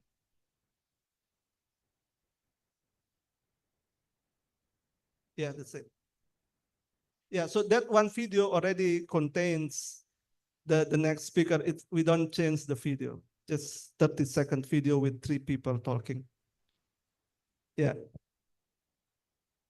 Okay. So if we go to transcription, let's say we already did the for Fahri. We go to transcription and we see this part for F8 available now. Okay. Menjadi nelayan. Menjadi nelayan. Okay. Menjadi nelayan. So, menjadi nelayan. Fisherman. Tapi Bung Fahri bulan Juli. Menjadi nelayan. Right. So there is this Fahri transcription, Wasihab transcription. I'll let you do the completion later on, but that's the point. So, any problem? All good? I hope. So if we go back to annotation mode, now, if we go back to annotation mode, we see a new annotation in Fahri Hamzah part. Okay, and the translation. Okay. All right.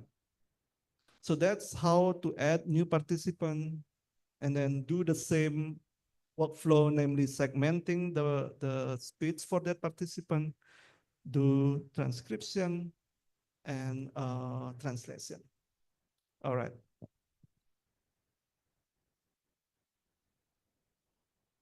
Yeah. Okay, so this is the transcription bit of the, say, the research. And it takes quite a lot of time, but it's worth it for what we would do, I would say. Any question?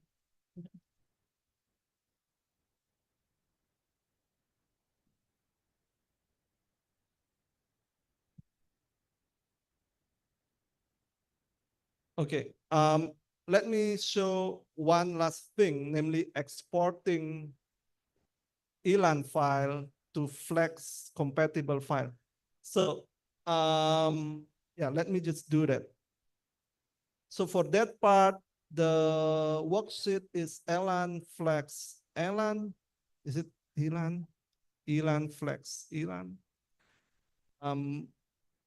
This is here. What we want to do is,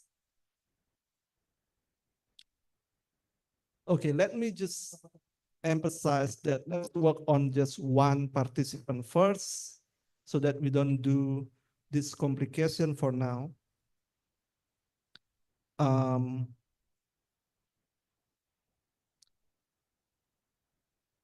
Namely adding participant node fields in ELAN. Should I do it?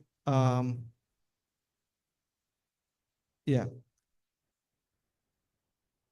I'll just leave this. So you could read the tutorial more closely if you want to export the transcription of the 3 participants. But let's do just one participant for now.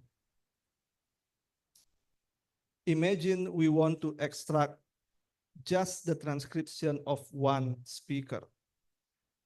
So in the tutorial sheet, I think it is in this one, page number 6, exporting the ELAN file to a Flex file. So now we go to File and then Export As. Okay. File, Export As, and then select Flex file.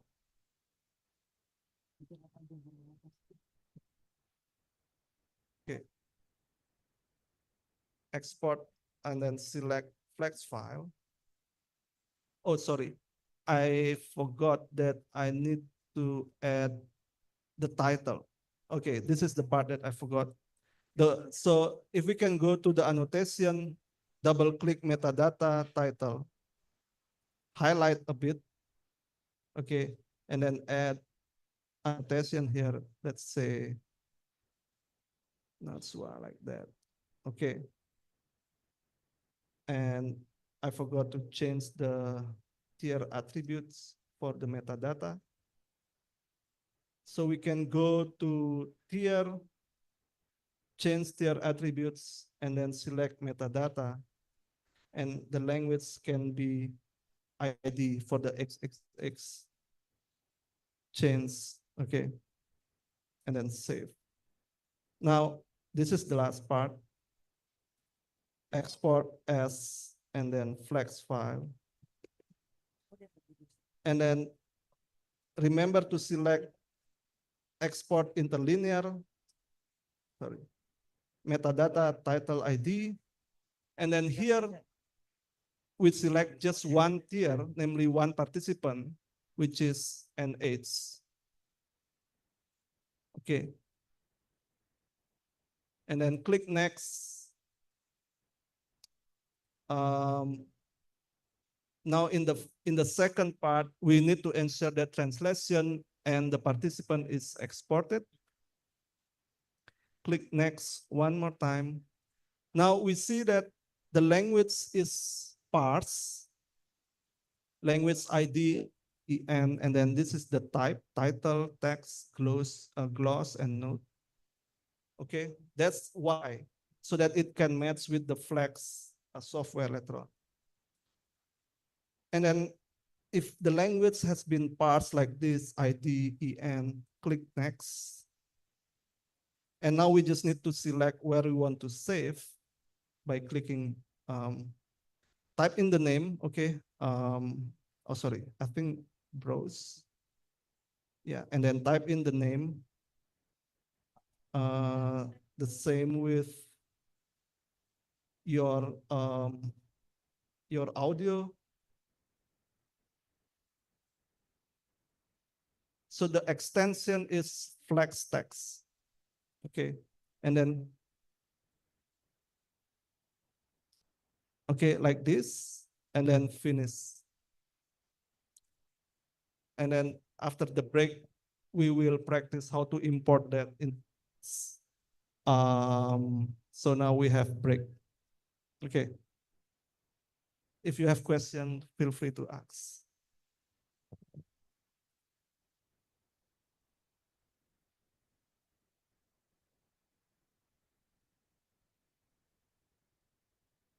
Okay.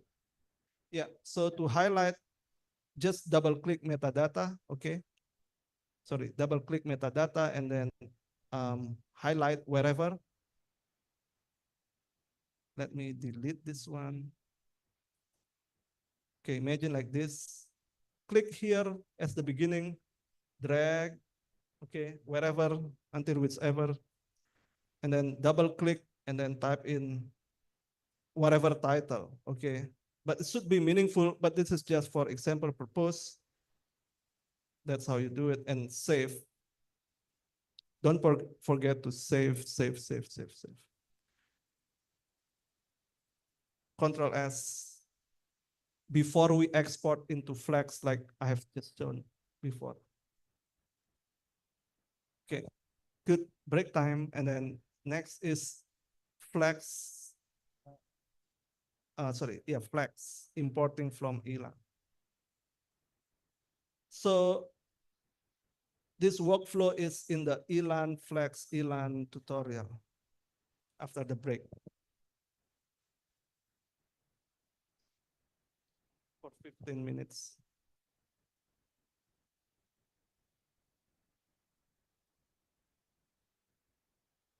So if there is any error, you can close the ELAN because I have provided example file of ELAN that is completely scribed and has exported into Flex.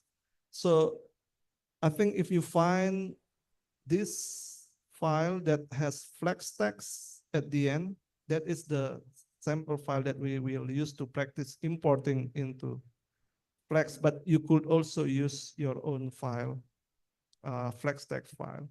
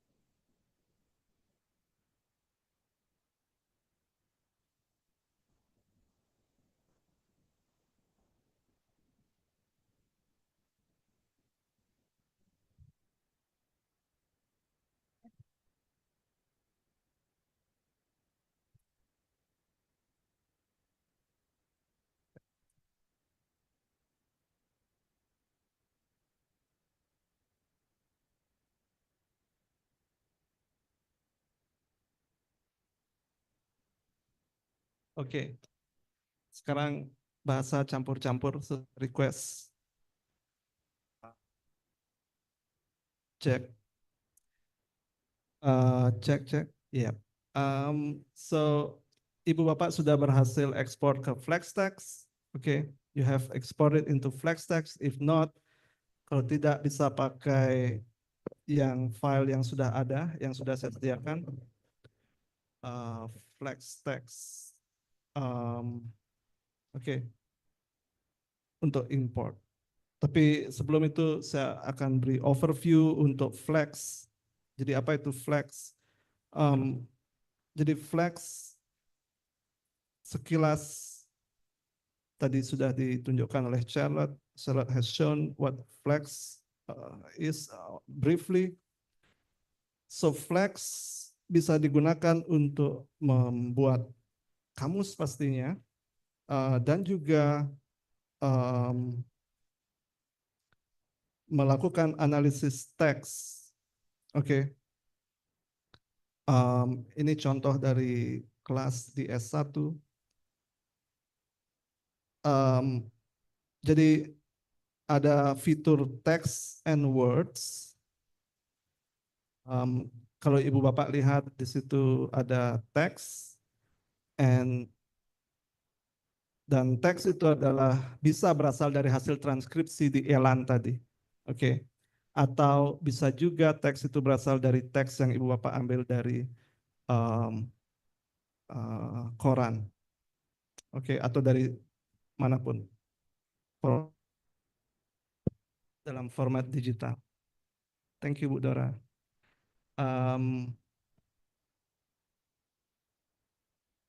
Kabelnya.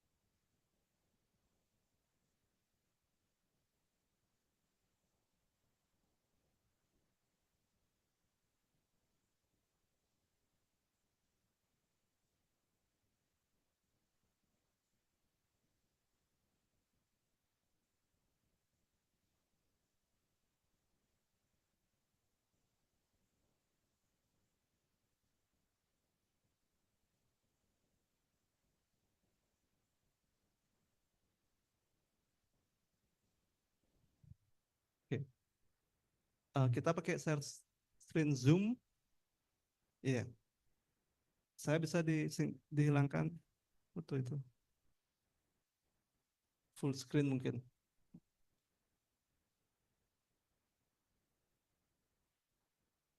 Oke. Ya. Thank you. Oke. Jadi overview singkat saja. Jadi di lexicon itu bisa dibangun daftar kata-kata yang akan dimasukkan ke dalam kamus. Singkatnya demikian. Di sini ada kata utama, kemudian ada terjemahannya dan juga kelas kata grammatical info. Glosses itu adalah terjemahan, bisa bahasa Inggris ataupun bahasa Indonesia, can be English or Indonesian. And head word itu adalah kata utamanya. Jadi lexicon dan text and words bisa berkomunikasi satu sama lain. Dan di text and words inilah di fitur baseline itu kita masukkan teks mentah yang bisa berasal dari hasil transkripsi di Flex. Oke. Kemudian karena tadi di Flex kita sudah melakukan terjemahan, we did translation in in Ilan, and transcription, both can appear in gloss. Jadi di gloss ini, saya akan contohkan. So this is Mata Najwa text. Jadi I should share screen different.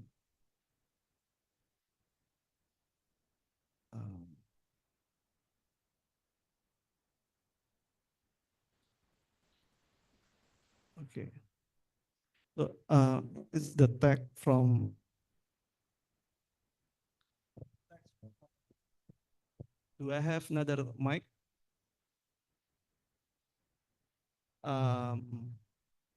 Ada teks dan di free itu ada terjemahan bahasa Inggris dari transkripsinya. Oke. I think saya bisa buat ini lebih besar.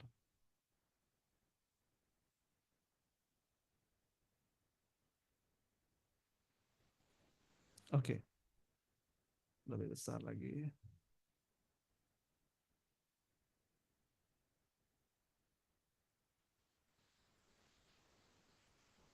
Ya. Jadi ada teks, kemudian ini yang kita translation tier di Ilan. Oke. Tapi belum ada word glosses. There is no word glosses, belum ada terjemahan kata per katanya. Ini yang harus kita lakukan di Flex. Buat terjemahan katanya dulu satu-satu. Jika ini baru pertama kita meneliti bahasa itu, jadi nanti Flex akan merekam daftar kata yang sudah kita terjemahkan.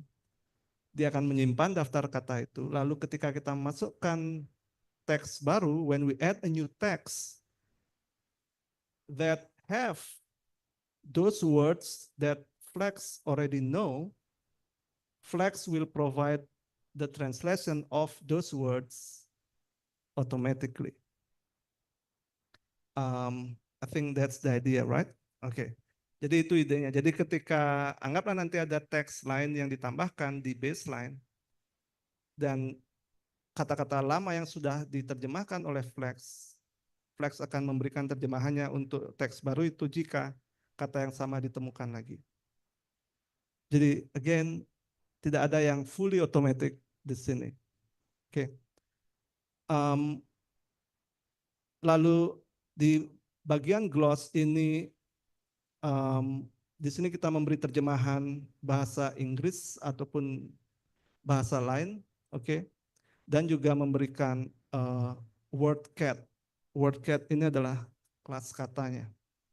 Oke, a word category we provide here as well. And the stars, tanda bintang ini artinya belum ada terjemahannya, masih kosong. Oke. Sebentar kita praktek untuk import ke Flex. Ini sekedar overview. Jadi di sini ada di Analyze tab. Di Analyze tab itu tempat kita melakukan interlinear glossing morpheme by morpheme. Jadi kata seperti dibuktikan ini kita split menjadi morfemnya di, kemudian bukti, kemudian kan. Sekedar contoh. Jadi di sini kita bisa klik tanda panah ini untuk edit morph breaks. Seperti ini misalnya. Jadi di sini diberi info untuk menandai prefix, kita tambahkan minus di sini, oke. Kemudian kita split lagi ini, seperti itu. Jadi ada komponen morfemnya, lalu dan di tiap-tiap morfem ini juga belum ada terjemahan. In each of this morpheme we have no translation. We have the translation of the word that we did in here, but not yet the translation of lexical entry, in this case, the prefix, bukti, and then kan. So this is the main feature of Flex that I usually use, gloss, and then analyze. Dan tentu pekerjaan kami terbantu dengan pekerjaan Charlotte, dari pekerjaan Charlotte, karena Charlotte sudah lebih dulu memberikan analisis untuk bahasa Enggano. Jadi ada beberapa banyak kata yang sudah diketahui oleh Flex yang bisa diterjemahkan. Tapi tetap kita harus mengecek kembali secara manual. Oke, saya pikir cukup pengenalan overview tentang Flex sekilas, bahwa di text and words ini ada baseline, gloss, analyze, yang dari analyze dan gloss inilah bisa dikirim ke leksikon daftar katanya. Jadi mungkin saya tunjukkan sekilas di contoh resep yang dikerjakan dengan mahasiswa S1 sebelumnya untuk kelas leksikologi. Jadi di sini ada resep teks. Oke.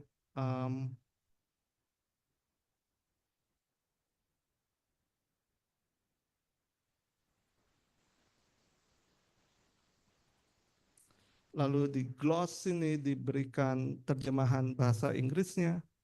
Oke. Ini manual mahasiswa praktek melakukan. Jadi di sini diketik terjemahannya, lalu dipilih kelas katanya. Oke. Begitu. Dan ini yang saya sebutkan tadi, ketika Flex sudah tahu, when Flex already know word, it will propose an analysis like this with blue highlight, meaning that we need to confirm whether this analysis is correct or not. Kalau kita lihat menyatu, it's already appears one, at least I think, or maybe not. Oh yeah, there are two words, menyatu, menyatu, and menyatu. And then we make one analysis, kita buat satu analisis sekali, and in the next occurrence of this verb, di kemunculan selanjutnya dia akan ditandai biru, just to confirm whether this is correct analysis for the two words. Oke. Dan dari sinilah kita mengirim ke leksikon itu daftar kata seperti ini. Oke. Dari text and words yang bisa di-view di leksikon, di fitur dictionary.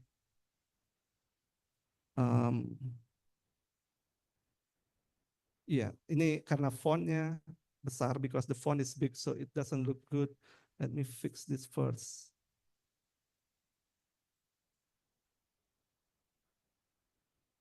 Let's say like this. No.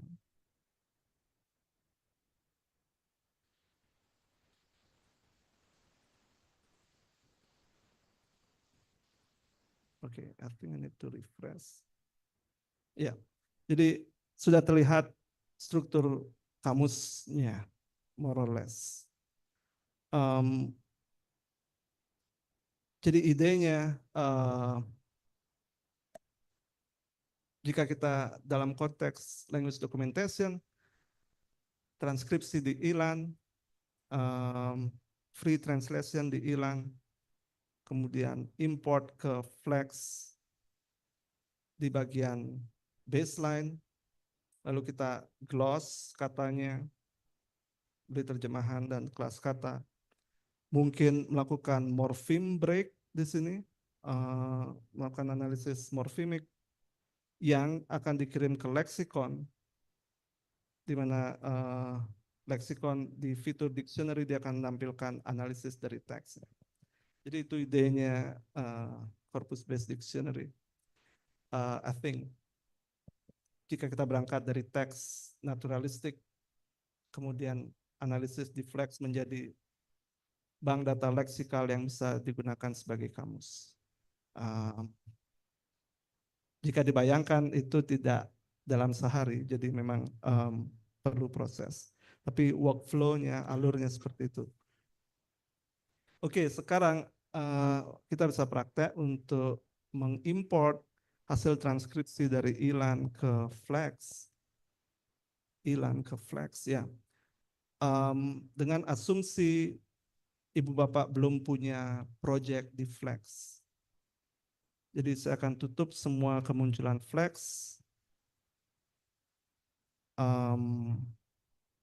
Oke, kita mulai dari awal dengan asumsi ibu bapak sudah menginstall Flex dan ibu bapak sudah mengunduh berkas yang saya berikan. You have downloaded everything from Google Drive. We open Flex. Kita buka Flex.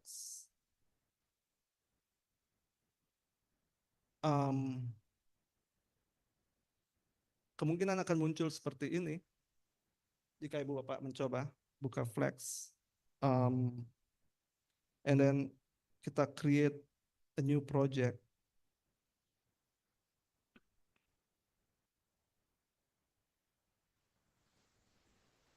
Sorry.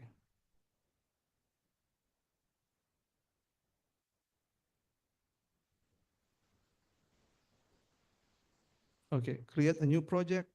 Dan biasanya di sini bisa diberi nama projectnya. Anggaplah kita sebut Mata Najwa. Klik next. Lalu di vernacular ini kita pilih bahasa sumbernya, the source language, yaitu bahasa Indonesia dalam contoh kali ini. Kita klik choose. Oke, choose. Kemudian kita ketik Indonesia.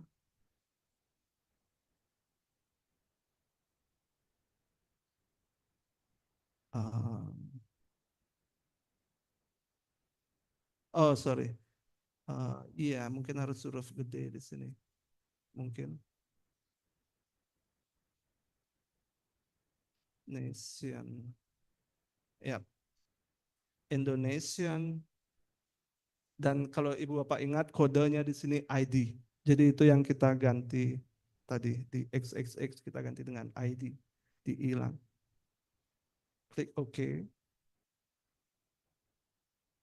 Kemudian next. In analysis we choose the analysis language, usually in this case English. Jadi kita, jika ibu bapak ingat melakukan terjemahan tadi di bahasa Inggris dari bahasa Indonesia, klik next.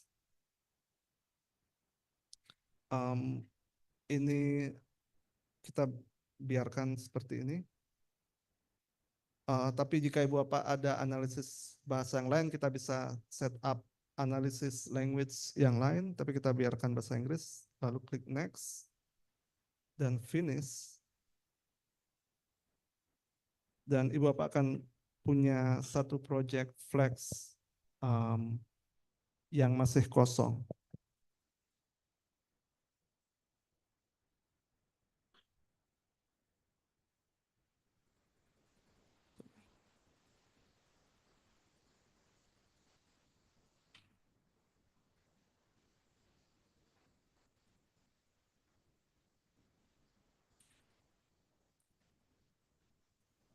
Jadi,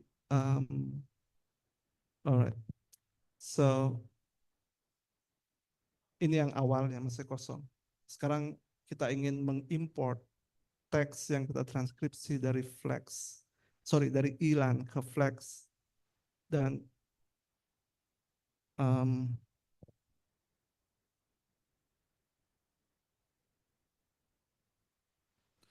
jadi ibu bapak sudah mengekspor dari ILAN ke Flex text. Untuk mengimport, kita menuju ke text and word. Jadi kita di text and word inilah di bagian baseline sebelah info baseline. Di sini kita import teks dari ILAN. Ada yang sudah sampai di tahap ini?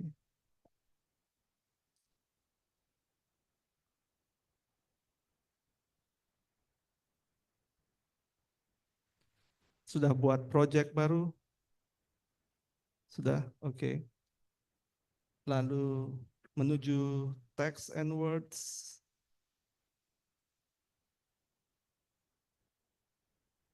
Tidak ada text and words. Text and words ada, ya. Sudah di interface ini text and words dan baseline. Di baseline. Lalu kita pilih file dan import.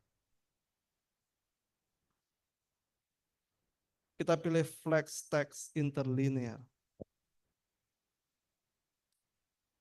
Sudah?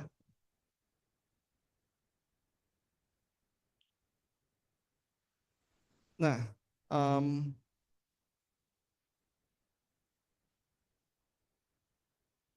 di sini kita cari sekarang file yang kita ekspor dari ILAN di browse. Di sini Ibu Bapak bisa pilih, oke, saya akan pilih yang saya kerjakan tadi, bukan yang sudah saya share di Google Drive supaya real.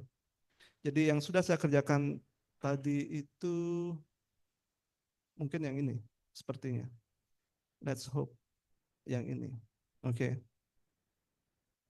Iya, 10 Januari 1432. Oke, ini dia yang file yang tadi.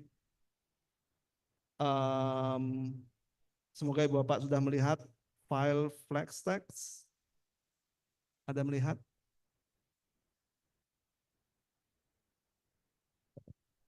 Yang tadi diekspor. Kalau tidak bisa pakai file yang saya buat di sini. Oke, klik open. Lalu oke. Dan Ibu Bapak lihat sekarang ada teksnya.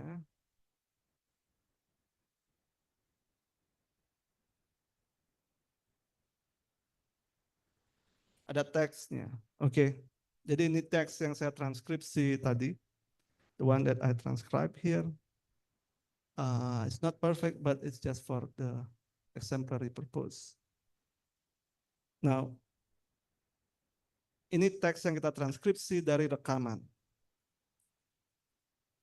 Kalau kita lihat di info ada judul mata najwa, dan itu berasal dari metadata title mata najwa. Oke.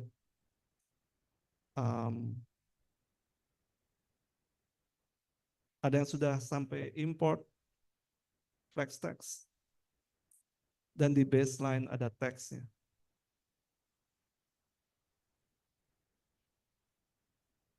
Ya.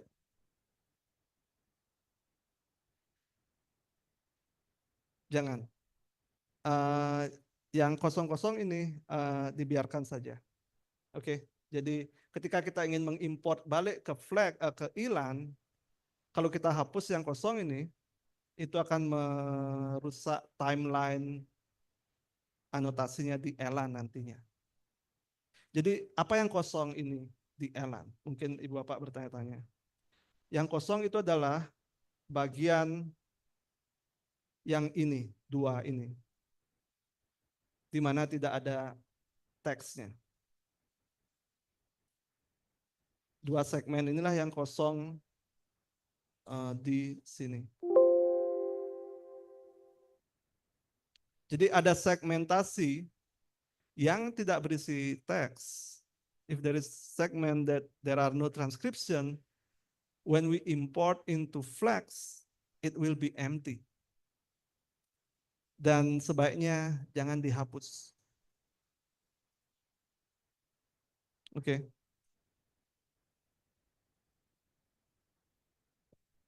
Oke.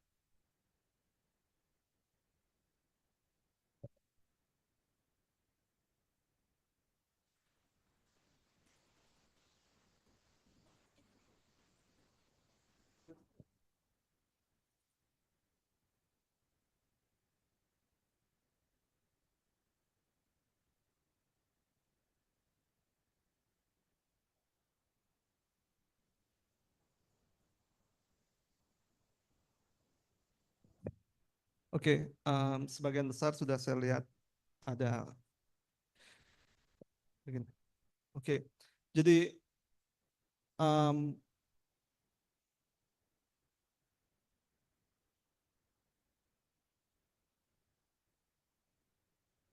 saya akan gunakan, at least ini sudah saya demonstrasikan mengimport dari Elan export ke Flex. Sekarang saya akan import lagi punya saya yang asli yang saya berikan ke Bapak supaya untuk glossingnya sekarang sama. Tapi idenya adalah seperti itu, ada transkripsi di Elan, ekspor ke Flex text, import to Flex.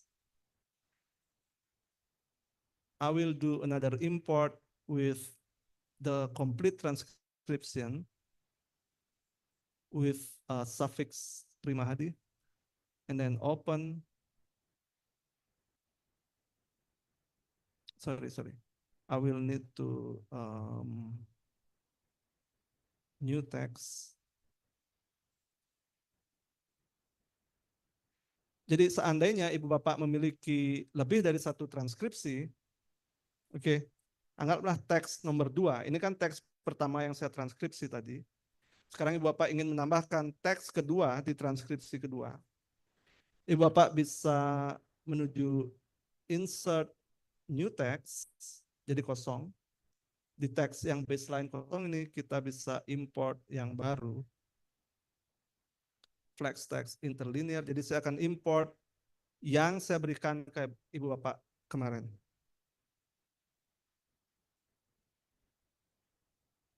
Jadi ini dia teksnya. Oke, yang komplit. Ya, jadi kita sudah punya teks dari hasil transkripsi di Flex yang sebelumnya kita transkripsi di Elan. Oke. Lalu tahap berikutnya adalah gloss. Nah, dari gloss ini kita sudah bisa mulai membangun leksikon untuk kamus. Oke. Caranya adalah Ibu Bapak sebelum memberikan terjemahan, klik di pojok kanan atas ada add words to lexicon. Jadi dicentang ini dulu. Centang add words to lexicon. Jadi ketika Ibu Bapak mulai menerjemahkan, kata yang sudah diterjemahkan akan muncul ke leksikon. Kita coba satu ya. Dibuktikan itu bahasa Inggrisnya be proven, let's say like that. Oke. Lalu kelas katanya ini let's say verb. Oke. Lalu kita approve. Jadi centang hijau ini untuk mengapprove dalam arti kita setuju bahwa analisisnya seperti ini. Oke. Kita klik seperti itu. Saya akan cari kata yang bisa muncul lebih dari satu. Oke, bisa. Sekarang saya akan coba terjemahkan bisa. Oke, untuk mencontohkan bahwa Flex bisa menyimpan satu analisis dan memberikan analisis yang sama untuk kata lain yang muncul kembali. So bisa is can, let's say can, oke. Bisa. Jadi untuk kelas kata jika Ibu Bapak klik more, itu bisa memilih lebih banyak di sini. Jadi is there auxiliary verb?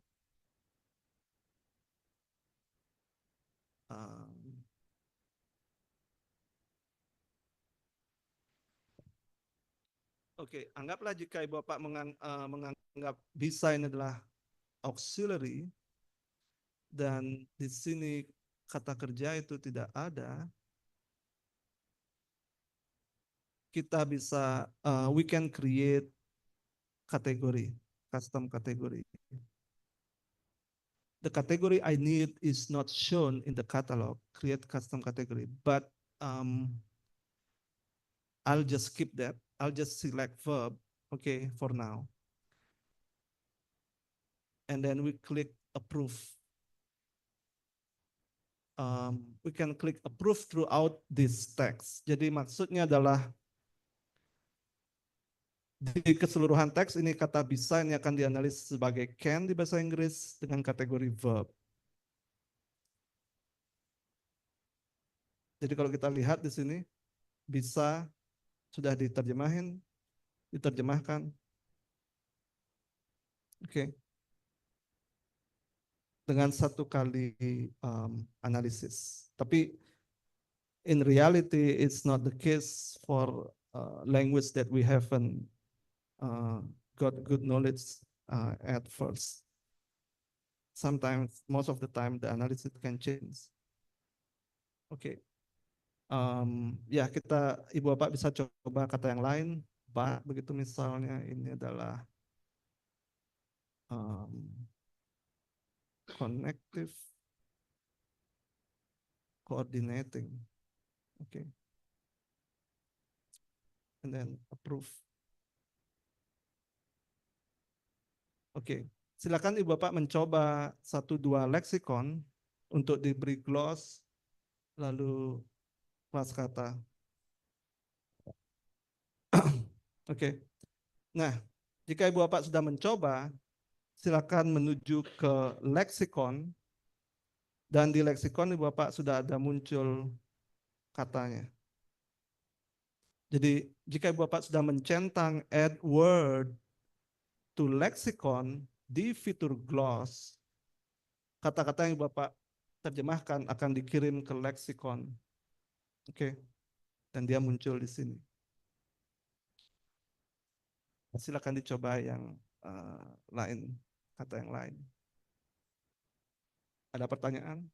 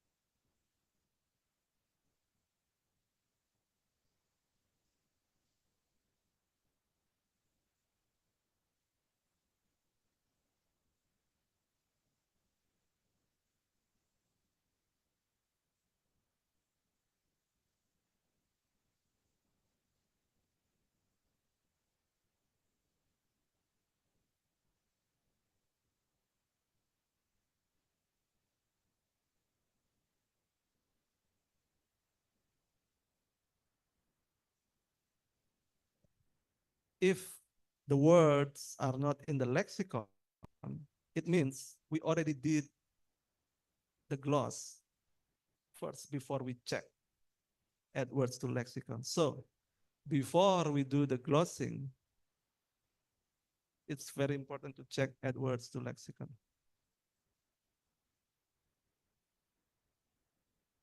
Ya. Ibu udah berhasil? All good ya? Apa? Mau masukin ini Dede.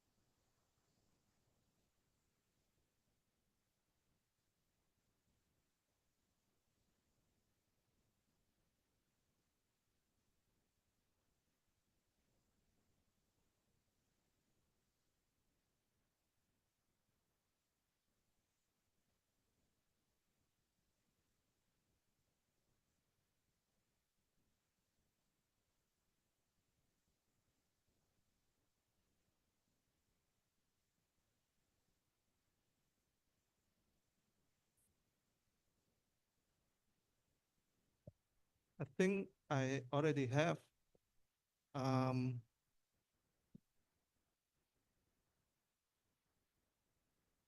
Okay, let me. It's here. I think this one. I uploaded this on the 8th of January. Yeah, I don't know.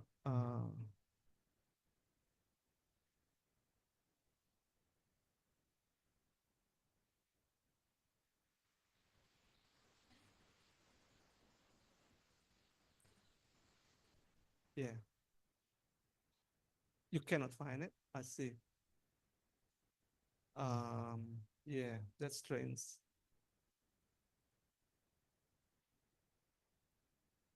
Oke. Poinnya Ibu Bapak sudah berhasil import. Kemudian gloss dan muncul di lexicon. And then we can view in dictionary like this. Super basic. Oke. Ada pertanyaan?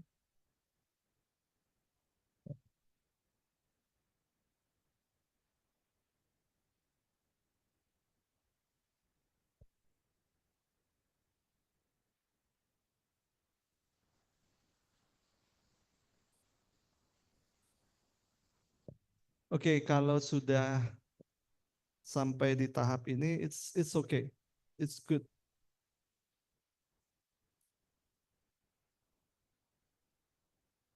Oke.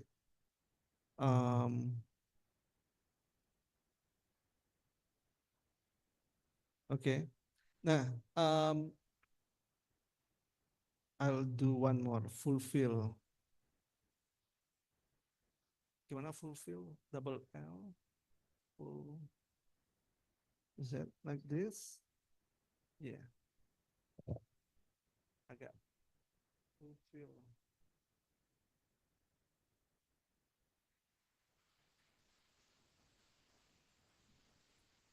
Okay, fulfill just single L.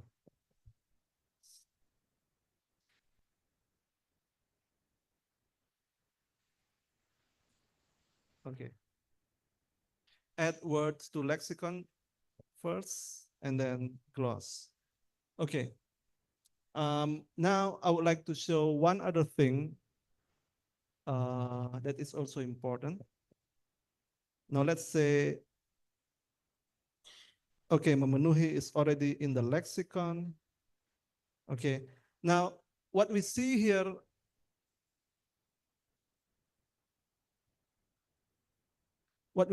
is that there is a complex word like dibuktikan consisting of different, more than one morphemes, like memenuhi as well. Now, what happens if we want to create the root of this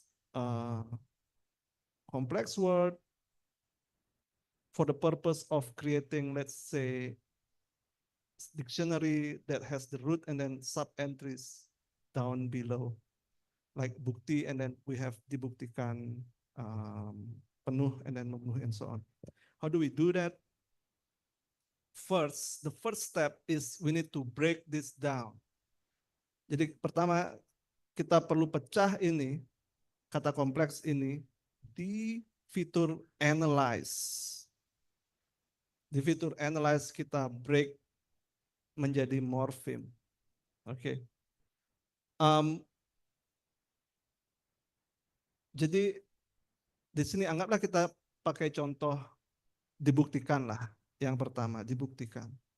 Oke, di sini di baris, I think, ya, di baris kedua, di baris morpheme, kita bisa klik tanda panah ini untuk edit morph breaks. Lalu di sini kita klik tambahkan seperti ini. Di dash untuk prefix, where is it? This one. Item dash prefix, and then bukti space spasi, and then kan, like that. Oke. Ini morpheme break. Klik OK. Nah, what we see here, yang kita lihat, morfemnya sudah di break, tapi morfemnya belum ada gloss. Belum ada terjemahan di itu apa sih fungsinya, glossnya, atau kan itu glossnya. But we already have the gloss of the word be proven and word cat. This is the category of the word. Okay. Now, we can add the gloss of this morpheme. First, if we want to send this morpheme into lexicon, we need to do something in lexical entries. Jadi di baris ketiga lexical entries, kita klik tanda panah ini, create a new entry. Create a new entry, dan di sini sudah disebutkan bahwa ini adalah morpheme, type-nya prefix, prefix.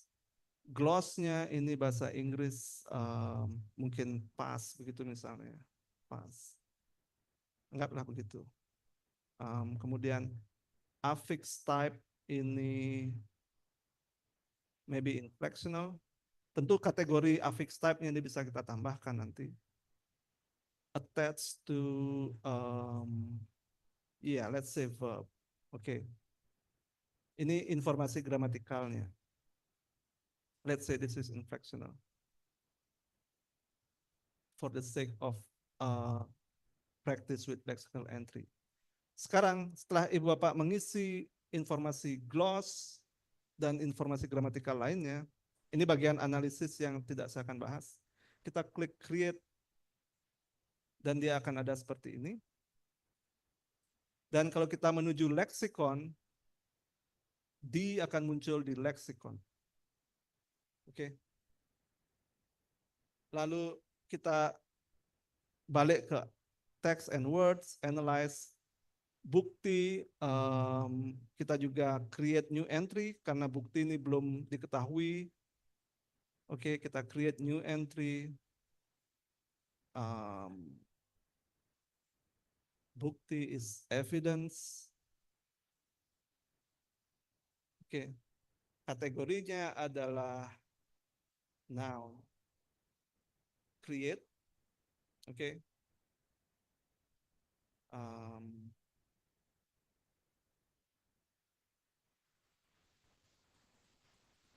This is derivation actually. Not sure. Oh yeah, derivational. There we go. Attached to any category, dan kan itu mengubah menjadi verb. Let's say like that. What should I put here? Let's say cause, just for this sake. Could be applicative, okay. Just say cause. Create, okay. Jadi tanda tanya ini artinya bahwa dia bisa melekat ke kelas kata apapun dan mengubahnya menjadi verb. Klik OK. Kalau kita lihat di lexicon kan sudah muncul. Nah, anggaplah kita menemukan kata lain seperti dilakukan. Kalau kita analisis dilakukan ini morpheme breaks-nya, dilakukan,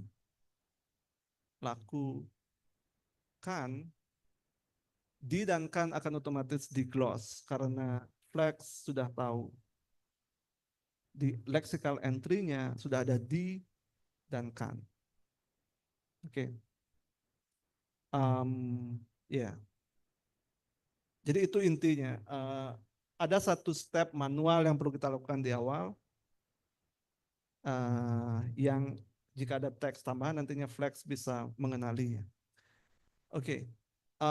Kita balik ke tujuan utama. Sekarang gimana kita membuat koneksi antara kata kompleks dibuktikan, be proven, dengan rootnya bukti. Dan kalau kita menuju leksikon, bukti ini sudah ada di sini, oke? Dan dia sudah ada bentuk kompleksnya juga dibuktikan. Tapi Flex belum tahu bahwa dibuktikan itu adalah turunan dari bukti. Flex tidak tahu. Secara eksplisit dia tidak tahu. Bagaimana kita tahu? Flex tidak tahu. Kalau kita menuju leksikon, jadi masih seperti ini. Bukti dan dibuktikan itu terpisah. Dan kita lihat format dictionary-nya, the format of dictionary is root based. Jadi kalau root based, ekspektasi kita di Flex itu adalah ada root seperti bukti dan sub entries-nya di bawahnya. Okay. So that means we haven't created any connection between bukti and dibuktikan yet. Oke. Kira-kira sudah sampai di sini dulu sebelum saya tunjukkan how to create that connection. Sudah sampai di analyze. Ya sudah ya. At least satu morpheme sudah di break. That's good. Nah, caranya adalah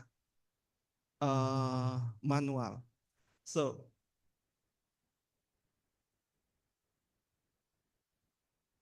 di bukti ini di complex form, klik tanda ini. Jadi Bapak menuju ke complex form di sini, di root-nya, oke, di root bukti, ke complex form, klik tanda 3 yang di kanan ini, lalu cari dibuktikan. Select. Dan kalau Bapak lihat di sini, dibuktikan sudah ada di bawahnya bukti. Oke. Sekarang bisa dibayangkan kalau ada ribuan root, ribuan complex form. So we could imagine what we would do if we have thousands of roots, thousands of complex form. And we want to have this kind of dictionary where the root is the first main entry and then dibuktikan is the sub entry.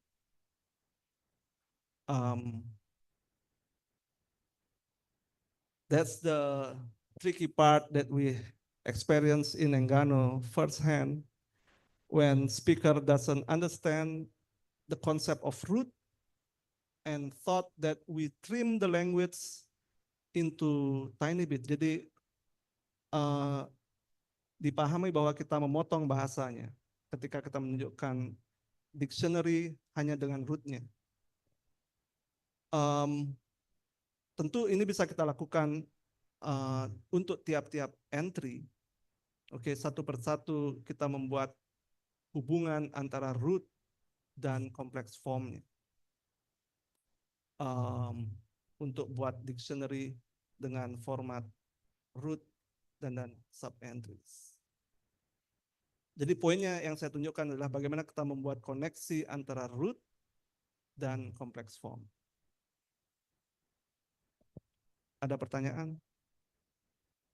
Sekarang coba Ibu Bapak di text and words analyze memenuhi di gloss dulu memenuhi mana dia memenuhi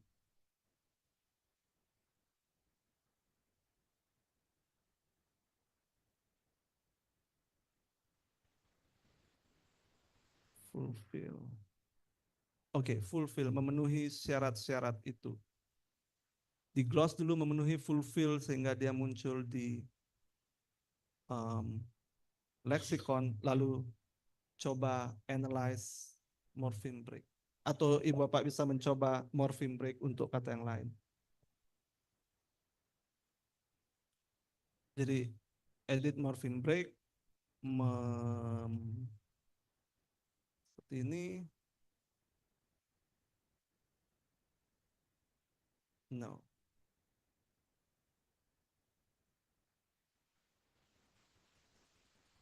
memenuhi.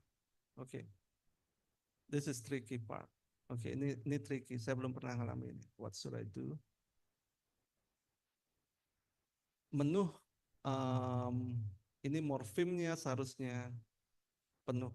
Oke, memenuhi, penuh and then i. Oke. This could be and like that. Ya. Jadi di baris morfem ini kita bisa langsung edit analisis morfemnya. Lalu penuh ini adalah full, let's say adjective.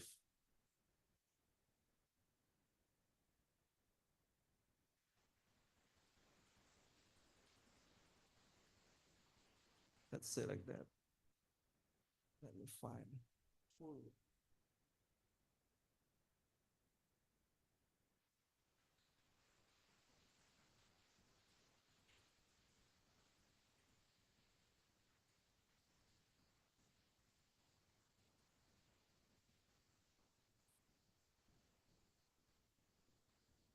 Okay, full is adjective. Add adjective and then create. Dan di lexicon full itu sudah muncul. Sekarang Ibu Bapak bisa coba membuat koneksi antara root dan complex form. Atau mungkin ada yang bertanya untuk parsing, di analyze.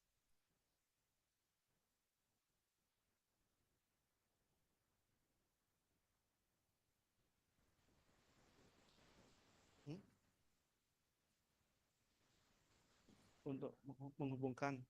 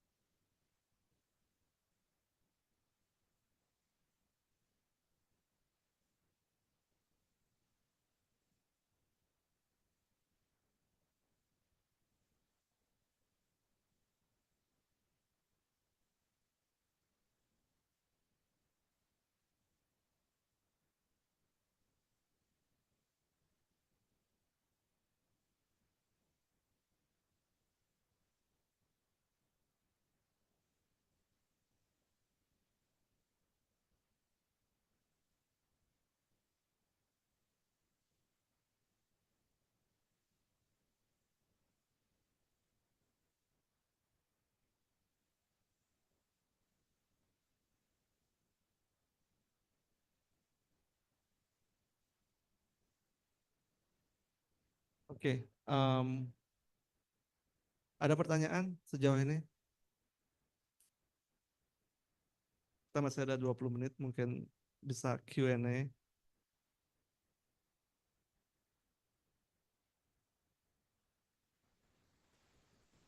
Ya.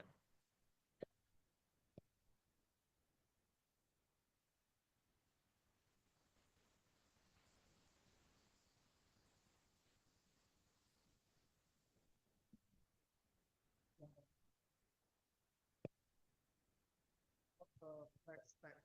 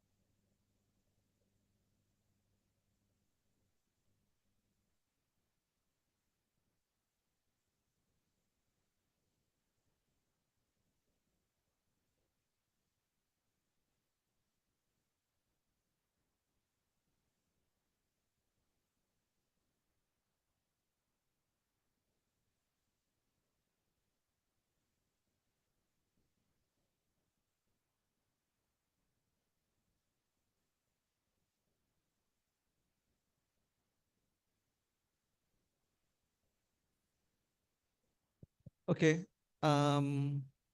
apa lagi ya? Oh, mungkin sekilas saja. Kalau Ibu Bapak bisa menambahkan gambar, oke, menambahkan image, anggaplah bukti begitu. Ibu Bapak ingin cari gambar, bisa di sense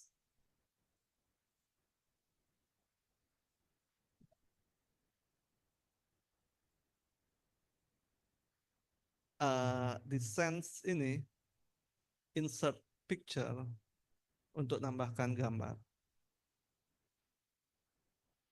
Jadi bisa dicari file di mana ada gambar Ibu Bapak. Oke, ini anggaplah begini. Ini adek di bahasa Enggano, adek, ya enggak? Kemudian klik OK. Lalu dia akan muncul seperti ini. Dan di dictionary dia akan muncul begini. Oke. One by one. Sorry. Come on. One by one. Oh, diulang. Oke. Ya, anggaplah penuh gitu ya. di lexicon edit, di fitur lexicon. Di sini ada sense satu. Oke. Di tanda panah ini kita klik untuk insert picture. Lalu kita pilih di file. Lalu ini paste.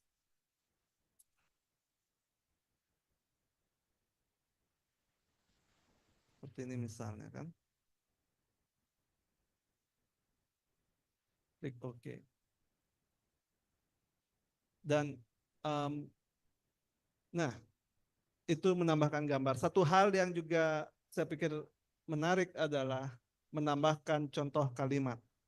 Jadi ketika kita bicara corpus-based dictionary, kita mencari contoh-contoh naturalistik untuk leksikon. Jika basis leksikon ini berasal dari teks yang ditranskripsi, jika basisnya berasal dari sini, Ibu Bapak bisa menambahkan contoh yang berasal dari teks ini. Tetap di leksikon, kita di leksikon, lalu dianggaplah memenuhi atau dibuktikanlah, mungkin Ibu Bapak cross dibuktikan. Dibuktikan, I don't think it will work. Jadi dibuktikan insert di sense, ya kan ada insert example. Di sini example, find example sentence. Yeah, doesn't work, I think. Why? Kenapa tidak work? Ini juga problem adalah no, karena kita sudah melakukan analyze. We already split, dibuktikan into morpheme, and somehow Flex doesn't recognize dibuktikan in this text. Jadi, jika Ibu Bapak ingin menambahkan contoh dari sini, jangan dulu di morpheme break. That's the tricky part of Flex. And this, so the workflow, nah anggaplah pelepas liaran lobster ini, oke? Jadi di sini saya belum ada melakukan analisis di pelepas liaran lobster, oke? Saya tidak akan lakukan morpheme break. Saya akan lakukan gloss kata saja. Pelepas liaran, release. Oke, let's say release into the wild, whatever. And then this is a noun, okay? And then click approve. Karena ini sudah add words to lexicon di pojok kanan, pelepas liaran harus muncul di sini. Ini dia, oke?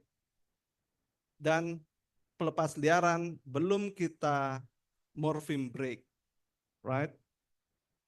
Sekarang di bagian example ini, jika kita insert find example sentence, dia nongol. Oke. Dia muncul di sini. Lalu kita pilih ini centang dan kita add. Saya tidak akan add ini sekarang. Tapi poinnya kalimat dari mana pelepas liaran itu berasal bisa dideteksi.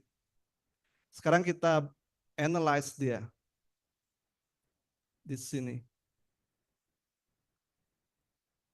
Kita morpheme break, lepas liar, begitulah anggap.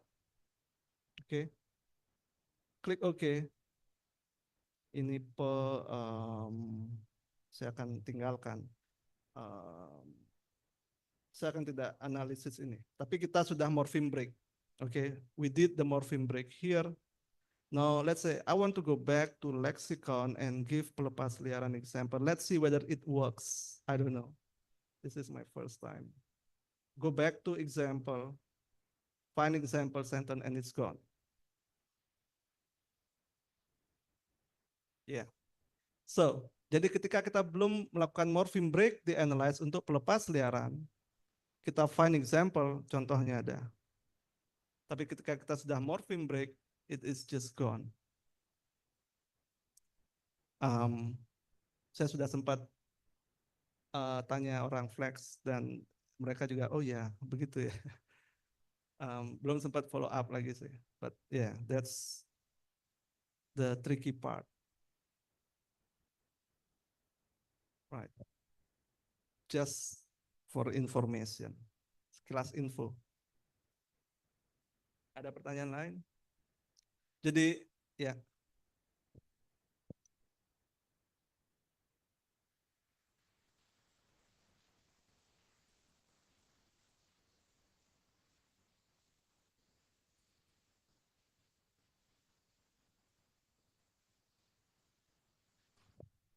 For the lexicon or the analysis of morpheme? Yeah.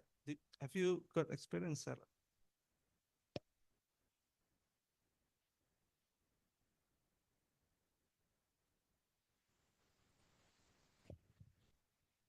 Yep. Okay.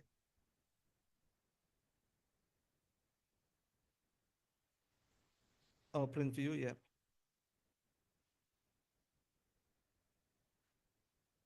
Jadi ini juga sebenarnya bisa kita export file,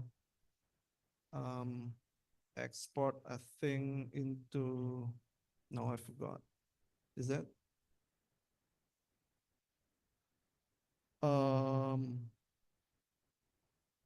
How do gloss? Is that the gloss? You know, the importing the analysis, the gloss analysis. What do you do? Sorry.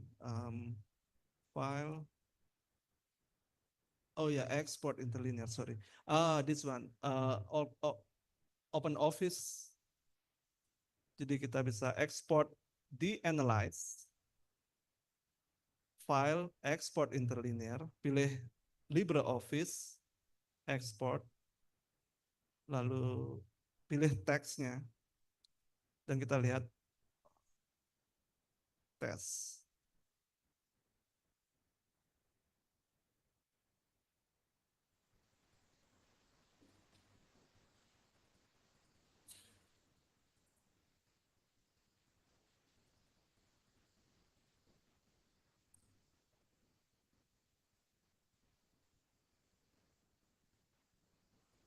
Oh, yeah, sorry.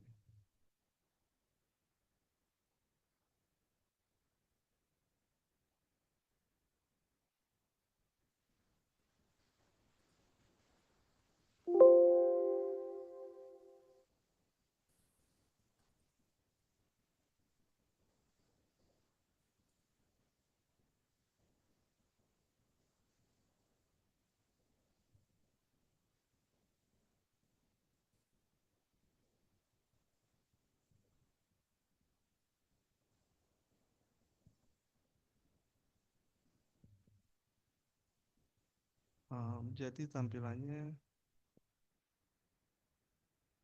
oh ya, ini dia. Jadi kurang lebih seperti ini hasil ekspor. Well, untuk tujuan mungkin publikasi atau analisis di makalah. Tapi like Charlotte said, also we can export back to Elan, yeah, so that this morpheme break is also there, and we can preview that in link view, like the link that I give in the README. Yeah. Yeah, I think we still have 5 minutes yang mungkin ada pertanyaan atau tidak kita bisa akhiri. Tapi idenya pekerjaannya banyak. A lot of work actually. So that's why for Enggano case, I need to do coding from scratch to make link between example sentence, morpheme break, and then complex form, so that we get the structure like that. Kalau manual, kamusnya tidak selesai 2 tahun.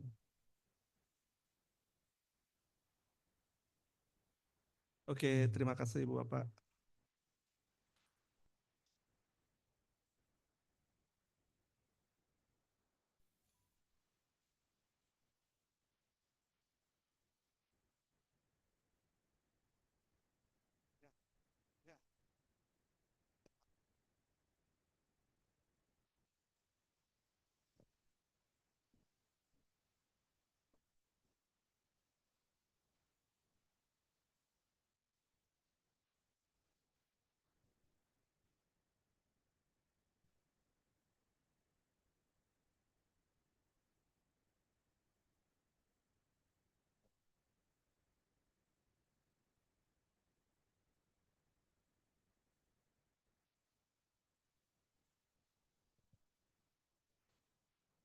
Okay, thank you, Pak Gede, and apologies. I was aside a little while ago.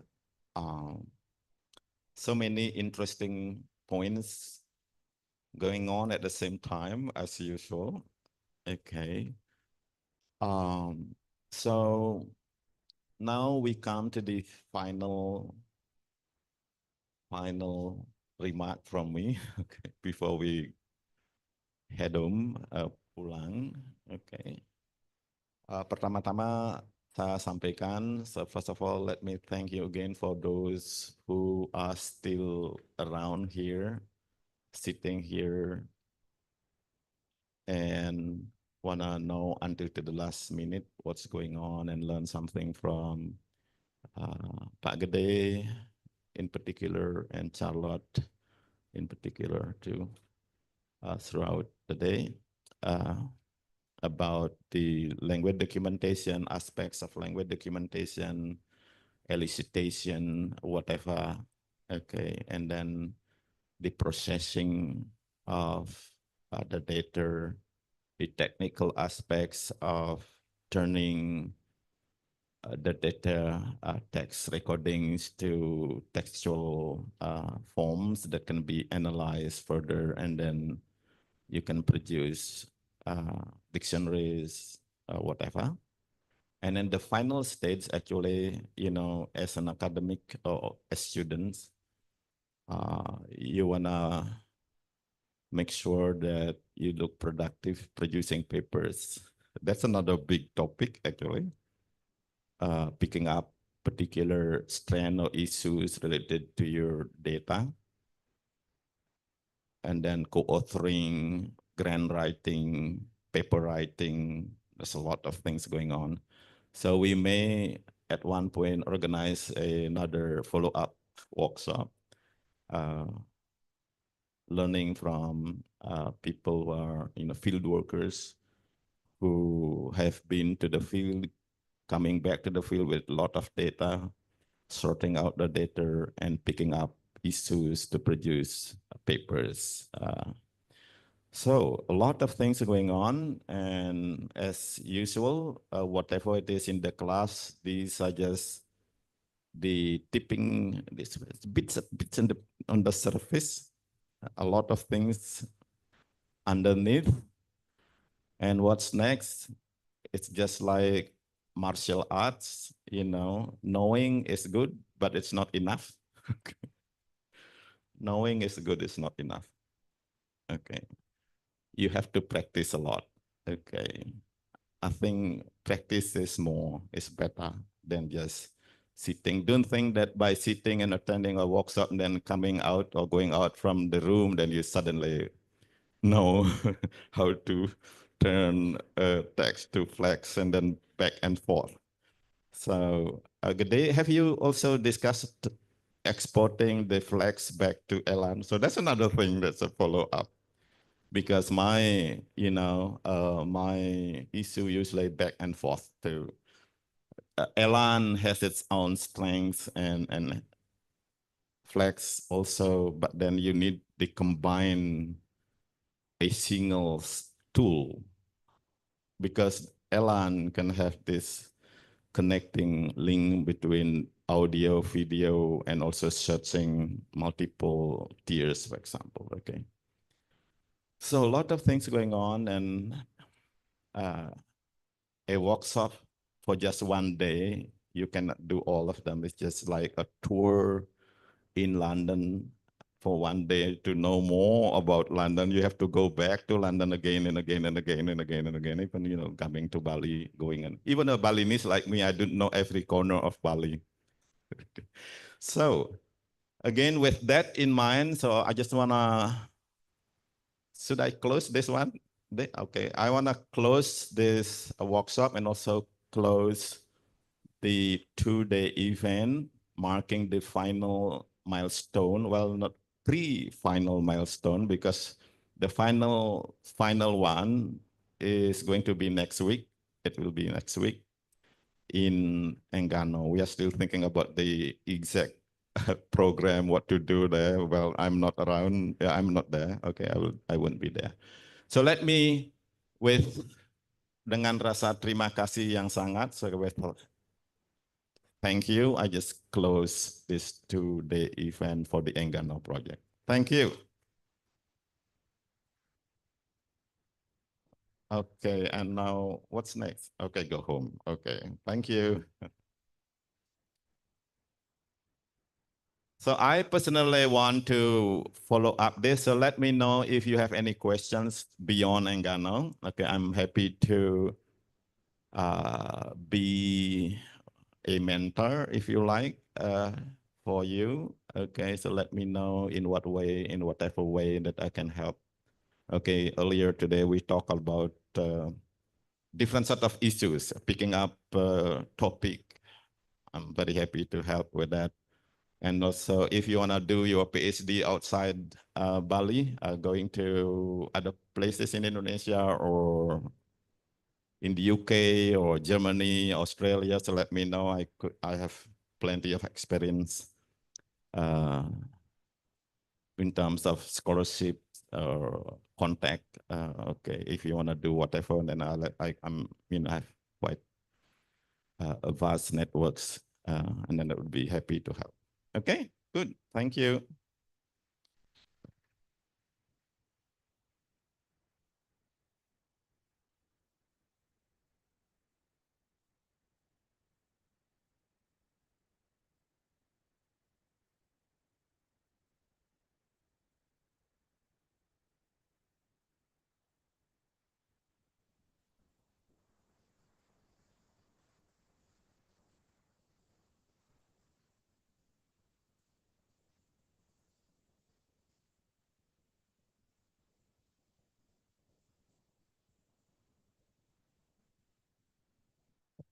Sertifikat Ibu Bapak. Yap.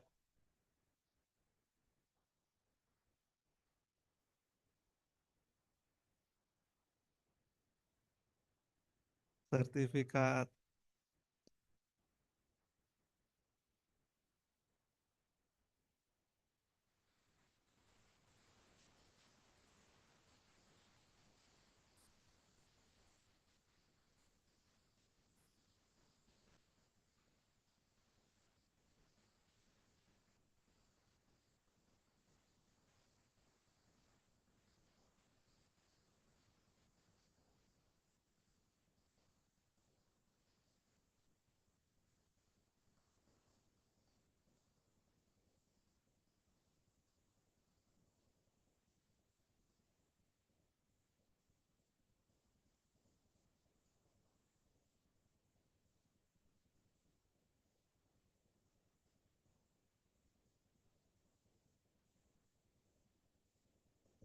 Terima kasih dan selamat istirahat.